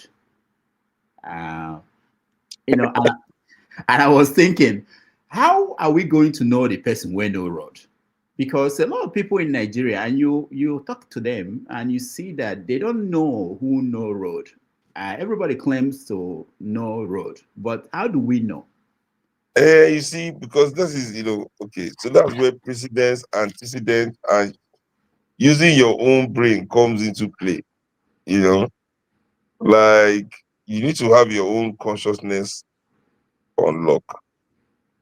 You need to have it on lock, like when young people say on lock, not on lock and key, but on point, Like you need to be on lock, So on that aspect, I think if you understand what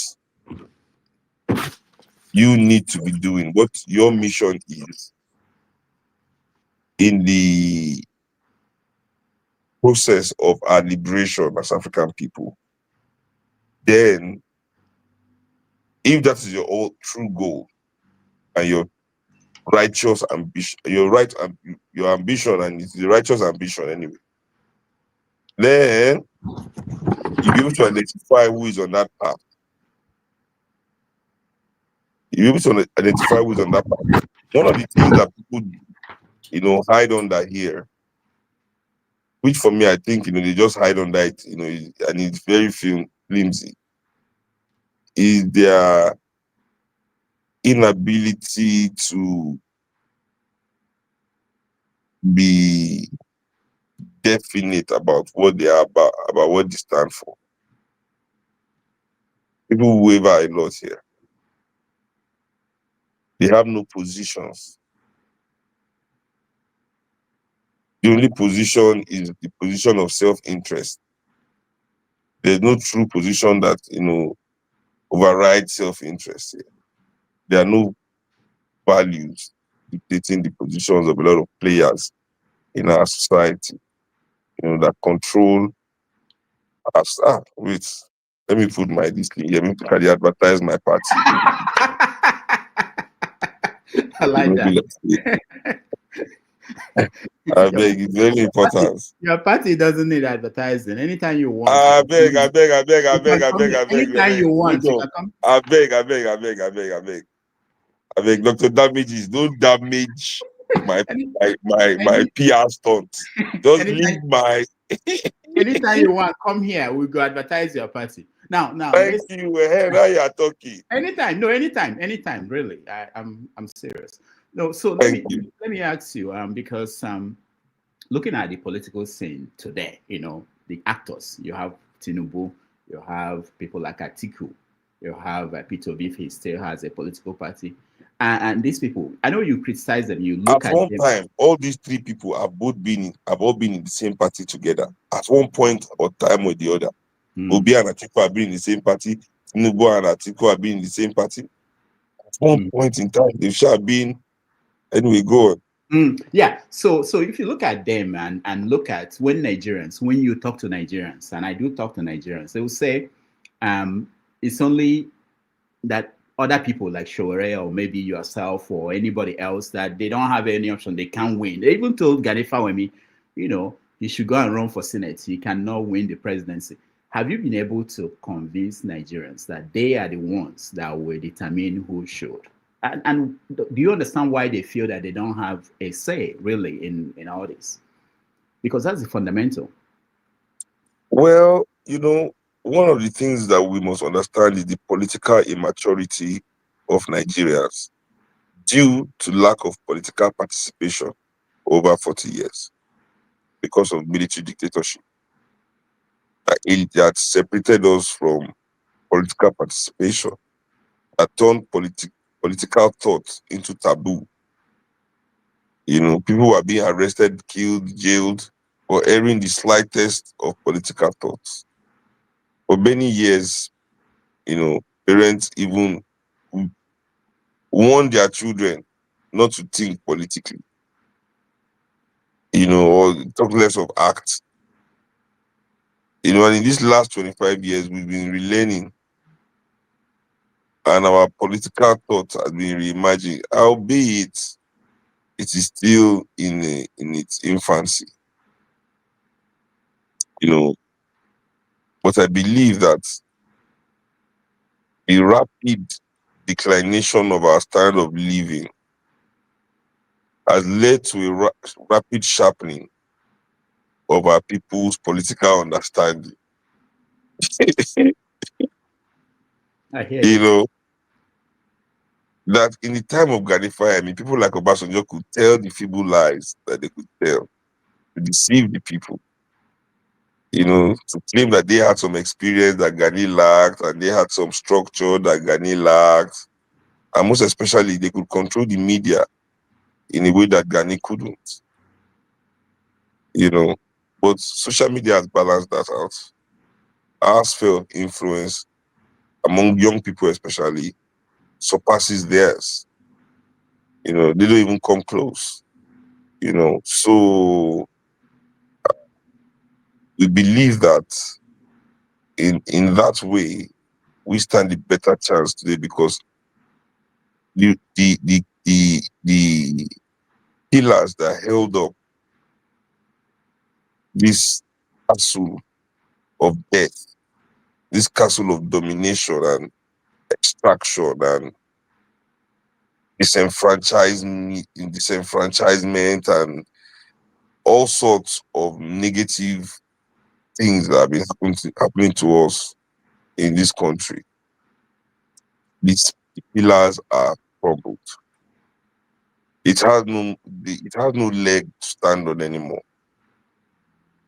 Their house of cards has finally, lost all its significant pieces, and it's shaky and wobbly and crumbling itself in some parts.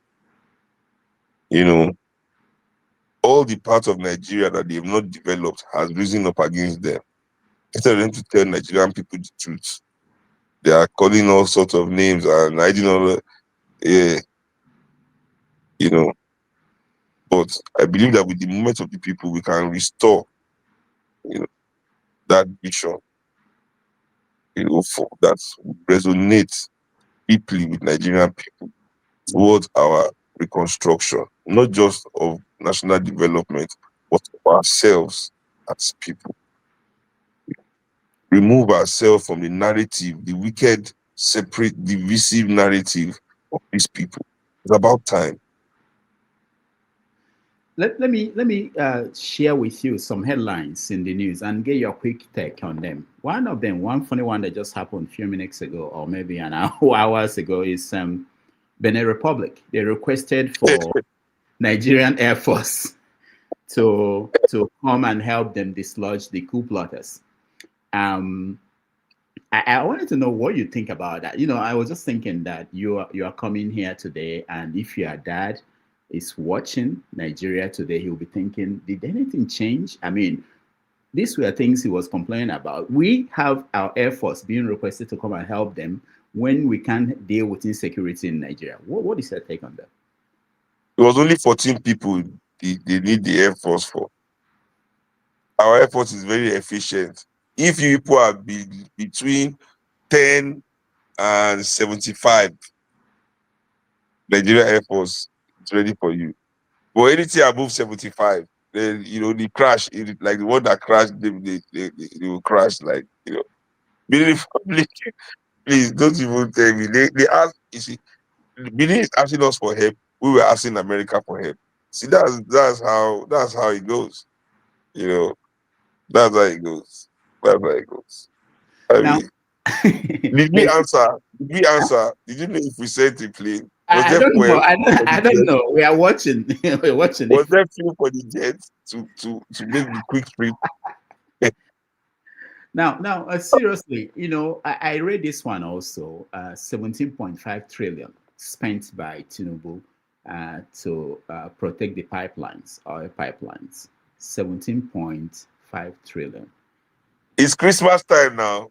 Our election is also coming. Boys must cash out now. The Creek boys.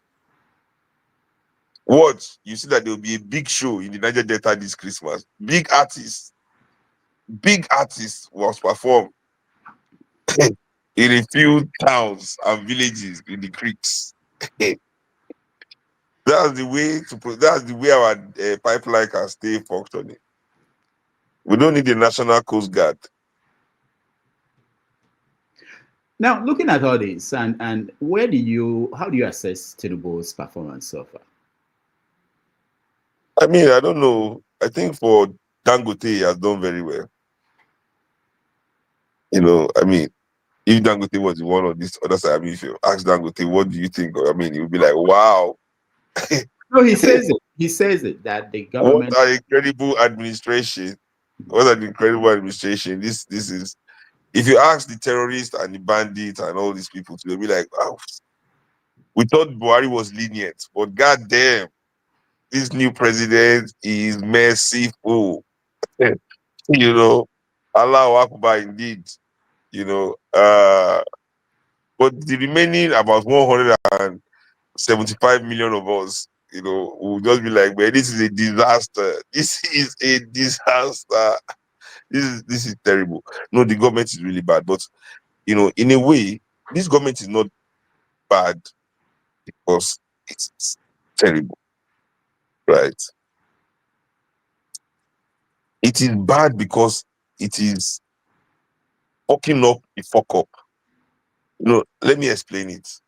It's the term I use only. I've never said this thing publicly until today. It's the term I only use for my friends because this is how they offend. This is the only way to truly offend me. When you fuck up, you fuck up. For example, you steal my money or you are owing me money. You've not paid me back. Police now arrested you where you are going to party. You now called me. You see, you fuck up by not paying me back. But then you fucked up the fuck up by getting arrested while spending the money that you have not paid me back. And you calling you couldn't even, oh my God, that's fucking up the fuck up. Or even the simple, you offend your friend, you fucked up. And then you refuse to apologize, you fucked up, you fuck up. So this is the government, this is what is happening in this government. You fuck up. The previous administrations are fucked up. Then this government entered. But they support us. There are people who support this government, and they yes, because they benefit. The only way to support is because either you benefit. That's why people supported Buhari, people supported Jonathan, people supported Obasanjo, people supported Abacha. Have you forgotten Arishekola? Have you forgotten that man? This Nigeria.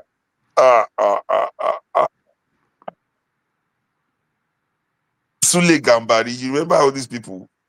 Yeah. Anyway, People supported Babangida. So they will always have supporters because they either benefit or seek to benefit. You know. So when you look at the political landscape, is there any hope? Where do you see hope for people who are looking for? Because most people have seen. Okay, I agree. I know. I had. You walked right into that one. You walked right into this. Okay, all right. So I take it that you are saying that young people should, especially young people, because when you talk about all these people who go around during elections, supporting and helping they are young people most of the time. So you're saying that there are opportunities for them, because sometimes they tell me that they don't have anywhere else to go. They have to survive. They have to make a living somehow, and so you are offering the alternative.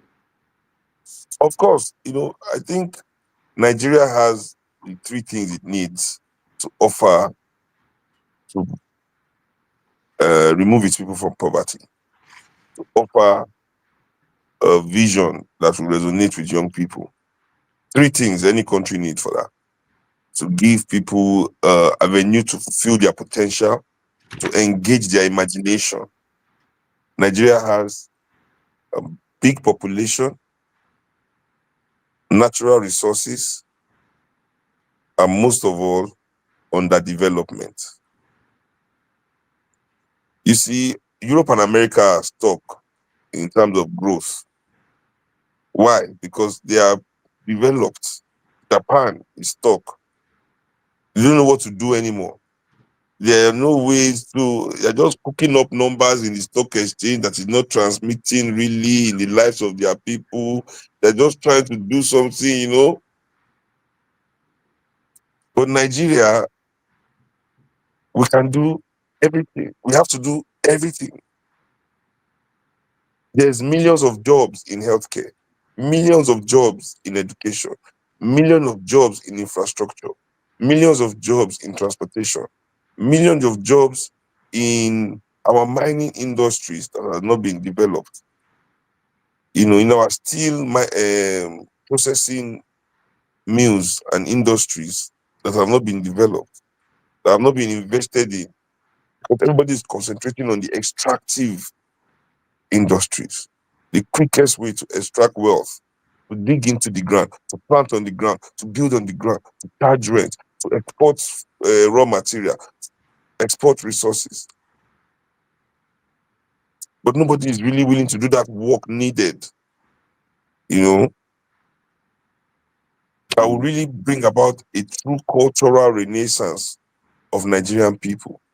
Because developing our national culture will come from the process of our national development. At least Franz Fanon has made that clear. Every national culture stems from the development of that nation. And until Nigeria embraces the process of becoming a culturally viable nation that is secular and embraces its people's ambitions and potential, then we'll continue like this. And without development, that can happen. We allow our talents to waste away because we have no plans for them. Everybody has to run abroad. Yeah. Because nobody educates us that our development is tied to our talents. No nation can develop devoid of its nation's talents. How can it happen? But the nation must want to develop, meaning the nation must want to invest in those talents and those talents to reciprocate.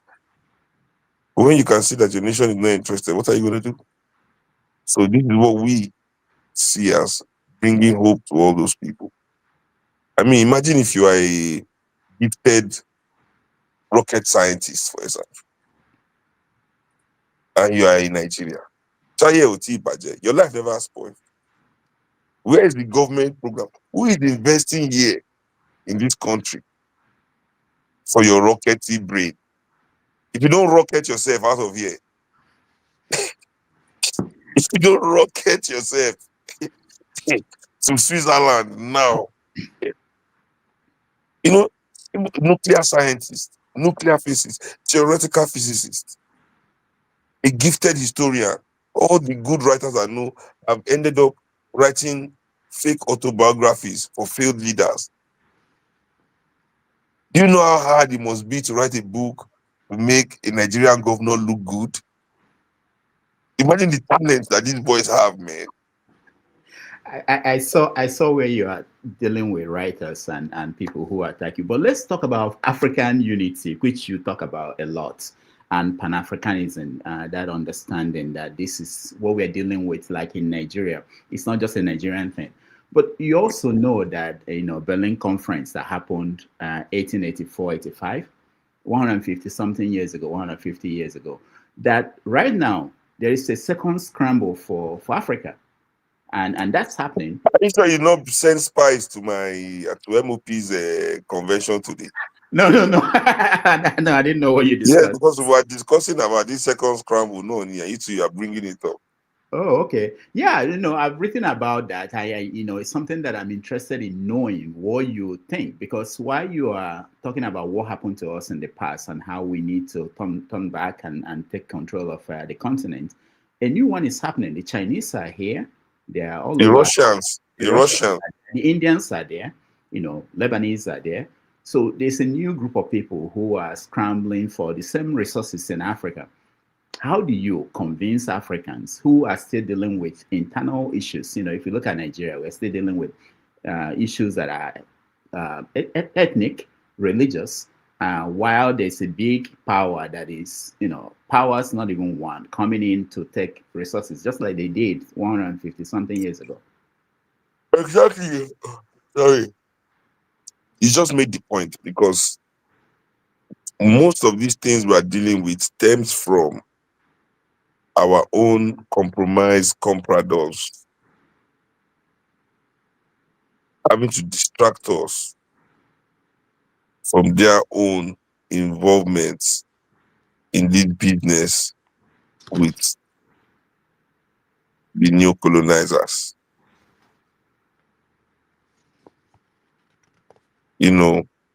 Many of our leaders are so-called, many of our ruling class are involved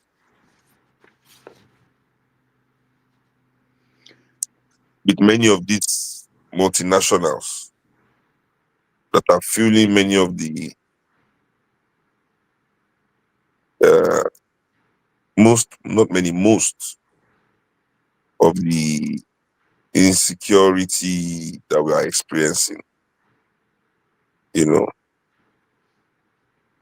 Not to talk about the fact that their inability to develop many of the nether regions of Nigeria alienated so many people and made them feel like they do not matter, they do not have hope or a future. And those people are easily co-opted into all sorts of nefarious activities by people who do not have our best interests at heart as African people.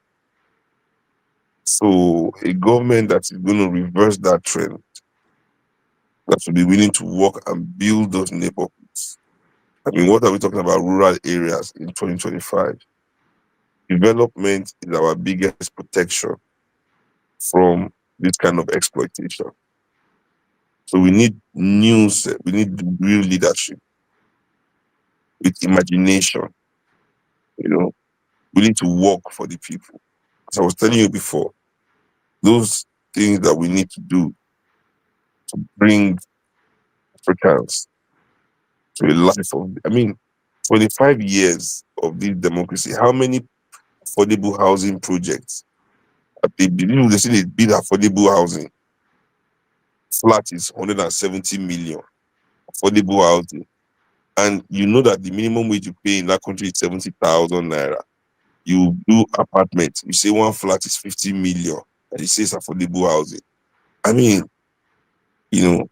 So until we as a people understand the need to begin to see ourselves not the way our politicians portray us, but how we supposed to see ourselves. These are the things that we need, that we believe that the people need, that we can bring to the table.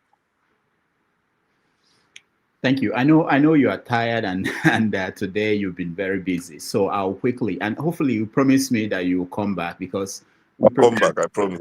we prepared this. This is really, we had wonderful things we wanted to do, but we'll get you back. But let me ask you this. An issue like insecurity in Nigeria, when it comes up, there's a big difficulty that most of our people have in understanding it. So let's look at what Trump did.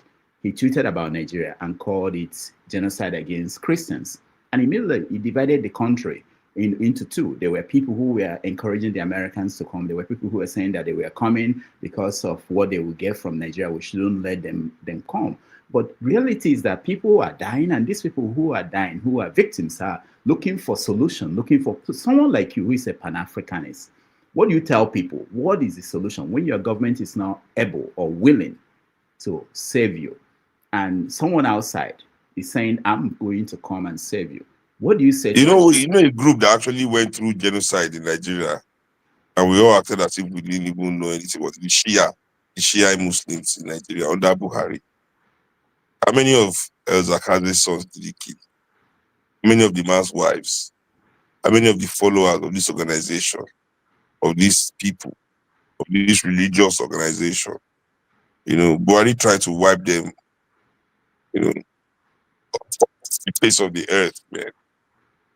So all groups of people in Nigeria, we are going through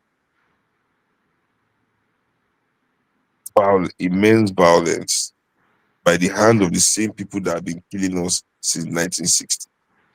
I will implore that Nigerians go and read a book by Karl Maya called This House Has Fallen. And there's a chapter there where he's talking about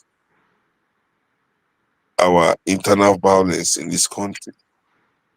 And we will see that these things that we are now, that is coming close to us in social media, that we're all seeing, are things that have been going on for decades in this country, that have been fueled by certain people for the same reason, which is power and resources to land grab.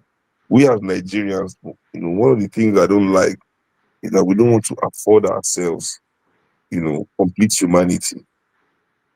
We want to see ourselves the way our oppressors have described us to ourselves, And then our ruling class, they cement it. Not only the educators, they say no money. They need to make the amount their education cost. So to educate us, they must make profit. Without profit, we can't have education. Nobody will say, no, we must create education because African kids must be educated. So we don't have that feeling. They don't instill that worthiness in us, that self-worth. We don't have hospitals because we need to be healthy. Until the hospitals can make profits, they will not appear there. So Africans have never been made to feel worthy. And we ourselves, we have now lost our own self-worth, and we address and see ourselves only through the eyes of those that mean us harm. You understand? Because if there was truly Christian genocide in Nigeria, and the Christians in southern Nigeria have not mobilized once, even if it's 1 million, 10,000 man march across southern Nigeria to complain that their brothers and sisters are being killed in the north, until Trump spoke, I think we should question them. Even more than we question the bandits. Where is their humanity? If truly there's been a Christian genocide that we all know of going on in Nigeria,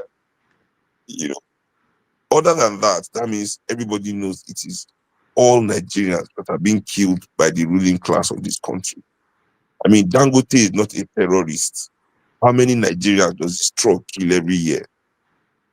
How many of us have mobilized? How many of us pick up against him the way we should to end this? This has been happening since I was a child. And they'll tell you the man is a prisoner. But only for his trucks to move on the road Nigerian lives must be lost.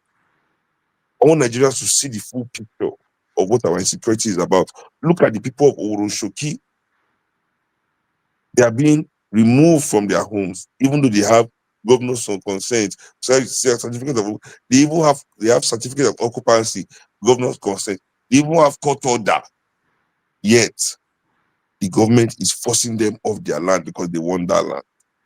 These people are forcing these people. They are even setting some houses on fire to force them off their land. This is in Lagos, where we can see clearly. They can protest, they can shout, people can hear them. So imagine when they want your land in Benue, where nobody can hear you in one bush. That's why they refuse to develop this country so they can have all these people in silence. Imagine you in Zamfara that they've seen from space that there's gold under your village. The people that can do that kind of thing in Oroshoki, how do you think they will behave in Zamfara? How do you think they will behave when they try to steal people's things in Yola, in Yobe, in Kebbi, in Kwara? The insecurity of this country stems from the neglect. In fact, it is the insecurity of Nigeria is directly related to the billions in the pocket of the ruling class. Yes. Okay. Let me. Your album, 2025, the one 2024, the one called "Heavier Yet." The Financial Times described it as "Sound of Rebellion." And I wanted to know, and I know that Lenny Krevis and other people were producers and they helped to put it together for you. When you see Afrobeat, I'm saying this because there's a story about Burna Boy. He's also touring. He's touring America, and there've been so many instances. For example, there was this incident where some people were sleeping when he was performing. I don't know. Has anybody been sleeping when you are performing before? And he ordered that they should be removed. What do you make of Afrobeat today and the commercialization? The fact that what your father set out to do. Afrobeat has not been commercialized. Oh, what happened? But the Afrobeat is still there. Afrobeat. You know, I'm playing Afrobeat music. My brother is playing Afrobeat. My nephew has joined us.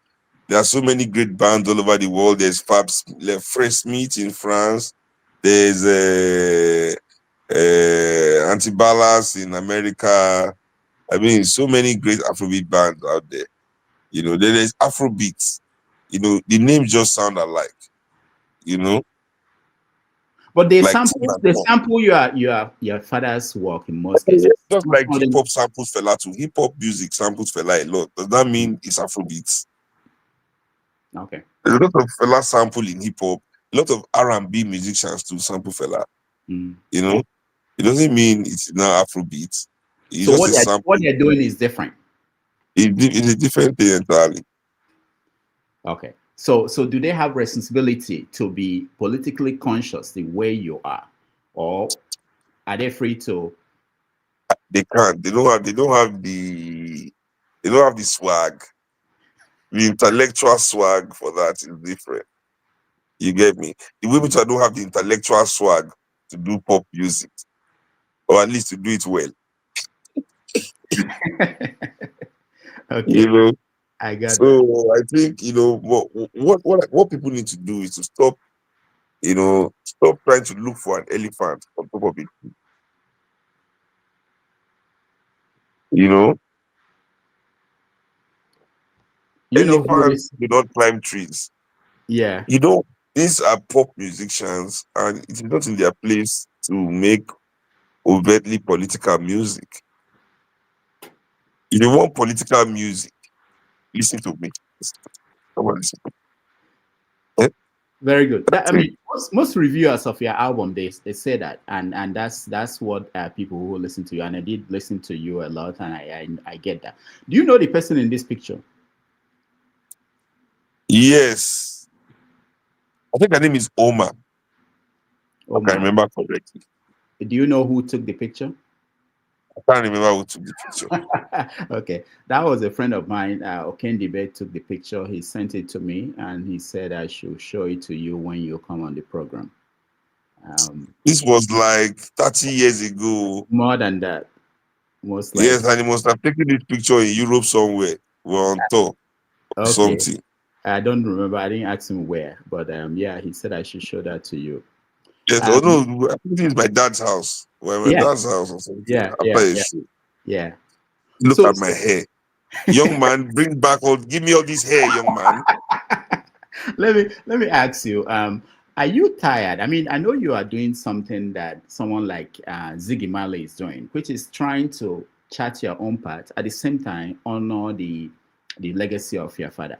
How difficult is it? And do you get tired of people trying to compare you and your father?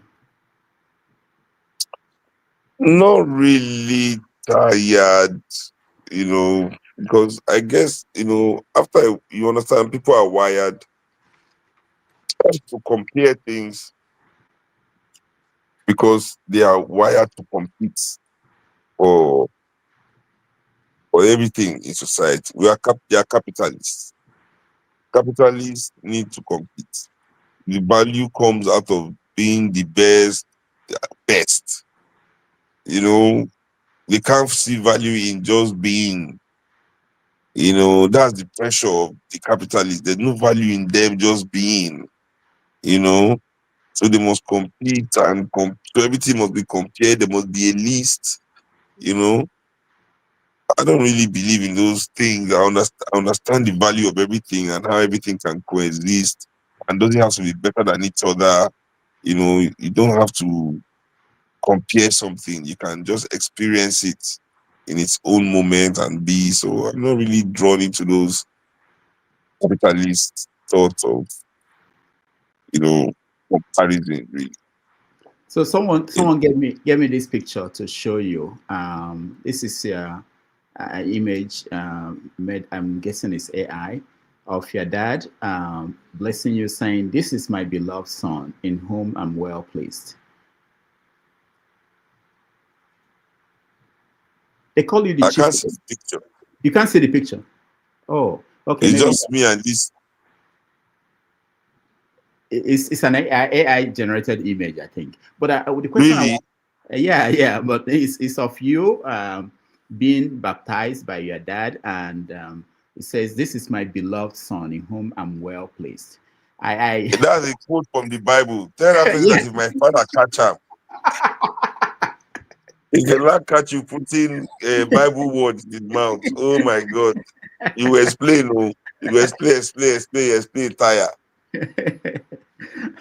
All right, but you know, do you think, I saw where they called you the chief priest? Someone was been introducing you at where you were performing, the chief priest of Afrobeat. Do you think that you are the epitome of that original beat of your dad?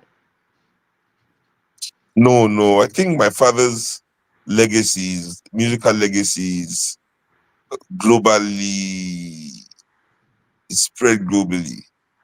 His music is in so many other people's music, and you know, I don't see, as I said, like to see myself as the best means I've put my music in comparison or myself in comparison to other people doing Afrobeat all over the world. There's a great band in Chile called Nuen, you know, that are really, really good. You know, there's an all-female band in Brazil I like also called Formula U Afrobeat. And Fela's influence is in so many other great bands all over the world, in Australia, in Germany, in France, in Holland, you know. And many of these bands come and they open for me when I play, you know, or they come and jam with me when I play. So never really seen my music as something to compare with, or my craft as something that I put in comparison to somebody else's. You know, so I don't know if I'm the best, you know, or anything. Egypt 80, I saw this performance I think in Paris. The people that were playing with you, they were not Nigerians. So do you travel with your band? I have a global Egypt 80 now. I travel with some people from Nigeria, like my dancer is Nigerian, my bassist is Nigerian, you know, but my drummer is from Martinique, my tenor saxophonist is from Martinique, My baritone saxophonist is from France. My trumpeter is from France. My guitarist is from Algeria. Wow. Yeah. Wow. And my bassist is from Nigeria. Oh, you know. That's wonderful. So I know you're tired. We're going to let you go. But before then, there were a lot of people who wanted to talk to you. I mean, they've been here since 45. So if you don't mind, I will let in maybe 4 people to just say something. You're welcome. Okay. Let them say nice things to me, shall. All right, you guys say I'll nice buy things. somebody this If you want to join, you have to be one of the people that will say nice things to our guests. So let me bring in. I don't know who. There are a lot of people. Just let me just bring 4 people in. Good people. If you are nice to me, I will bring you in. Okay. So our guest, Seun Kuti, is here. I will. Let's see. Let me start with you, Jide. Jide, welcome. Just quickly, a question or a comment. Seun Kuti. Jide, how you doing? Baba Jai, Jaido, Jidesi, Jid Salka. I know many Jide. I still know Jide law, Jide the law. Mo Jide pupo. I'm one of God them. damn. How are you doing? Honestly, like seriously, like I said it earlier on the panel that you are the first person that opened my eyes to politics. Like you are the first person that opened my eyes to understanding imperialism and a lot of the things that I'm into now, like politically, understanding like how geopolitics influences Nigeria's development and how, like, from an historical context, and how my mind has moved towards the left and into revolutionary thinking. You are the one. Like I listen to you. It's not me, oh. It's not me. It's the ancestors. They just use me. I'm just a conduit. It's all you. It's all you, bro. Trust me. It's all you. I just spark something. That thing is in everybody.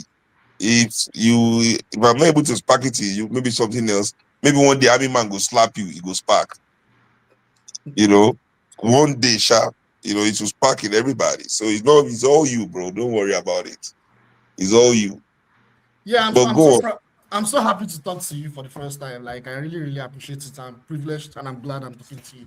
Yeah, I have this question I want to ask, like talking about the MOP movement. Like my major concern is like I know there are challenges with the MOP movement, but like looking at what is coming up, like the incoming elections in 2 years' time, like I'm just wondering, let's assume that the goal of MOP is reached, but the Nigerian states like reacts with violence, because this Nigerian state, we probably all know that it's a very violent state. It always embark on violence, its policies are violent. So when it's realizing that the people's movement is about to take power through a vote and they react with violence, what do you think the next step would be for Nigerians? Would it have to be the revolutionary approach? And even if it's the revolutionary approach, what steps would you require to make that happen and make that work? Let me first correct the premise there. That I'm guessing you're saying if we are attacked and our retaliation, that means we are now revolutionaries. So many people mistake revolutionary for the armed struggle. That is not a revolution. Revolution is anytime an ideology is in motion. Once an ideology is in motion, that is revolution. Revolution has started. The gun part is many times never even reached in a revolution. But most people see a revolution as a violence. No. Revolution is ideology in motion. Once the ideology has started to move, the revolution has begun. Now, that being said, the only thing that can protect us from the violence of our oppressors is our organization. That's why we must be organized. We cannot rely on mob action. We cannot rely on emotional outbursts. We must have a cohesive and coherent organization organized for this purpose, meaning it is looking and willing to reach the goal of liberation by any means necessary. That being said, it means that we're organized not only to win in an election or to win by any means necessary. So organization is the key. Once your party is well organized, you are definitely, through understanding the positions of the oppressor. Because one great thing about any revolutionary movement is that it must understand the pulse of the nation. So as you have your revolutionary movement, if there's a threat of violence, the revolutionary movement will also have a militant side that is prepared in case things turn that way. One of the great mistakes the Black Panthers made in America was that the armed faction was also the political faction. So when you are that way, it is easy for the government to clamp down on the party in the name of clamping down on the militants. So we have learned over time that rates in that kind of manner, like even the Nation of Islam had the fruits of Islam, which were the militant wing. And many organizations develop their own militant wing if push comes to shove. But me, I believe that our ruling class are too cowardly to be as violent as people think. But if you remember very clearly, during NSAS, they all ran away. Everybody ran away. Nobody stayed to mobilize boys to go and do any violence, any guidance. Everybody packed the small Lefi pack, we remain on that bed. Everybody ran away. So, All right, thank you, Jide. Let's go to Chim.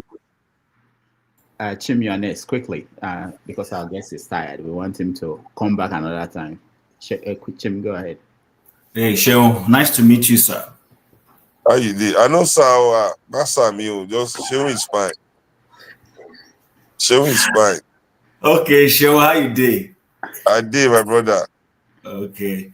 Well, I know, but my question is not much. I wanted to speak it in pidgin, but anyhow, Sha. So, I've listened to you, and many people who are into revolutionary activities or the kind of things you do, which is, by the way, good, usually are always anti-capitalism.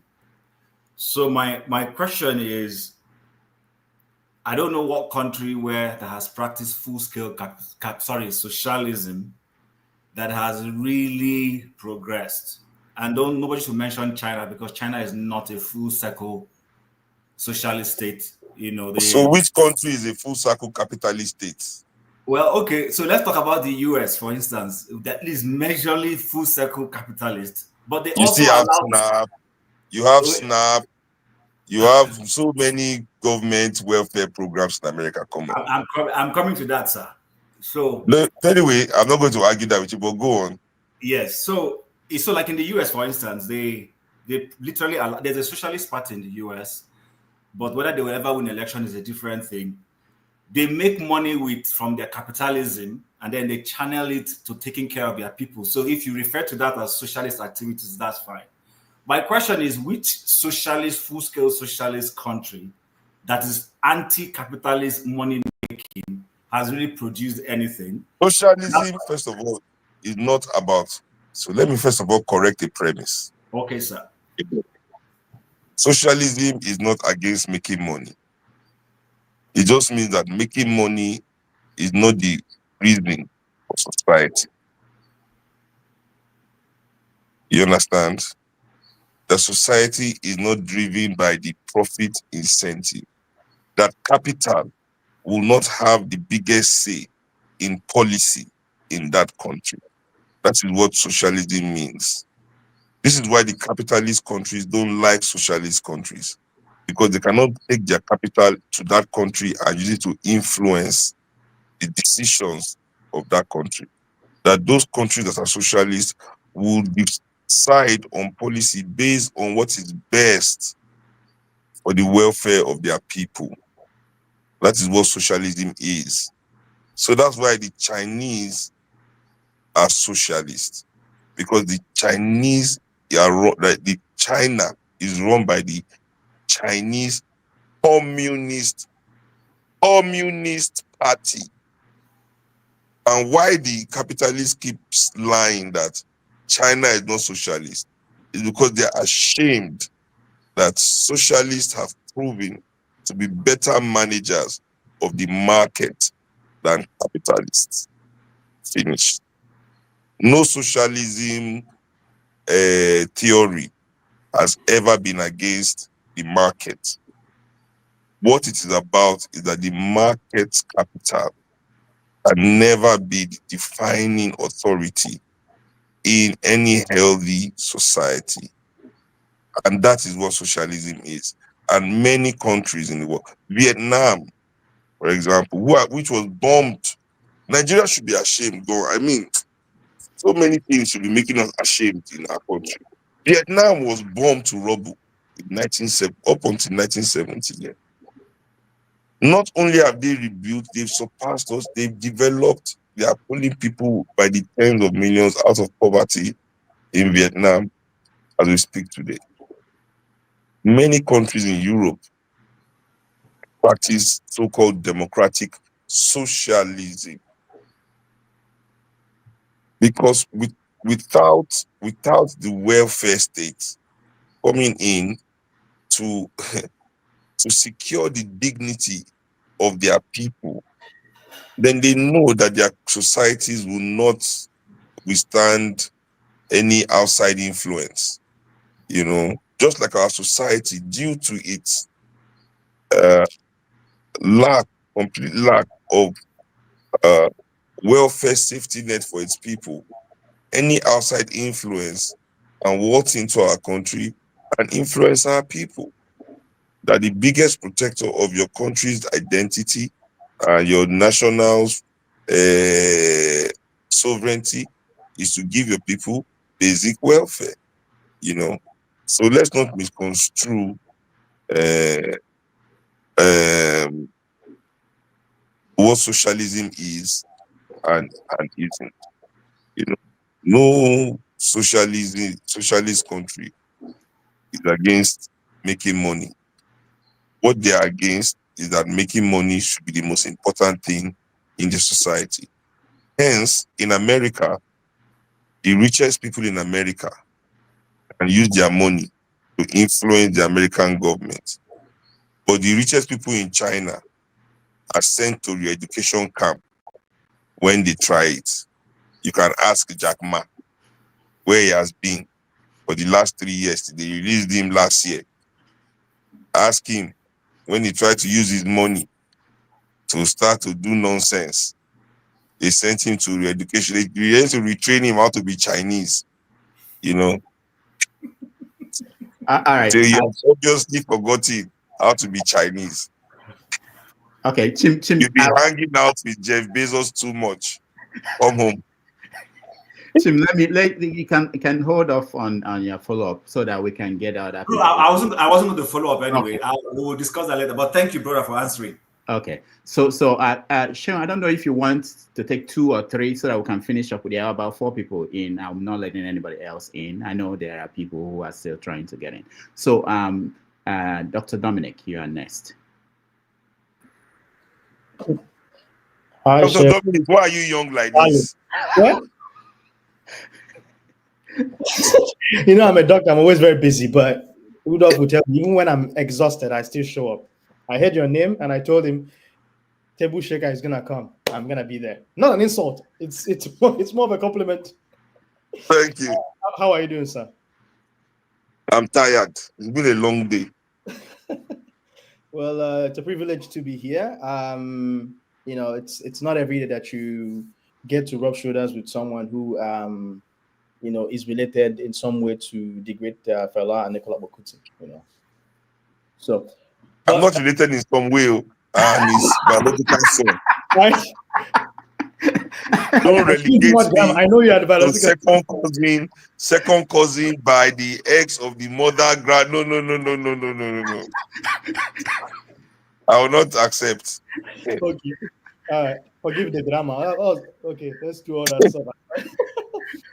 The question I wanted to ask you was, I think Jim has sort of preempted some of that, and it's basically trying to understand your transition as a musician activist going into politics. And the Nigerian, if we know very well the Nigerian system, all the parties that we have, there isn't any political ideology. And it's not until now that there's starting to be that sense of parties morphing to have political ideology like we have here in the US. I'm in the US or in the UK. I see that your sign has the sickle and the hammer, which is communist. And you're speaking like someone who is proposing socialism, but there's also multiple flavors of socialism. And you've mentioned social democracy.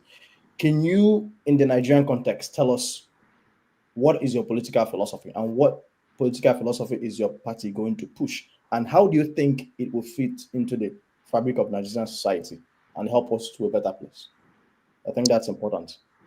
We at MOP are Pan-African socialists. We use the hammer and the sickle because it is an international socialist symbol. It is a symbol that all socialists all over the world recognize. And we believe in that international cooperation of workers being the main producers and value creators in society. Now, that being said, we are not imitating communism. This is socialism. This is an African style. Just the way the Chinese are practicing socialism, but with the Chinese touch to it. We as Africans, it's not rocket science to know that if the wealth from the resources of Nigeria is first of all directed to the needs of the majority of Nigerian people, rather than the needs of, say, Dangote or Tedola or Elumelu, any of these big wigs that continue to siphon the resources, the hard currency of this country that we can use to do great things for millions of people, to run personal fiefdoms. And they claim this same neoliberal style that's to trickle down. That if they are able to amass enough billions, that one day they will remember to build one school, build one hospital. But till today, with all the billions that these people, in a country where there's 70,000 naira minimum wage, that they refuse to pay, by the way, people are proud to say that they have billions of dollars. And yet you work in universities, you will not see their names on any hostel, on any research center. You will not see their names on any maternity ward. You will not see their names. So what is our resources meant for? Were we put on this earth so that a few people can use what is God-given to everybody, our commonwealth, just to enrich their own lives, while we are moved further and further away from our potential as African people? As I said to my brother Rudolph here while we were discussing, imagine being a historian in Nigeria, that you have a gift for retelling the experiences of humanity. Where is the program? Where are you going to write your books? Where is the archaeological research? Imagine you being an archaeologist in Nigeria. Where is the program for you to reach your potential? Who is putting money into these things? Imagine, that you are a nuclear scientist, nuclear physicist. Nigeria has no ambition. These men have lacked the imagination to be put in charge of such 200 million people's futures. Many people are expecting you to behave rightly or wrongly. But I say to them, this is a matter of life and death. You can't be afraid to offend people. You can't be afraid to offend people in a world where they have misconstrued inconvenience as an abuse of their rights, where none of them are willing to sacrifice just a few of their sovereignty for the benefit of everyone else in their country. That everything that they have claimed, they believe they must die with. even if they have not brought the thing to this country or to this world. All these people we hail in this country. See, no matter how much we hate Bill Gates, you can still see that he added Microsoft to America. Jeff Bezos brought Amazon. These people in our country, name one thing they've brought that if they did not exist, we will not have. Name one of them that have done something that if this guy wasn't here, nobody in Nigeria would have done this thing. All right. Thank you so much. What you described to me is, I guess, democratic socialist idea. Okay. All right. Thank you. I don't know about democratic socialist idea, but it's Pan-Africanist socialist in a democratic setting. Private ownership is still allowed, things like that, but you still want to distribute. But there's no socialist government that has banned private property. It's private ownership of the public means of production that is banned. We should not allow individuals profit of the things that allow us to be human beings. You shouldn't be rich so that your brother can be homeless. You shouldn't be rich because your brother is dying of cancer. You shouldn't be rich because your brother cannot eat. Because that's what they do here. Food prices so high. I tell people that when we talk about food prices in Nigeria, we don't understand why they have to make it so high. Because these people are so greedy. 70% of our arable land in Nigeria is used for growing cash crops. Crops that they are going to export. Only 30% is used for growing food. So the food is not enough to feed everybody. That if food was cheap in Nigeria and affordable for everybody that is a working class person, there will be food shortages. There will be food shortages. That's why it has to be so expensive. Make people feel as if it is the price that is keeping them away from the food. Because they know that if it was affordable, a person like me going to get more money if you don't see food buy by the time I reach market. All right. Thank you, Dominic. Let's go to Two Nigerias, One Brain Cell. Harudo. Yeah. Oh, why is it say? What's up, Sean? Like the name we are seeing for there. Yes, no. Two ninjas. I mean, which are they see? No, Two Nigerias, One Brain Cell. Ah, okay. So okay, Sean, I just want to ask you. Don't shame me. Sean. Yeah. Seun.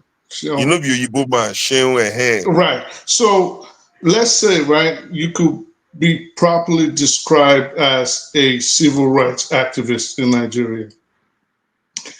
No. I mean, well, arguably, right? You could be described. I don't care about titles, really. So call me anything. Right. Well, arguably, you could be described as one of the civil rights activists in Nigeria. So let's say, if you eschew corruption, like you've always said, because I listen to you quite a bit, and you definitely abhor corruption, which I think any right-thinking person should. It depends on the. Well, but why haven't, for example, if we know, because I saw you try to say, okay, listen, I'm not into the whole violence thing when a question was asked by the first person. So why hasn't, for example, if we know that corruption might be the single largest bane to the development of Nigeria? I mean, there are other factors, but let's just pretend it is mainly corruption. Why haven't yourself and other people that are of the same mindset call, instead of protesting the streets, right? And since you have a voice and so you're quite influential amongst the youths, why haven't you guys come up, for example, and said, the way we're gonna push this revolution, which you rightfully said, it doesn't have to be marching in the streets or fighting. Why can't we say, for a whole month, we're not going to pay bribes and we're not going to accept bribes all over the country. I don't think it's something that's not going to catch on. It might sound laughable. It might sound. That will stop the petty corruption on the street between man and police and all that, but will not stop the corruption that is destroying Nigeria between Shell and our president. You understand? Understandable. Exactly. But I'm saying the bottom between the banks and the governors, those corrupt. That is the corruption more that is the matter. For me, it is not the fact that our cops take some lead. Which police department is not corrupt in this world? You see, we black people, when we're in America, we always feel American police are not corrupt because they will never take bribe from you as a black man. You don't know it's because of racism. But me, because I have plenty rich white friends in America, I know the American police are quite corrupt. And they take lots and lots of bribe. But they just won't take from us. Because when you first talk, we hear your accent. So you want to bring that your behavior to our country. Come on, get that the police vehicle, you're under arrest, bastard. Sorry. So, forgive my language. You know, so I don't think we can stop corruption that way because it's deeper than that. We need to seek political power and use the state mechanisms, you know, to fight corruption completely. That we are not going to give bribe. Me, for example, I don't give bribe. But all the police in my neighborhood, for example, are cops I knew when they were not even, they were all growing up. Now they are policemen, you know.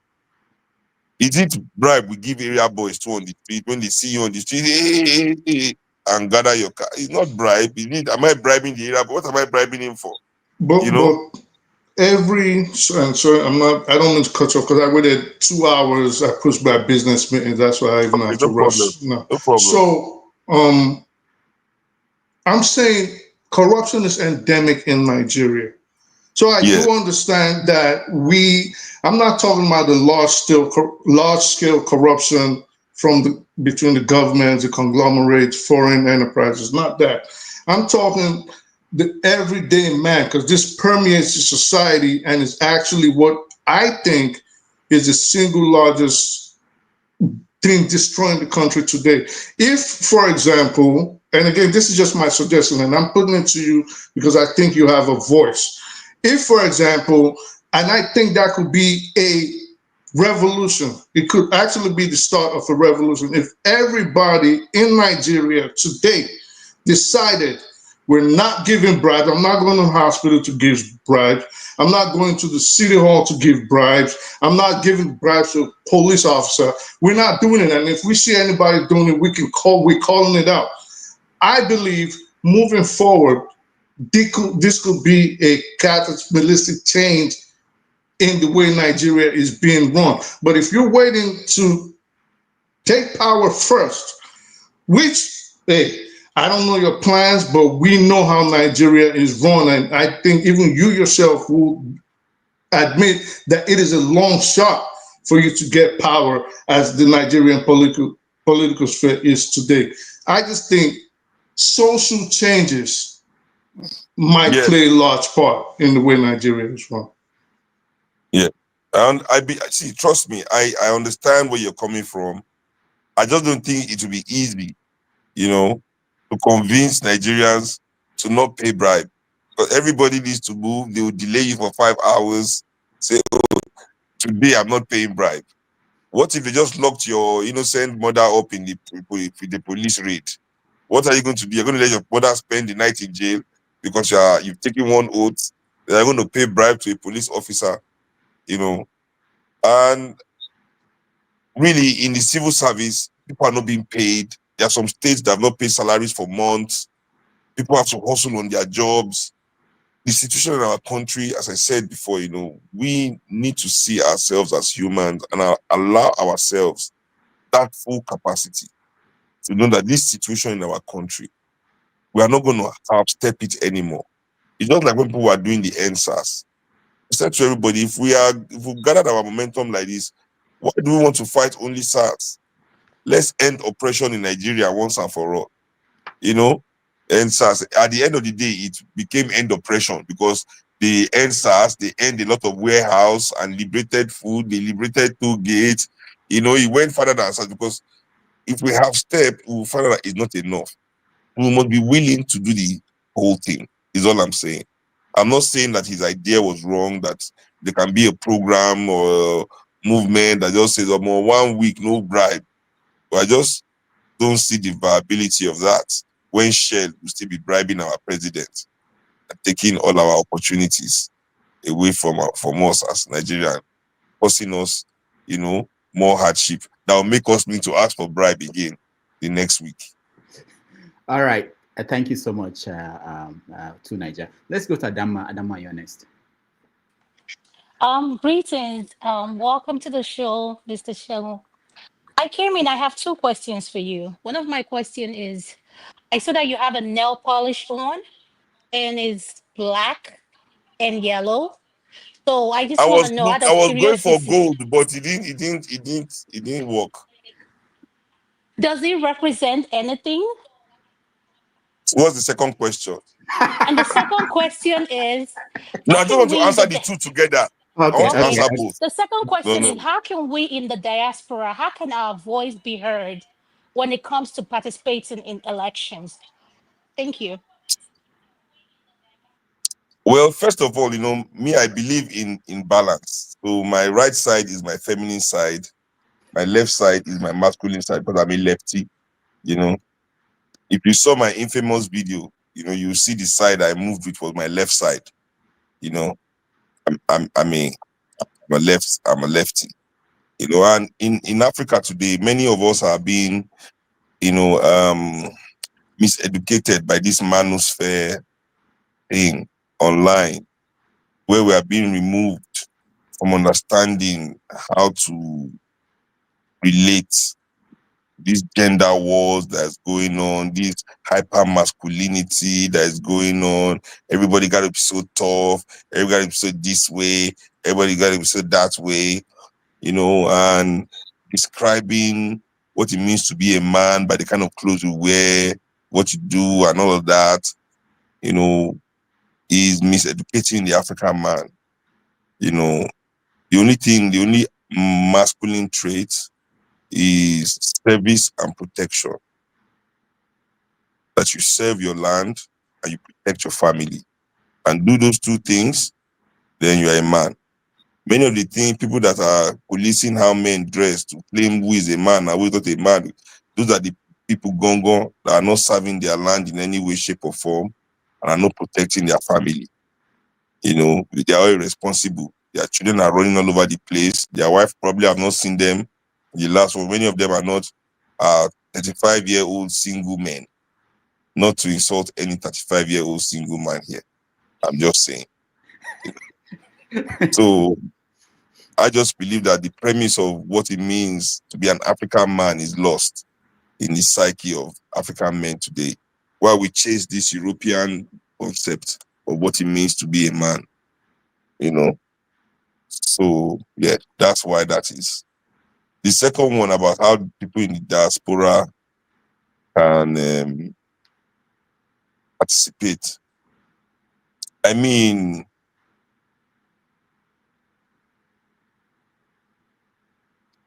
the same way anybody else that is Nigerian participates, except that you are far away.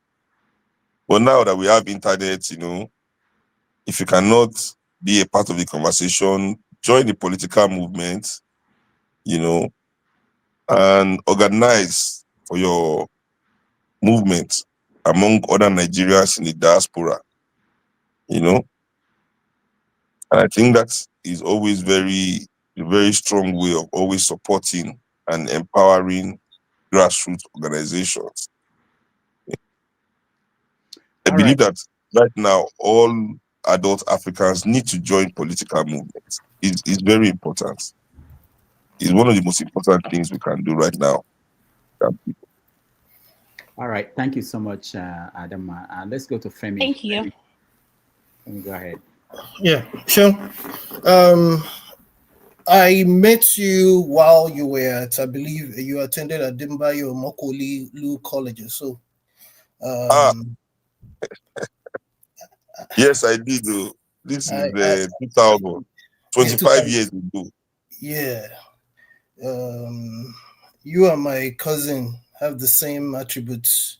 At the time, though, that I met you, I never imagined that your trajectory would be the way it's come, because like I mentioned earlier, prior to when you've joined the Dr. Damages show, I've learned quite a lot from some of your... But why did you think the trajectory... wait, rewind. You're not supposed to throw that bomb and then just keep talking as if, because if you knew me in high school, then you knew I was the best student in my class already.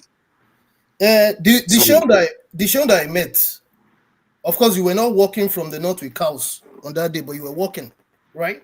The show that I met at the time, you came across as very gentle, just like this your other elder brother. I forget his name, Kole. Is it Kole? Yeah. Right.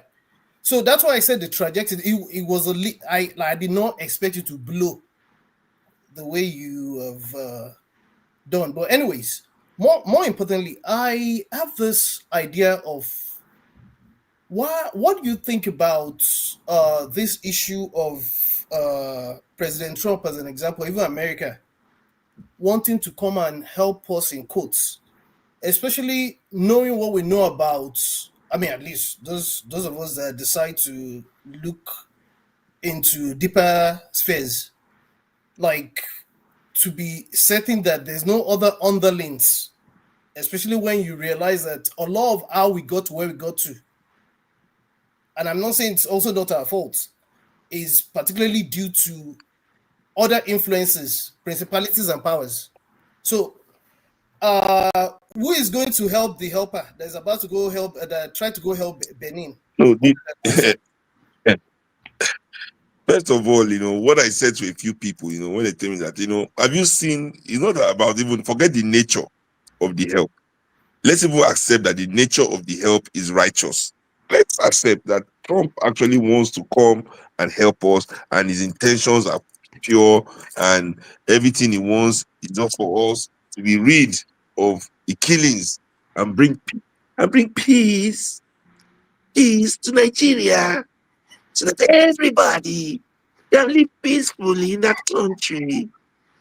It just have to be a shithole. No more shithole. No more. No more. It will be beautiful. Shay, when you can't do that, you have no hair. You have no hair to do that. You need hair first. And red tie. This guy. Is that we must, first of all, question the quality of the help. We have to ask him, is it the kind of help he helped them in Iraq? Where, because they wanted to kill one bandit, they bombed the wedding with 700 innocent people there, claiming that they had complete intelligence that the bandit was at the wedding. And after all the smoke had died down, not only was the bandit not there, he had time to shoot another video to let us know that he wasn't at the wedding and those 700 people were just killed for nothing. That is the quality of America's help. Collateral damage up and down the place. So even worse than if it's the resources, they just come and take it for free, because they're taking it for free already. I don't know why they enjoy the elimination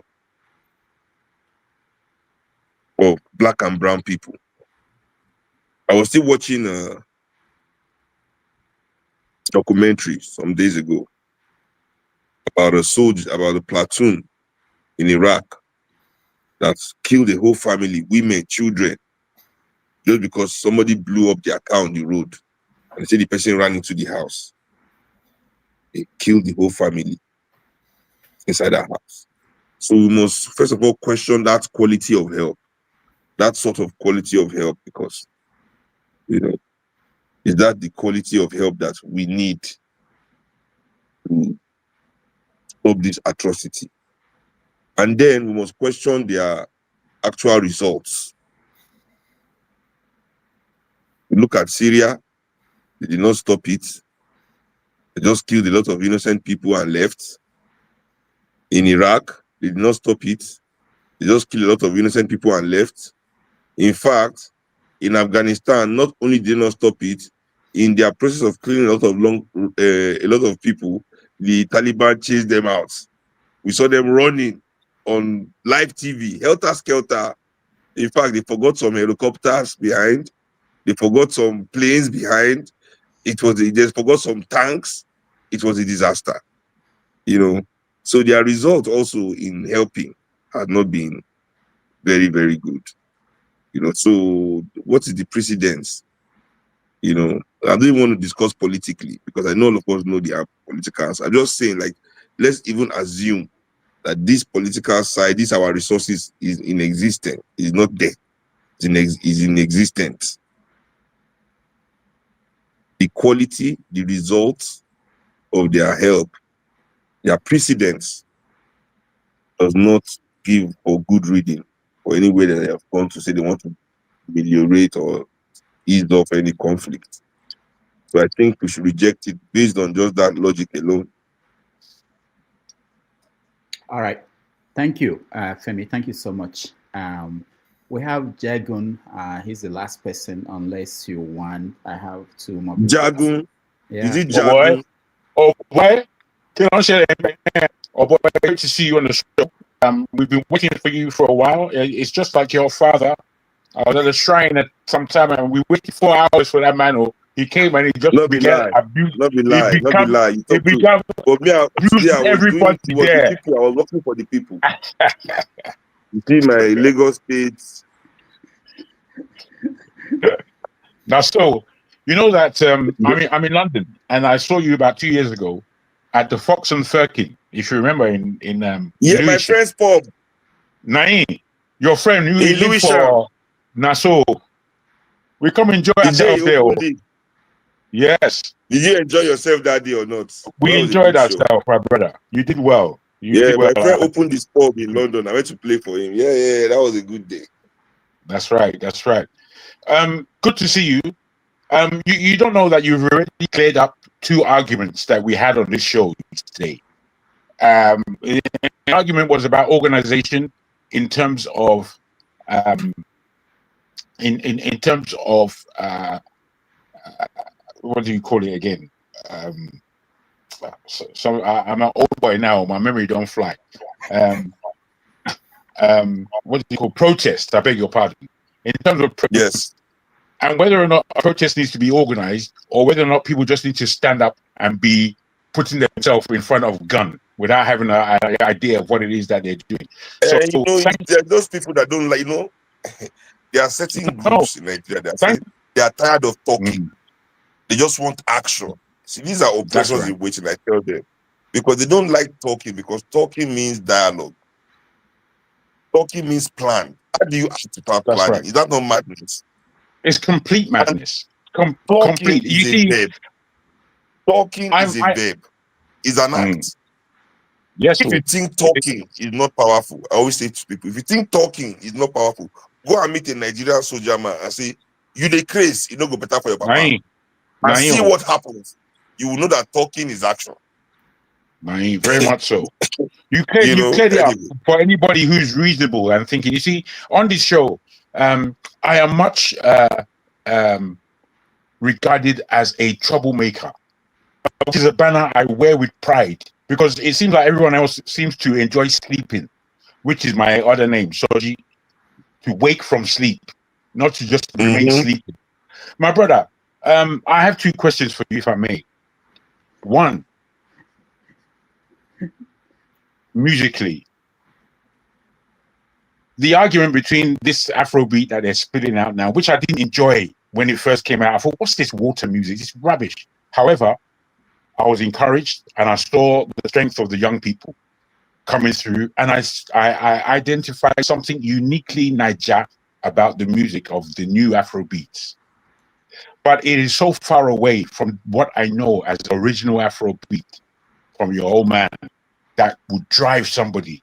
I was in Ikeja at the time when your dad was around, and what he put out to us, it was spirit moving.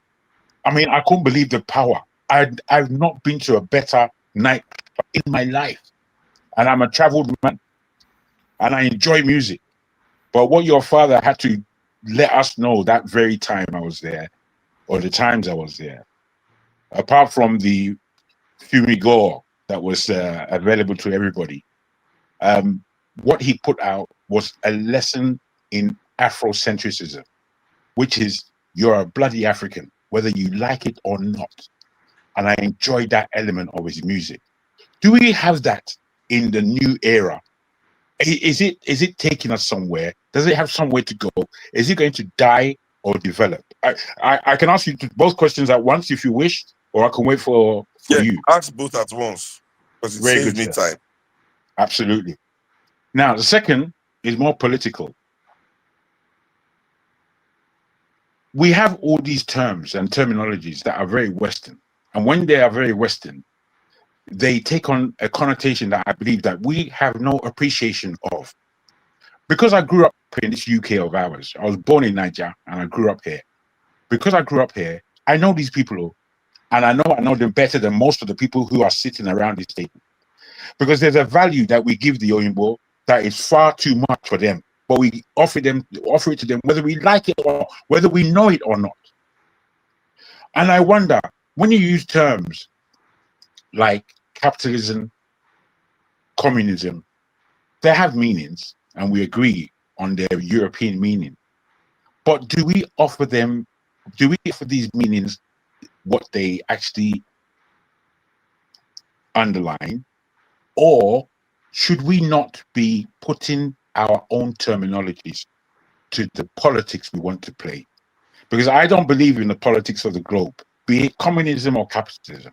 Just like I don't believe in religion, be it Christianity or Islam. All of them are bullshit as far as I'm concerned. But there is truth that we must witness. And as human beings, that's all we're here to do, is to witness truth and to stand for the truth. The rest is a lie. And if we involve ourselves in that lie, we remain sinners, if that's a word that anybody wants to use. So this I put to you, sir. The first one about Afrobeat, living or dying. I think Afrobeat, Fela's music, first of all, has secured Afrobeat longevity. People will play that music, it will always be reprinted, it is stamped. I mean, something is even happening for Fela again. I can't say it. I'm not allowed to disclose. But goddamn, is this man ever going to stop growing in death? It's amazing shit going to stop happening to this man. Hey, I'm still alive. I'm over here. Send some my way, motherfucker. You know. So that being said, there are so many bands that also play Afrobeat music globally. You know, but even in Nigeria, how many times do they play Fela on the radio? Hardly ever. Afrobeat is alienated from Nigerian radio because of what it stands for. I mean, we say Fela is the biggest artist from Africa. How many African award shows have Afrobeat category? You know, but we get nods in the Grammys, in the Mobos, whatever award ceremony is happening in the world. You know, if we put in our album, we get a nod, except, you know, where we're from. You know, so I think that's what is just that the powers that be are trying to erase Fela's spirits from African society. And not only him, many men that are like him. I mean, how many tributes do you see in Africa to Nkrumah? How many Lumumba Avenue do you see in Nigeria? How many Nkrumah statues or Nkrumah Hall or anything named after the people that gave us these freedoms we use for rubbish, to be twerking and be doing nonsense while we are being re-enslaved? The people that fought for it, how many of them do we revere? You know, so that's another discussion entirely. But Afrobeat lives to continue to live. Too many bands playing the music for it to die. Trust me. And on the other side of the European terminology is because, we don't live in a bubble also. You might not believe in the global bubble, but you yourself, you don't believe. I mean, I think Trump just say one come bomb also. I mean, we live in a world where it's human to want to be understood as far and wide as possible. So when we speak to one another, because at this moment of the African consciousness, this is the best way that we can use to explain ourselves. Èmi àti ẹ bá máa sọ̀rọ̀ bí ọmọ ilé, bí ọmọ Yorùbá. Tiwantiwa ká sowọ́pọ̀, ká fọwọ́ ṣọwọ́, ká fikùn lukùn, ká fọkàn ṣèkan is how we will explain socialism to each other.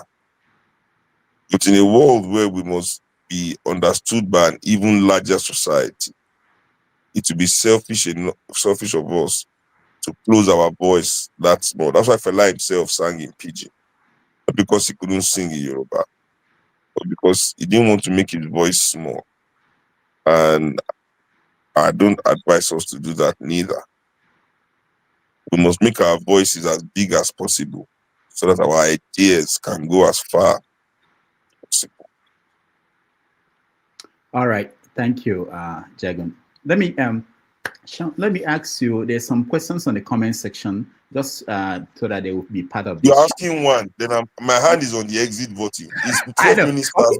Okay, one. I know. I'm sorry. Right. Because once you ask the one and I answer, I'll just press the button. Like, my hand is there. All right, we have to thank you. I wish I could show you the hand. See the hand. I know. See this finger. Why the black one instead of the yellow one? Yeah, let me leave this one. This one is showing on, but the yellow one is kind of rude. Okay. Rude. Okay. And stop calling it yellow. I say I went for gold. It now came out as yellow. All of you are calling this yellow. You are disappointed. You are breaking my heart. Say golden. Good. Hey, thank you. All right. One last question. Is from someone who is watching, and he said, "What is your beef with Simon Eber?" I didn't know there was a beef going on. My beef? Yeah, I don't have beef with him. That's I don't have beef with him. I cannot have beef with prisoner. How can I have beef with? You wanted to shank me. You wanted this is a man with nothing to lose. Please, I don't have beef with Samuel, but I have beef with Finnish government.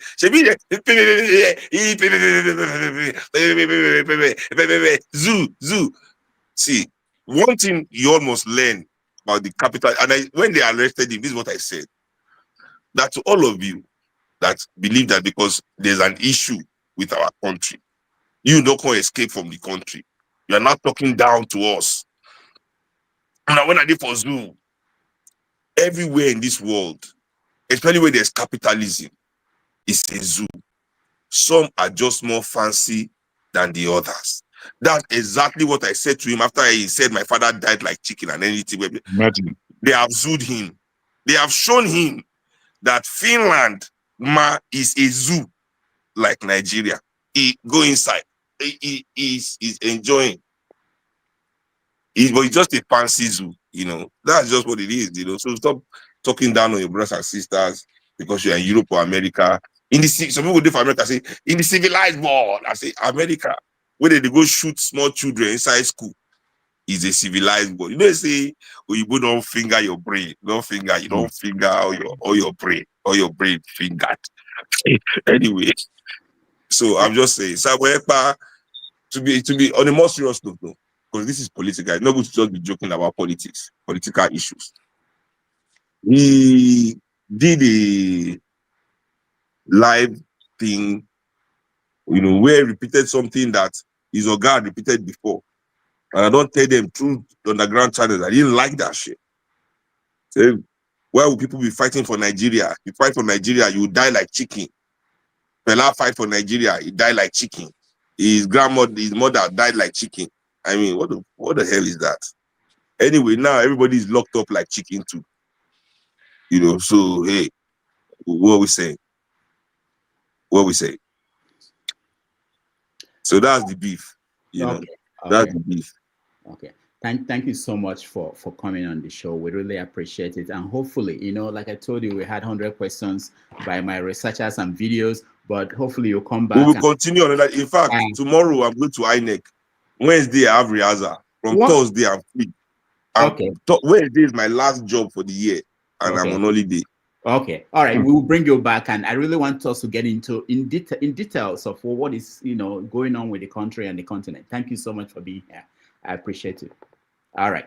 So it's been a wonderful time. Let's take a break, and then we do a quick recap. Thank you, Seun, for being here.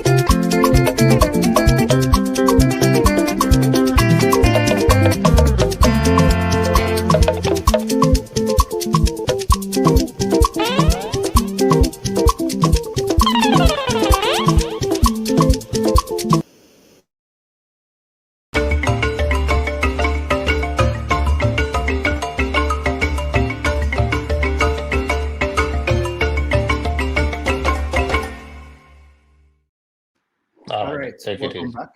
Thank you all for staying, and thank you for watching, those who are watching and those on the comment section. I'm sorry for how the day went, but I hope it was worth the time and the wait. I hope that we will bring him back, and we're going to give him a full 3 hours of conversation. We didn't touch on so many things, I know, but that's how it works sometimes.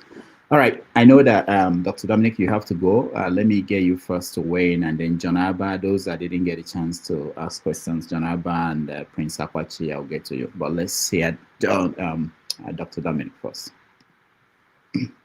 Oh, well, thank you for allowing us to ask questions. And it was very graceful of him to allow more questions and allow people to even ask second questions. I wish I had a opportunity to ask a second one, but it's okay.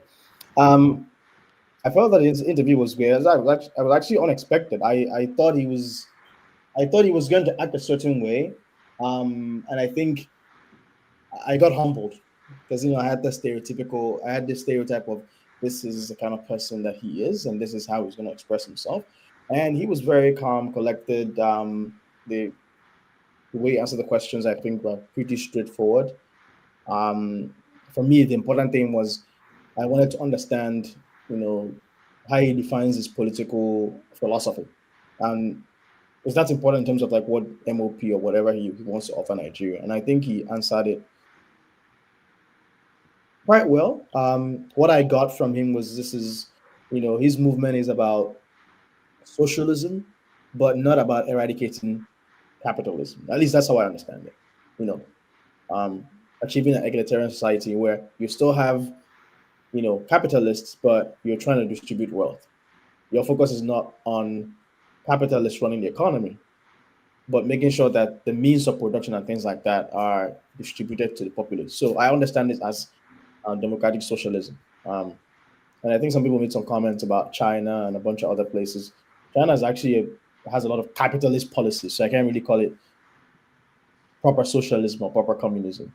So I don't think there's a proper socialism or proper communism. But yeah, I would like to have him on the show so we can, get to even explore more topics. I was surprised no one asked about Nnamdi Kanu, but I didn't want to ask that because I felt like it's something that would require a whole show to kind of like go deeper and sort of understand where he's coming from. But all in all, great outing. And yeah, Rudolph, I just want to apologize. Things went a little heated in the earlier today. That was not my intention. So, but and if I offended anyone, I do apologize. But everyone has their way of running things, so I'm not perfect. And we don't prevent you didn't offend me, my brother. You didn't offend me. I came and spoke. You replied. That was actually enough. All I needed. It was everybody else who decided that stinking mouth to speak. You didn't offend me. Thank you. All right. Thank you, Dr. Dominic. Thank you. Jonathan. I'm sorry to interrupt. I'm so sorry. I also wanted to ask. When I was on the show, when I had asked him a question, I noticed I was taken out. I wanted to know why I was taken out. I'm not trying to put whoever did it on the spot, but I was wondering when were you taken out? When you were what? Yeah, like when I was talking to Seun, I didn't even finish and I was just taken out. Oh, Rudolph, I remember then, but I actually thought he had finished speaking when you took him out. No, I was going to conclude, and I just got talking. I couldn't get in again. Oh, I didn't know that. Sorry, I don't. Okay. I don't understand. I don't know what happened, but anyway, we'll get to that. We'll get to details. There was nothing more special. You're getting old. That's all. Don't need to explain too much. Yeah, and he has favorites too. He has to apologize to me. Yeah. For who is talking? Femi, for you? Femi, for what? Yes. What happened? What happened to you? You have favorites, so you have to apologize to someone. That's a good point. Before you start, I said that I was actually joking when I said that I will only let people who are good, but we let everybody who was in the studio in at that beginning. Everybody, there was nobody we left out. But no, you do a Jodo sometimes because some of us are gentle. Because some of us are gentle, you be doing amazing things with the way you move people around. I'm not I'm not the only one who look. Things will happen while my hands are up. It's not. I'm not the only one that controls. Doctor, God will judge you. God will judge you. No, that's a bit much. All right, that's not a problem. I don't have a problem with God. Yeah, no. Janaba, go ahead. Nice to be here with you to listen. Um, sometimes we're too familiar with each other and we don't even acknowledge each other. But I also look up to you as a good man. I could have even acknowledged to say that one person is left here instead of even reading from the chat. But I also understand you say you have his hand on this to exit out. You have the golden finger or the pink fingers, the one that he doesn't tolerate. So it's okay. Overall, it's a great show. It's a man with deep insight. You understand the geopolitics of the world, and I think we're looking forward for you to have him back. My question to him before, like I wanted to ask him was. He talked about how people like Obasanjo and the rest of them use media to reduce the human rights activists before, but now there is other means of this internet. So I wanted to ask him that he think, what is his own view? He think that if they want to shut anything down in Nigeria or Africa, they cannot do it again by using their influence that they always have. That's could have been my question because I don't think any black man control any major uh, media and platform apart from the even the media platform has to be channeled out from one way or the other. I wanted to ask him to you too, X and the rest of them, that these people can still use it to reduce the voice of the common people on the on street today, or what Nigerian people call the masses. That if they choose to, they could, but maybe it will be a question I ask him for another day.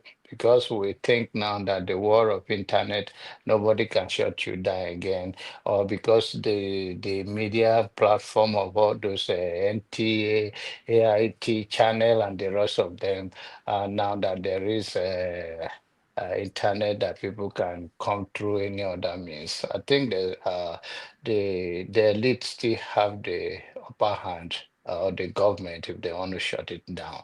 But I wanted to hear his own view. That's could have been my question for him. All right, thank you. KJ, you're next. KJ, are you doing the after show? You still have the energy for that? It's up to you. Okay, I think we will just go from here. The after show, there's no need for it because. No, but I want to end this stream because it's been too long and it's difficult to process at the other end. So if you are not doing it, we can just go around and that's it, and I end the show. But if you are doing it, also it's up to you. No, I think we have done enough for this weekend. Because yesterday they almost killed me on this place. So. All right. Let's just go around. Let's just go around. Everybody make a comment and then end it. Yeah. I listened to him right from the beginning to the end. He didn't disappoint me. As an entertainer, you always know how to be able to frame yourself. The only thing I noticed is that he was tired, and so that also affected some of the responses he may probably wanted to give. When I was small and eventually get to know him through hanging out with his father, I knew that the music, that Afro thing was transferred to him. I mean, any of us who watched Fela and Kuti will know that, his elder brother, with due respect to him, is not really in that light.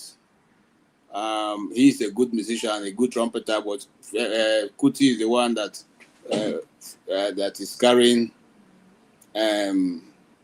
that anointing. He will call it the mantle was moved to him. Whether he's been able to do that without a lot of controversy, that is a question for another day. But so far, as an Afrobeat musician, he has established a niche for himself.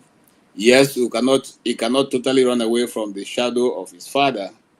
Yes, and that's why, you see, I'm sorry to say, for those who are lovers of certain musicians, I don't want to call their name, masquerading as Afrobeat musicians mixed with this thing. They all copy songs, from Fela, and they give it all kinds of spin. We who used to listen to music know when we hear those beats and how the chorus is coming, we will know that this is, this is Fela's handwork.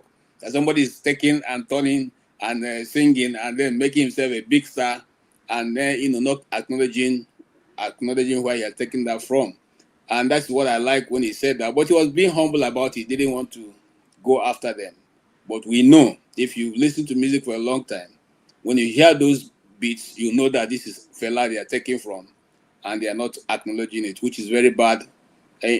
For me as an artist, you don't copy and don't acknowledge. You can copy and say, well, this is my style, but the beginning is from this person. It happens a lot in reggae. There's one time, those of us who listen to reggae a lot, you find out that certain one lyrics, there's one they said, let us see, if you listen to reggae also a lot like I do, and I know Jagun probably, if he does, he will know this guy, because this guy is a London guy. It's called David Radigan. David Radigan brought in a lot of reggae musicians from Jamaica who ordinarily wouldn't have become superstars. But for that BBC presenter then called David Radigan, who brought in people like Yellow Man, Ikamuze and the rest of them, he made them popular. But what am I saying? There was a time he gave them one particular lyrics for the 36 of them to do their own song in different ways. That lyrics continued, but their songs, the way the beat continued, the lyrics itself became different. And so this is what some of these people are doing. They go to the olden music of people and they take from those people's lines and they come and infuse into their new music. But they will fail to acknowledge where they're taking it from, which is very terrible. As an artist, you don't do that. And that's why sometimes after a while they run out of whatever to sing because ain't got nothing to present.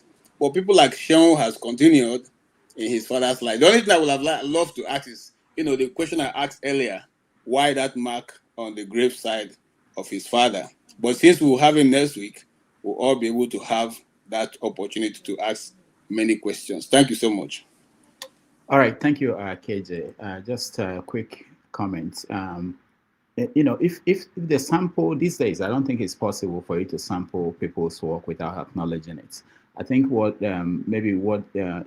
you look at the album, you will see, or the CD, you will see if they sampled any work, they will acknowledge it there. Maybe they won't be saying it in public, but I think someone like Burna Boy openly says that some of his songs are offshoot from Fela. Even Wizkid had a song where he was essentially singing the same lyrics from Fela. So I think there is that acknowledgement. It's impossible these days. Like Last by Burna Boy was essentially taken from Tony Braxton's song, and you have to, because they actually pay for that right to do that. If you see what Seun was saying towards the end about the new project, he didn't want to reveal it because it hasn't been made public, and he can. But there are discussions going on, and there are things you have to do to use people's work these days, especially in recording formats. Okay, if that's what you say, I want to believe what I'm saying. Well, if that is it, then majority of the musicians in Nigeria will be so rich because every day people are copying from there and not giving them any royalties. But that's okay. No, the big ones, yeah, they do have that international connection where their records cannot be. But the unknown ones, or the ones in the 70s and 60s, maybe they don't have that kind of network. But now it's virtually impossible to do that. Even YouTube we flag it as something that was copied from somebody else. Jagan, you're next. Excuse me. Thank you. I would like this show to continue. If at all possible, I understand what he said about his late night last night. It was 6 p.m. London time before he finished. So he had a long time. But if on this show today there were three moderators squabbling with me about nonsense, but to carry on the show is an effort. That's what you're supposed to do now. So stand, carry on the show, because there are many people who enjoy speaking, enjoy a conversation. That's what Dr. Damage is all about. The flavor of your show, Dr. is always very good. It's not necessarily more polite or anything, but I believe that there is either a lot more respect given to you, or which I will say that's a plus, even though it may not be a plus to the other moderators. But the other moderators, they bring something different, which is obviously your intention. And what they do is quite enjoyable. Forefathers, as much as we dislike him thoroughly, his show is possibly best liked. You know, the awkwardness of that, we all have to work it out differently. But it was the fact that there were 3 moderators today. I came on to discuss something, and then all other moderators thought that they can bring their mouth and smell up the place. Very poor behavior. Anyway, my brother, I again salute your efforts in bringing all kinds of guests to our table. The refreshing nature of Seun Kuti being here and representing himself very well in the short time he had. I think that was impressive, especially in the fact that you stayed on the case. I wasn't expecting him to actually arrive. But as I said, like his father, he did what his father always did, wonderfully, I must say. This guy, I hope you can allow me to abuse 1 or 2 people, because I can't help it. But this guy always says that I speak about myself instead of speaking about one psychological book that I read and didn't understand, which is where he comes across like he doesn't understand what he's read. I'm talking about OVA. I've had a wonderful life. Sometimes I just the memory of what I've done, what I've passed through, the experiences I've had, the fact of being a Nigerian, it's given me a lot of avenues to go down. And I've never actually been afraid of the avenues I like to go down blindly many a times. And again, I think all Nigerians have this thing, this special innate gift of pursuing what they don't fully know or understand, but they're going to go through the experience and come into that understanding. And I think we do this. And somebody said, I think it was you that was speaking about follow the man where no road. Sometimes when you think about that in a psychological term, follow the man where no road means that there was one man who followed that road before teaching anybody else the road, and he didn't know the road. I believe that this is both the paralysis and the major effect that any Nigerian can bring to the table. Sometimes we have to create that road. Sometimes we have to investigate. Sometimes we go through danger. Sometimes we don't make it. This is what Nigerians have to entail and enter into in this life we're living. Before I end, can I just, I believe it was Prince, my brother. You said something in the comments. I'm not sure if it was you, so forgive me if it was not you. Why is Femi pretending that Nigeria is not a zoo? Was that yourself? No, that was not me. Okay, brother. Sorry about that. I'll take it. Yeah. Why is Seun pretending, not Femi? I said, why is Seun pretending that Nigeria is not a zoo? His own father used animal in human form, animal in this, and now he's kind of pretending that Nigeria is not a zoo. It is a zoo. Okay, then I'll take back my apology from you and lambast you the more, because that kind of comment, yes, my brother, that kind of comment for me it means that you don't know how to listen. It means you don't like listening. It means whether you're listening or not, you don't care what somebody says, you're still going to put your premise. The fact of the matter is that the man said everywhere is a zoo. There's not a country in this world that doesn't behave like a zoo, which is to behave within its own consciousness as to bring justice. Every last country. That's why you people will say, if you're in a modern country or what is it, a civilized country, all these are stupid, idiotic, ignorant Nigerian fallacies that only in depth up in abuse of what is real.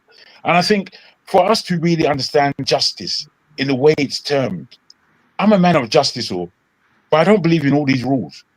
Justice is quite different from rules. Justice, do you know what that means? But we need to give ourselves justice.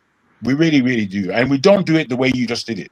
So I must ask you to look at that kind of terminology that you use and rejig it, or at least understand in a better way. I thank you for listening. Thank you, Jagan. Let's go to Chim. Rudolph, thank you. Another kudos for bringing him. I didn't believe he was going to make it eventually, but he proved me wrong.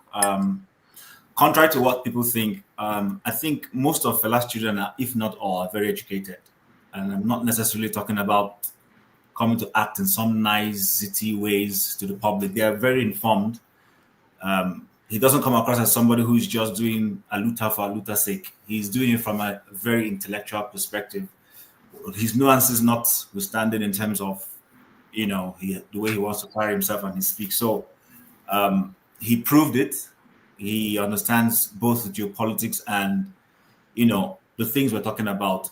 The only thing which I try to avoid, because, when you have a speaker or a guest, you try as much as possible not to get interrupting them and all that. I didn't necessarily finish my question, but he took it up from there, so I just let him be to ask it. Because coming back to the concept and question about socialism, I know he understands what he's saying, but if you ask me, my interpretation of what he's simply saying is he believes in capitalism, but he believes in a capitalist system that uses welfarism to take care of the people. So society makes money, and then you use the money to take care of your people.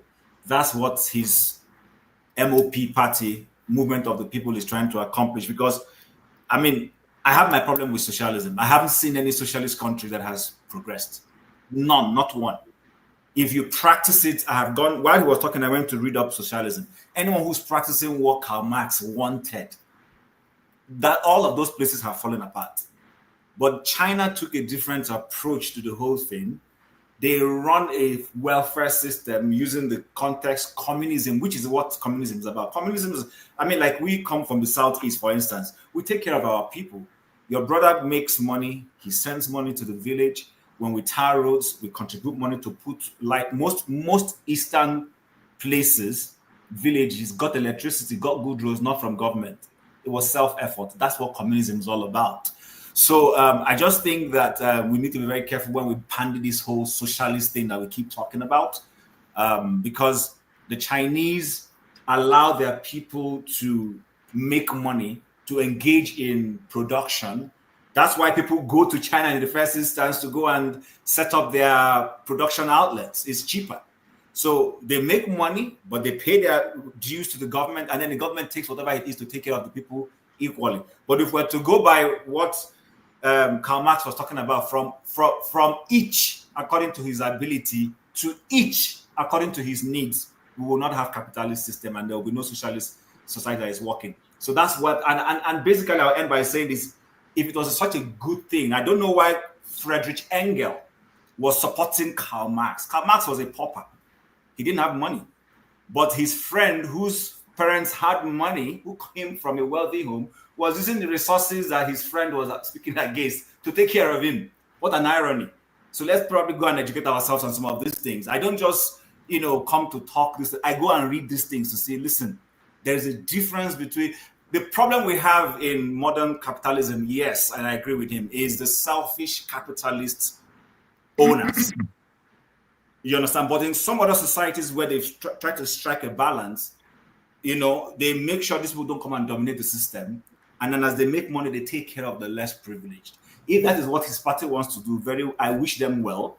But is left to be seen. Is one thing to want to go into politics. Is the other thing to be able to go in there and hold exactly what it is you believe as your views.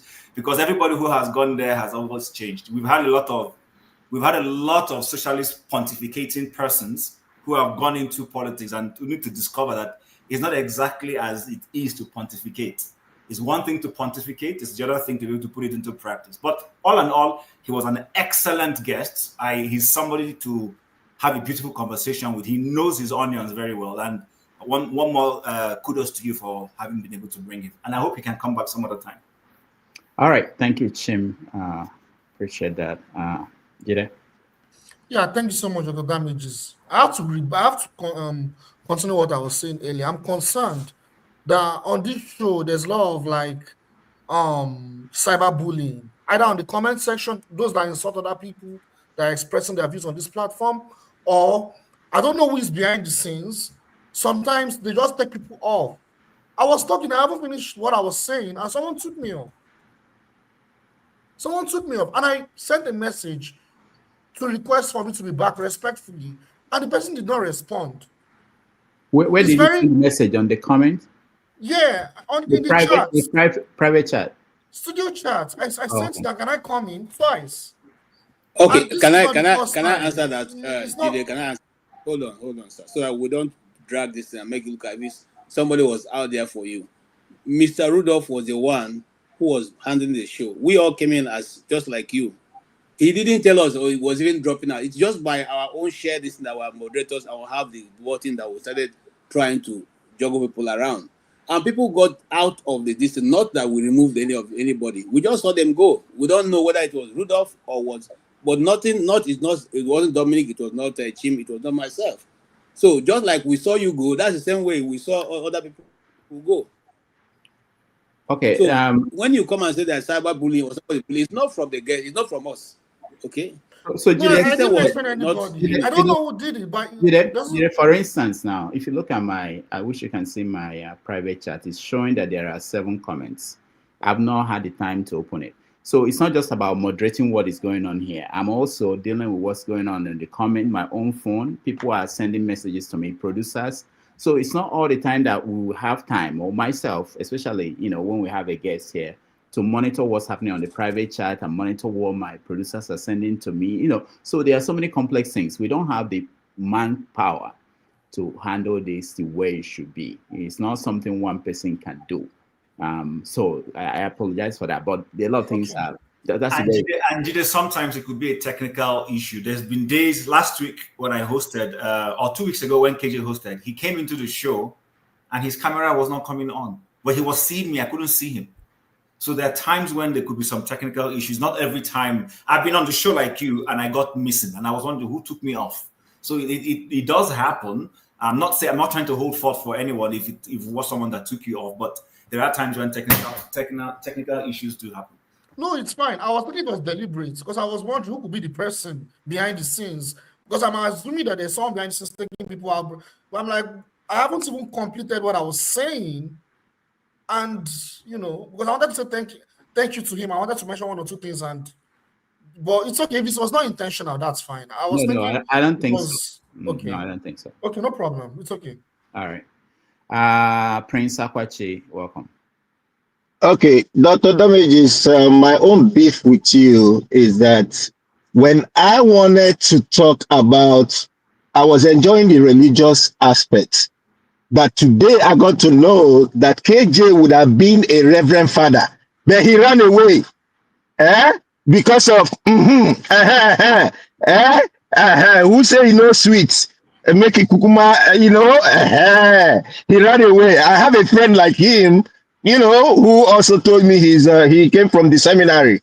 As a matter of fact, his parents are still beefing him today because how the Igbo women, they love their father and all that kind of a thing. So he saw a lady somewhere in UK and decided to abandon the fathership and continued his life as a married man. my own thing, if I want to talk about Seun, my problem with Seun is when you talk about socialism, okay, you're talking about using the people's wealth for the people, which is okay. And when you bring countries like Saudi Arabia, you bring countries like what do you call it? North Korea, they actually practicing socialism. But has it worked there? The only reason why that of Saudi Arabia works is because everybody is involved. Whether you're a prince or whatever it is, you go to work. You work in an office. You have a job to do in order to help the country. In terms of North Korea, I don't want no Kim Jong-un in Nigeria. So that is a no-no. And it so surprises me that somebody like Seun is talking about socialism. So, okay, Seun went to school, which is fine. He went to a private school. Secondly, he was homeschooled. So how does socialism play a role when you are homeschooled? Obviously, your parents have to pay for you to be homeschooled, because if you're talking about let everybody be homeschooled, then how many teachers would the government pay? From what resources? That we don't even know how many barrels of oil that we sell. That the debts. Hold on, Prince, and not to stop you entirely, but when you're a kid, do you have a saying where you go to school? Why are we talking about where he went to school? He didn't decide to go to school. What? Oh, okay. So what I'm bringing that in is that when he talk about socialism, that kind of a thing will not happen. Yeah, you can say that, but you don't put where he went to school on him. He didn't pay school fees. He didn't. So that at the end of the day, it's not practical. I'm a realist person. It's not gonna work. There is no Jupiter that will make that thing work, especially in Nigeria. And we don't want a king as a president. It's not gonna work. You know, so in the real sense, him trying to, would I say, resuscitate the party that he said had been there, but they're trying to resuscitate it. Is it not too late for it to be registered now? At least for you to register a political party in Nigeria right now, you need over a year and 6 months, and there's no a year and 6 months anymore. It's gone. By the time you resuscitate, you do everything that they ask you to do, and then come online and all that stuff. Time has gone. So I don't see that working out. The reason why I actually wanted to come on, but at one point something just told me now. There is a statement he made. Somehow, some way. I know I don't have a platform, but when you come to social media, we are what is called social media warriors. Yes, I do it. You can see me in different platforms at any time. I might not even talk. Now, what he was saying is that he talked about how Tinubu is, that he's kind of like his ideology is mostly influenced by his uncle, Baker. And he also talked about how Tinubu was Baker's best friend. And then I'm saying, okay, now, is he trying to say that if his uncle was to be alive today, his uncle would have been against Tinubu or what? And the next thing he did, he switched it up and then said that the one thing that he didn't like about his father was his father compromising. I think he said his father compromised before his death or whatever it is. That man had gone to jails several times. He's tired. He's tired of fighting the government. So what was he expecting from that man? I love Fela. If you want, if not for what do you call it, piracy or whatever it is, that's what I play all the time. I play Fela all the time because some of the words he says in there inspires me. And KJ, thank you so much for you guys letting us know that we can even marry second wife. Oh, I'm getting ready. When I go home today, I'm gonna look for that Bible verse and I'll tell my wife, hey, it's good to have that second party too. Eh? All right. It's good. Thank you. Thank you. Thanks. All right. You're on your own. All right. Ike is the last person. Ike, welcome. And did you watch? Good morning, good afternoon, good evening. No, I didn't watch. I waited for your guest and I missed everywhere I wanted to go. At the end of the day, I didn't see your guest. So hey, sorry, brother Ike. Doctor, did you say Ike is the last person? I'm in trouble. You see why I'm calling you Olodo, doctor? Okay, no problem. Maybe you need to change your background. There's something. There's no need. Me and you, we'll have it one day. Don't worry. All right, go ahead, Ike. I'm sorry for me. So I waited. I didn't see. I went out. I went out because I went to join my friends who are Madrid. I went there to make sure that they didn't go home well. So and they lost. So I just came in and I wanted to. What I heard was Akwachi saying that he didn't know that KJ went to seminary school. He ran away.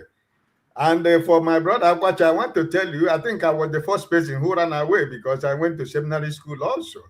So it's not only KJ ran away, I did run away too also, because if I didn't run away, I wouldn't have known who Prince Akwachi is today. And, don't worry. When I see Madam, I will give her her flowers. She merits it. She got her flowers. That's good. You know?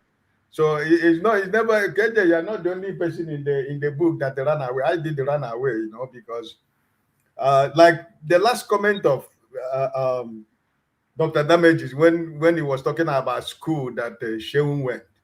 We are in those days children who doesn't have power to make decisions of the school you want to go. And I want to tell Akwachi, I passed Federal Government College Upperland for scholarship. They said I would not go. I passed Bishop Shanahan College. My family said that I'm not going to go because the person who is going to train me is a teacher. He said it's only when I pass seminary school he will be able to train me. So I took another exam for seminary school and I passed. And then everybody was clapping hand in the family that, yeah, now I'm going to be the Reverend Father in the family. So I went to Mowa Seminary School. You know, right? So by the time, after the third time, we are supposed to go to, you know, about to continue to the high school. Then it was from school that I ran away. I went to Lagos. I told my senior brother in Lagos, I said, listen, I'm not going to continue this school. So my senior brother sent me money through somebody. So after the school, I didn't go home. I went from school. I boarded the Zuchuku to Lagos. And that's how I went to Lagos. My brother told them in the village, hey, your son is no more in school. Your son is in Lagos now, you know. So I ended up in CMS Grammar School. But Femi, the brother of Seun, was a friend also because some of my friends are in Ibobi College. So we used to meet, you know. So that is that. I think at the end of the day, yesterday, people were saying, oh, when you come, don't abuse him, don't bully him, don't do this. So because of that, when he didn't come today, when we are waiting, I said, maybe the spirit of obedience has stopped him from coming, you know. But at the end of the day, you made me to know that he really came today. How many minutes did he spend with you? Because he was here for about maybe 2 hours, I guess. I don't know. I have to check the time he spent. But okay. Yeah. All right. Okay. No problem. The only thing is that I'm always happy to be in the platform. I just want to, you know, lighten up the weekend and the new week for everybody. I didn't hear what he said, and I don't want to make a comment about what he said. So I just want to say, God bless all of you. We wish each and every one of us the best of the week. Nigeria is our country, but you know, we will continue to, you know, pray that Nigeria get better. We cannot run away from it. But you know, yesterday something happened. I wanted to come in when forefather came in, but KJ, I want to thank you also yesterday, because I wanted to, you know, I was the only person in this platform who started the work that where is forefather from, because Dr. Damages continued to tell me that it's not important to ask people where are they coming from. That is not the reason why he has his platform. But at the end of the day, I have said it here in the platform. I said it early this year. I said, if I visit London and I see forefathers on the street, and I'm going to run 1 million miles away from him, because I don't know what he is. I don't know who he is. I don't know who he will represent. I don't know where he belongs. So I can't, if I see him in London, I said it there in this platform. I said, if I see him in London, I will go far away from him, because I don't know what he stands for. So, but whenever he hears about Igbo people, whenever he hears Igbo name, he is so crazy about the Igbos. And KJ was saying yesterday that I lived in Mali for 13 good years. I was the vice president of Nigerian community in Mali and the chairman of Igbo community in Mali for almost 10 years. They have Odudu, Yorubas have Odudu. The Hausas, they do the Ariwa meeting. Why is it that when Igbo people say they are Biafra, every Nigerian get apprehensive? What's your problem? What is the problem of Nigeria?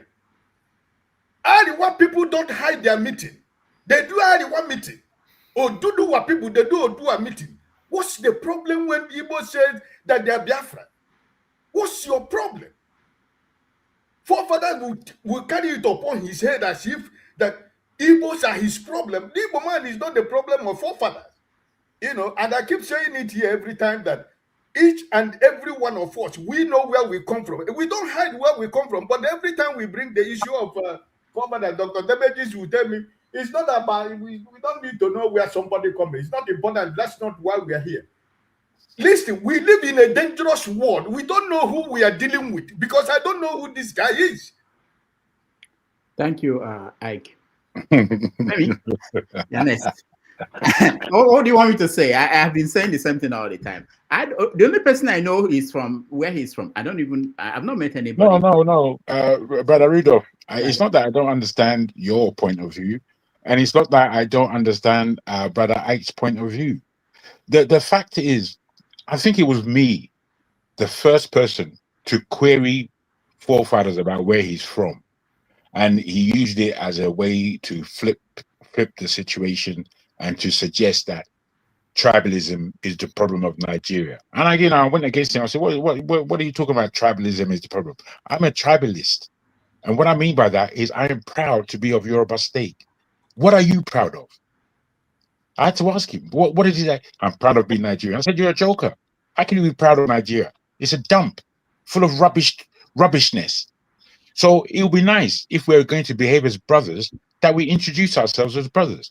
And then I Speak the Truth came up and started speaking the same nonsense with the forefathers. Okay, fair enough. I don't care what your name is. You get me? I don't really care. Okay, sorry, Jagan, I'm not, because Femi will deal with me. Let's hear from him. Maybe we can finish. Okay, no problem. Femi, go ahead. We're talking about if it has helped, I have done some web crawling. Forefathers is from River State, so I hope that settles it. I think so. I thought he was a German. Right. So anyway, so Seun obviously it did not disappoint, and quickly just to pivot to something I've heard, not because I'm not corrector in chief. I had an uncle that was a doctor in Saudi Arabia for at least a decade, and even after he left, recent information doesn't suggest that much has changed in terms of the workforce when it comes to the citizens of Saudi Arabia, UAE, Qatar, Oman, Bahrain, and Kuwait. Majority of them do not work because they actually subsist on monies that's funneled into their accounts by the government. So there's some aspect of socialism mixed with capitalism that works in those places. Because I heard Prince say something about contrary, and I just thought it was right to correct that. Most of those guys don't work. Now, as for Finland, Denmark, Norway, and the other Nordic countries, Sweden, they're an example that whilst they're not wholly socialists, they're an example of what Chim was talking about and the direction in which he channeled the question when Shion had answered that it's actually possible to make the quality of life across various spheres, from education to health to just social welfare and what have you. It works. Yes, they pay high taxes, but they're actually happy. A lot of them, when you ask them, they're actually happy because they see how it affects them in various spheres. Finally, again, earlier I'd mentioned something about this guy called Ben Norton, and which was the reason why he awakened me to ask the question I asked, especially in the light of the fact that, yes, well, again, I'm not opposed to if America wants to come and help Nigeria, but away from the resources, when listening to Ben Norton earlier this morning, there were things I mentioned, because history has a way of, if not necessarily repeating itself, of multiplying itself. And he went as far as mentioning the Rothschilds, the Forbes, the Astons, the Cabots, Delanos, and the Roosevelts, and the parts those guys played in drug trafficking, especially when you look at what's happening with respect to Venezuela today. There's a deeper thing that happens around the world beyond, and that's why, again, I keep looking at the fact that Dr. Damages, I applaud you for the fact that a lot of times you try to give us the impression that you want us to think about the world and then and then localize it. We're not alone. There's a lot of things going on in the world that goes beyond just, America in this case, for example, wants to come and help us. So I like the fact that he answered it the way I perceived was what I just felt was the right way, and I'll just end it that way. All right, thank you, Femi. Tony, you have a final word. Okay, good evening, everyone. Good evening, Doctor. Good evening, everyone on the platform and those who are listening. Doctor, can you just permit me to, before you brought Femi in, there was a discussion that was going on, and I think I was about to speak when, we came in and then took the program with Seun. But there were some misconceptions that were put out there that I felt that it's necessary to correct. If you allow me, I'll just quickly do that. Right. Yeah, one, I think Dr. Dominic was saying something about Emperor Constantine, Roman emperor. And I think there was a little bit of a challenge on what he was saying, but I think he was right in saying that by 321 AD, Emperor Constantine declared Sunday a free day, a work-free day. And he was the first Christian, first Roman emperor to be a Christian, and consequently laid the ground for making Christianity a state religion in the old Roman Empire. And then that translated to what we see today. I think he was right. KJ also did say, in passing, there was a discussion about Christianity and stuff, and he was talking about resurrection. If Christ died on a Friday, I put that in quotes because there was no Friday at the time. But if he died, say, on a Friday, as we regard it today, and rose on a Sunday, it's not 3 days. So there's a question mark there. But I think that's wrong, because if you look at the concept of day from the Jewish tradition and the way it is in the Bible, the day begins at sundown with the Jews. And the way it is in the Bible, the day begins when the sun is down. That's about 6:30 p.m. till through the next morning. And then about the same time that the sun is going down, that's a day. That's how it is in the Bible. So if you count from that basis, you see that it's 3 years. That is 3 days to resurrection. So that is a typical if you go to Genesis, and the evening and the morning were the first day. So you count from the evening down to the morning and then go again to before sundown. That's one day. That's how it is calculated in the Jewish tradition. And that's why when we were talking about your mother also being a Sabbath, once it is 6 or 6:30, they won't do anything, because that's when the day starts. So that Sabbath day starts. If you check the Jewish tradition, that's about in the evening that they start, not in the morning, the way we count it.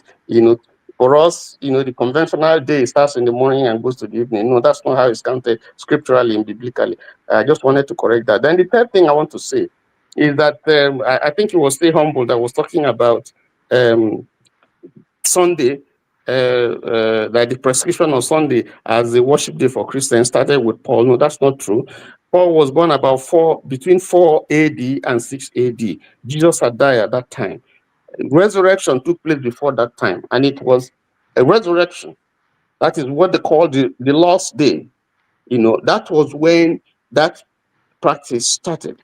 If you go to the Didache, there's no time to talk about that, but these are the ancient, before you have the scripture, properly documented the way we have it now. There are guidelines that was laid down, as to how Christians should conduct and practice their religion. Is the Didache. If you look at it, you find out it gives you information that the worship between AD 1 and 2, Christians have started worshiping on the first day, which is a Sunday. So it was not Paul that started it. It came before Paul. Paul was not even alive. Paul was not born. He didn't see Jesus, physically. I mean, spiritually, he had a Christophany. But Christ had died before Paul was born. And they have started that practice of worship on a Sunday. Previously, it was if you follow critically the Jewish tradition, it was on a Saturday.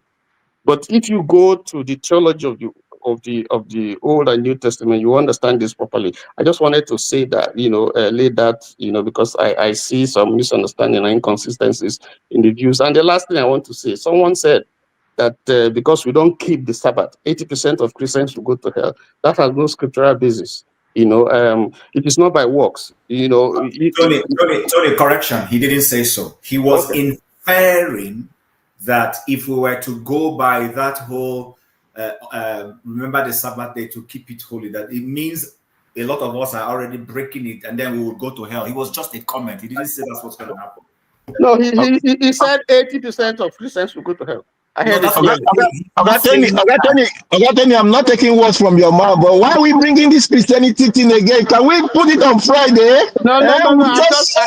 I took permission from Dr. Damages, and he said I should go ahead. And I thought that was something that was put out there and needed to be corrected. We can discuss it some other day. Just tell me the one that says I can have a virgin when I'm sick. That's what I want to hear from the Bible. Tell me. Oh, okay. Judah, no, hold on. That what Tony said is wrong. Let me tell you why. The Sabbath of each day starts at 6 p.m. The recollection of history said that Jesus was crucified on a Friday. He gave up the ghost around 3 p.m. By 6 p.m., that day was concluded, right? So the counting of the Sabbath begins 6 p.m. Friday evening. So if you count 6 p.m. to 6 p.m. of Saturday, it's one day. If you count 6 p.m. of Saturday to 6 p.m. of Sunday, it's 2 days. So look, I'm not here to argue that, because in the first place, Easter is not even a Christian celebration. Ishtar is a god of the worship of the guy who decided to move the Sunday to that day, which is the Constantine. But let's not go there. Okay? If you guys want, as Rudolph ends this program, let's go there. Okay? We can start. I'll be willing to start another this thing. So we'll discuss that. These things they are written there. If you are a Christian, just you can do your own research. Don't wait for the pastor to tell you what to do or what to say. No, it's not the pastor it's not the pastor that is telling me. We can find the time to discuss it. No. I'm not saying this to you, Tony. I'm just saying this to anybody who is out there. I'm not saying take my word for it. I'm saying go do your own research and understand for yourself. Because Christianity or religion is a thing, it's a personal thing. nobody should force you into any mold. That's why I said to people, don't force anybody. Let the people decide. Because whatever decision you make, it is for you that will eventually enjoy it or suffer the consequence, according to some of my friends. Thank you so much. All right. Can I ask you, Rudolph, before you run, that we now have a third moderator? I don't know if he moderated with us yesterday, Tony, and he did a fine job. A fine job, I must say. There were far few incidences. He moderated well. You know, he's only, again, it was a different style. Just as Chim's style is quite different, KJ's style is different again. But for us to continue instead of ending quite early, for us that would like a continuation, can he do the job for us? My God! Oh, Thank you, Tony. I don't know. I didn't watch. I'm not doubting whether he did a wonderful job. They can talk to Tony and they can decide, because there's some other things involved. You know, I don't know whether Tony has access to the back end. So there are many things involved. I don't know how that happened. Well, what happened yesterday was KJ was in the background, and he ended the show in terms of the technological kind of positions. All right. They can talk about that. I think they let me just end with this. Thank you.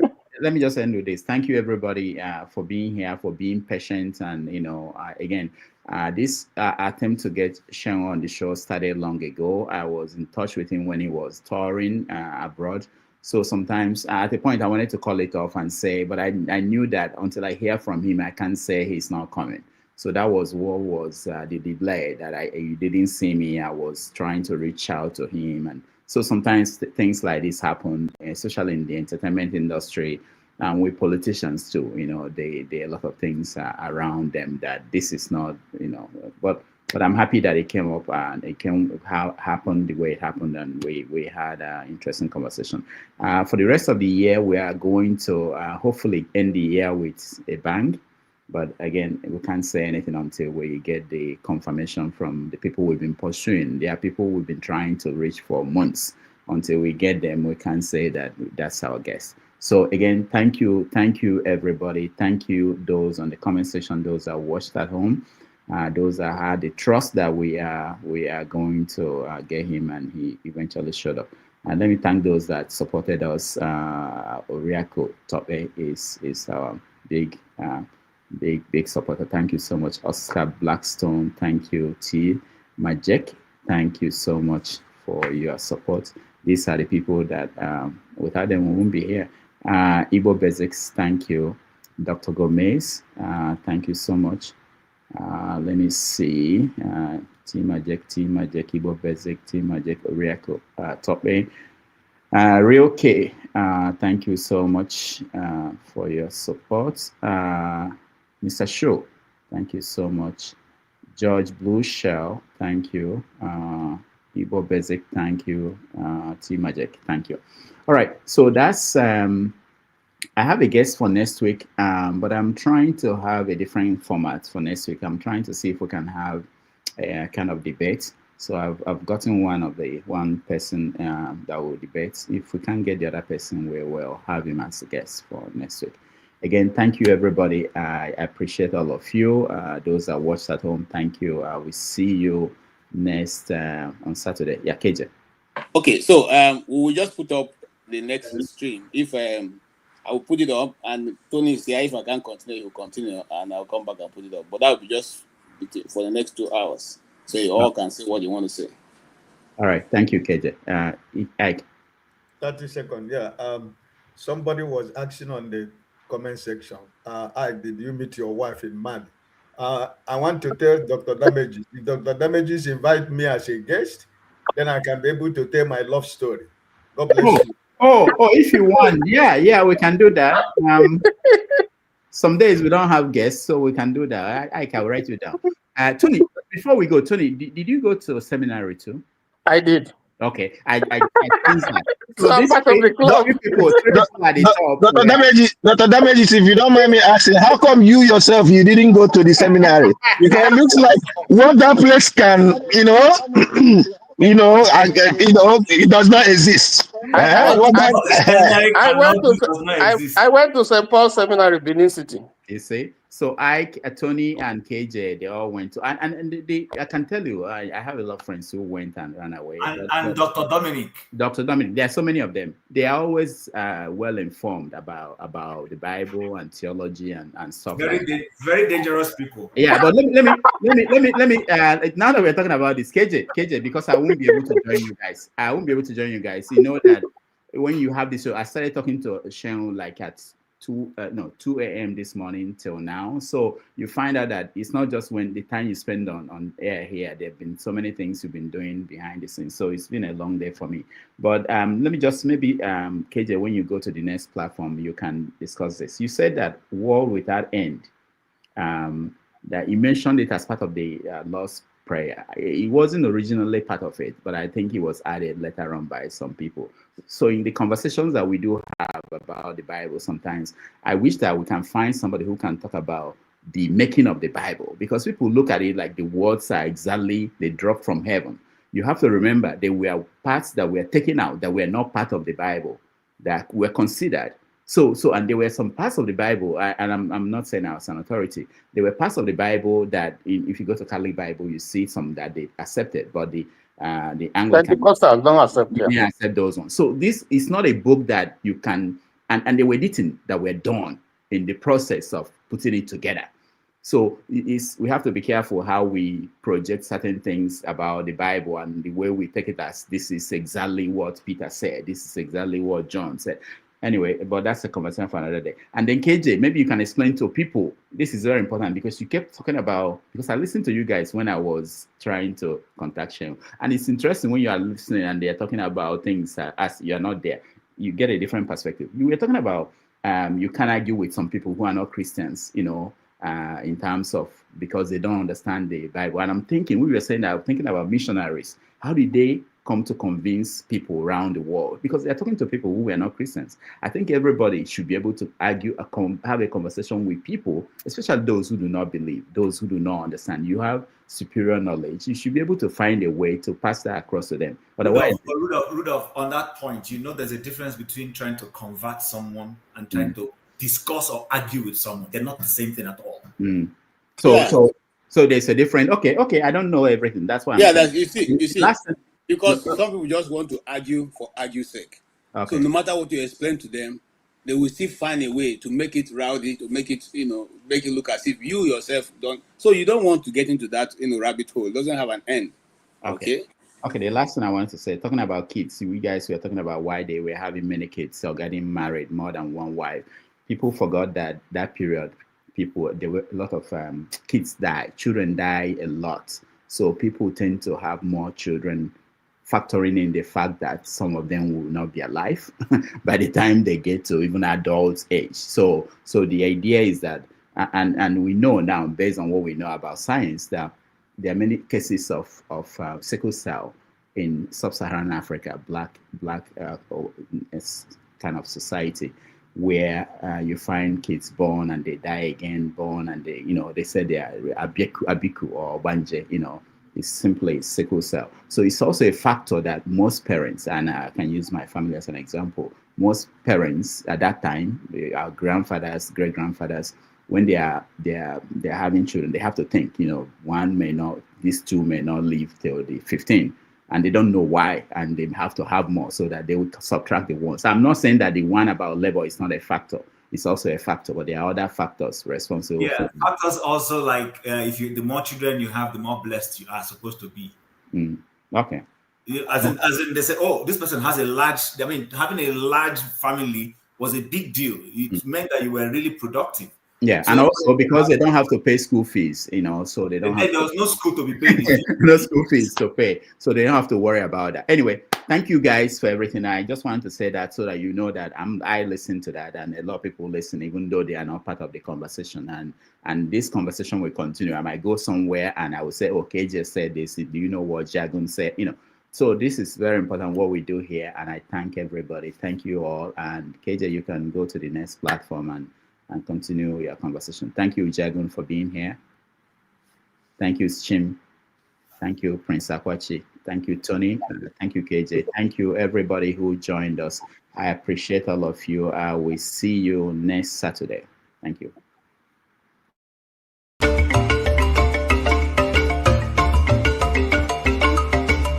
Jago, we'll meet in the other show.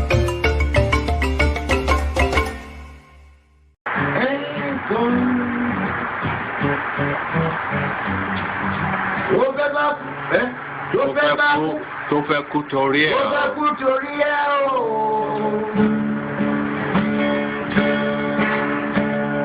Ọwọ́ ẹni ló ti ṣàánú kọ́. Ayé la bá, ayé la fi sílẹ̀ sí. Lọ́nà èyí yóò. Thank you so much for watching. Thank you. Have you subscribed? Yes, you. Have you subscribed? You. Yeah, before you go, click. It's free. Click. Just that's it. Have you subscribed? You're laughing. Have you subscribed? Have you subscribed? Thank you. Thank you. Thank you. Hey, madam. Thank you so much. I can see you. I can see you. We have to get to 100,000 subscribers. This by the end of the year. How are we going to do that if you don't subscribe? Yes, you. Yes, you're about to click off. Why? Have you subscribed? It's free. If you don't, ask your son, ask your daughter how to. Just one click. Thank you. Thank you. I see you. Aha. Thank you very much. Thank you very much. I'll see you tomorrow. Rudolph. Yeah. How now? I did. We have not ended.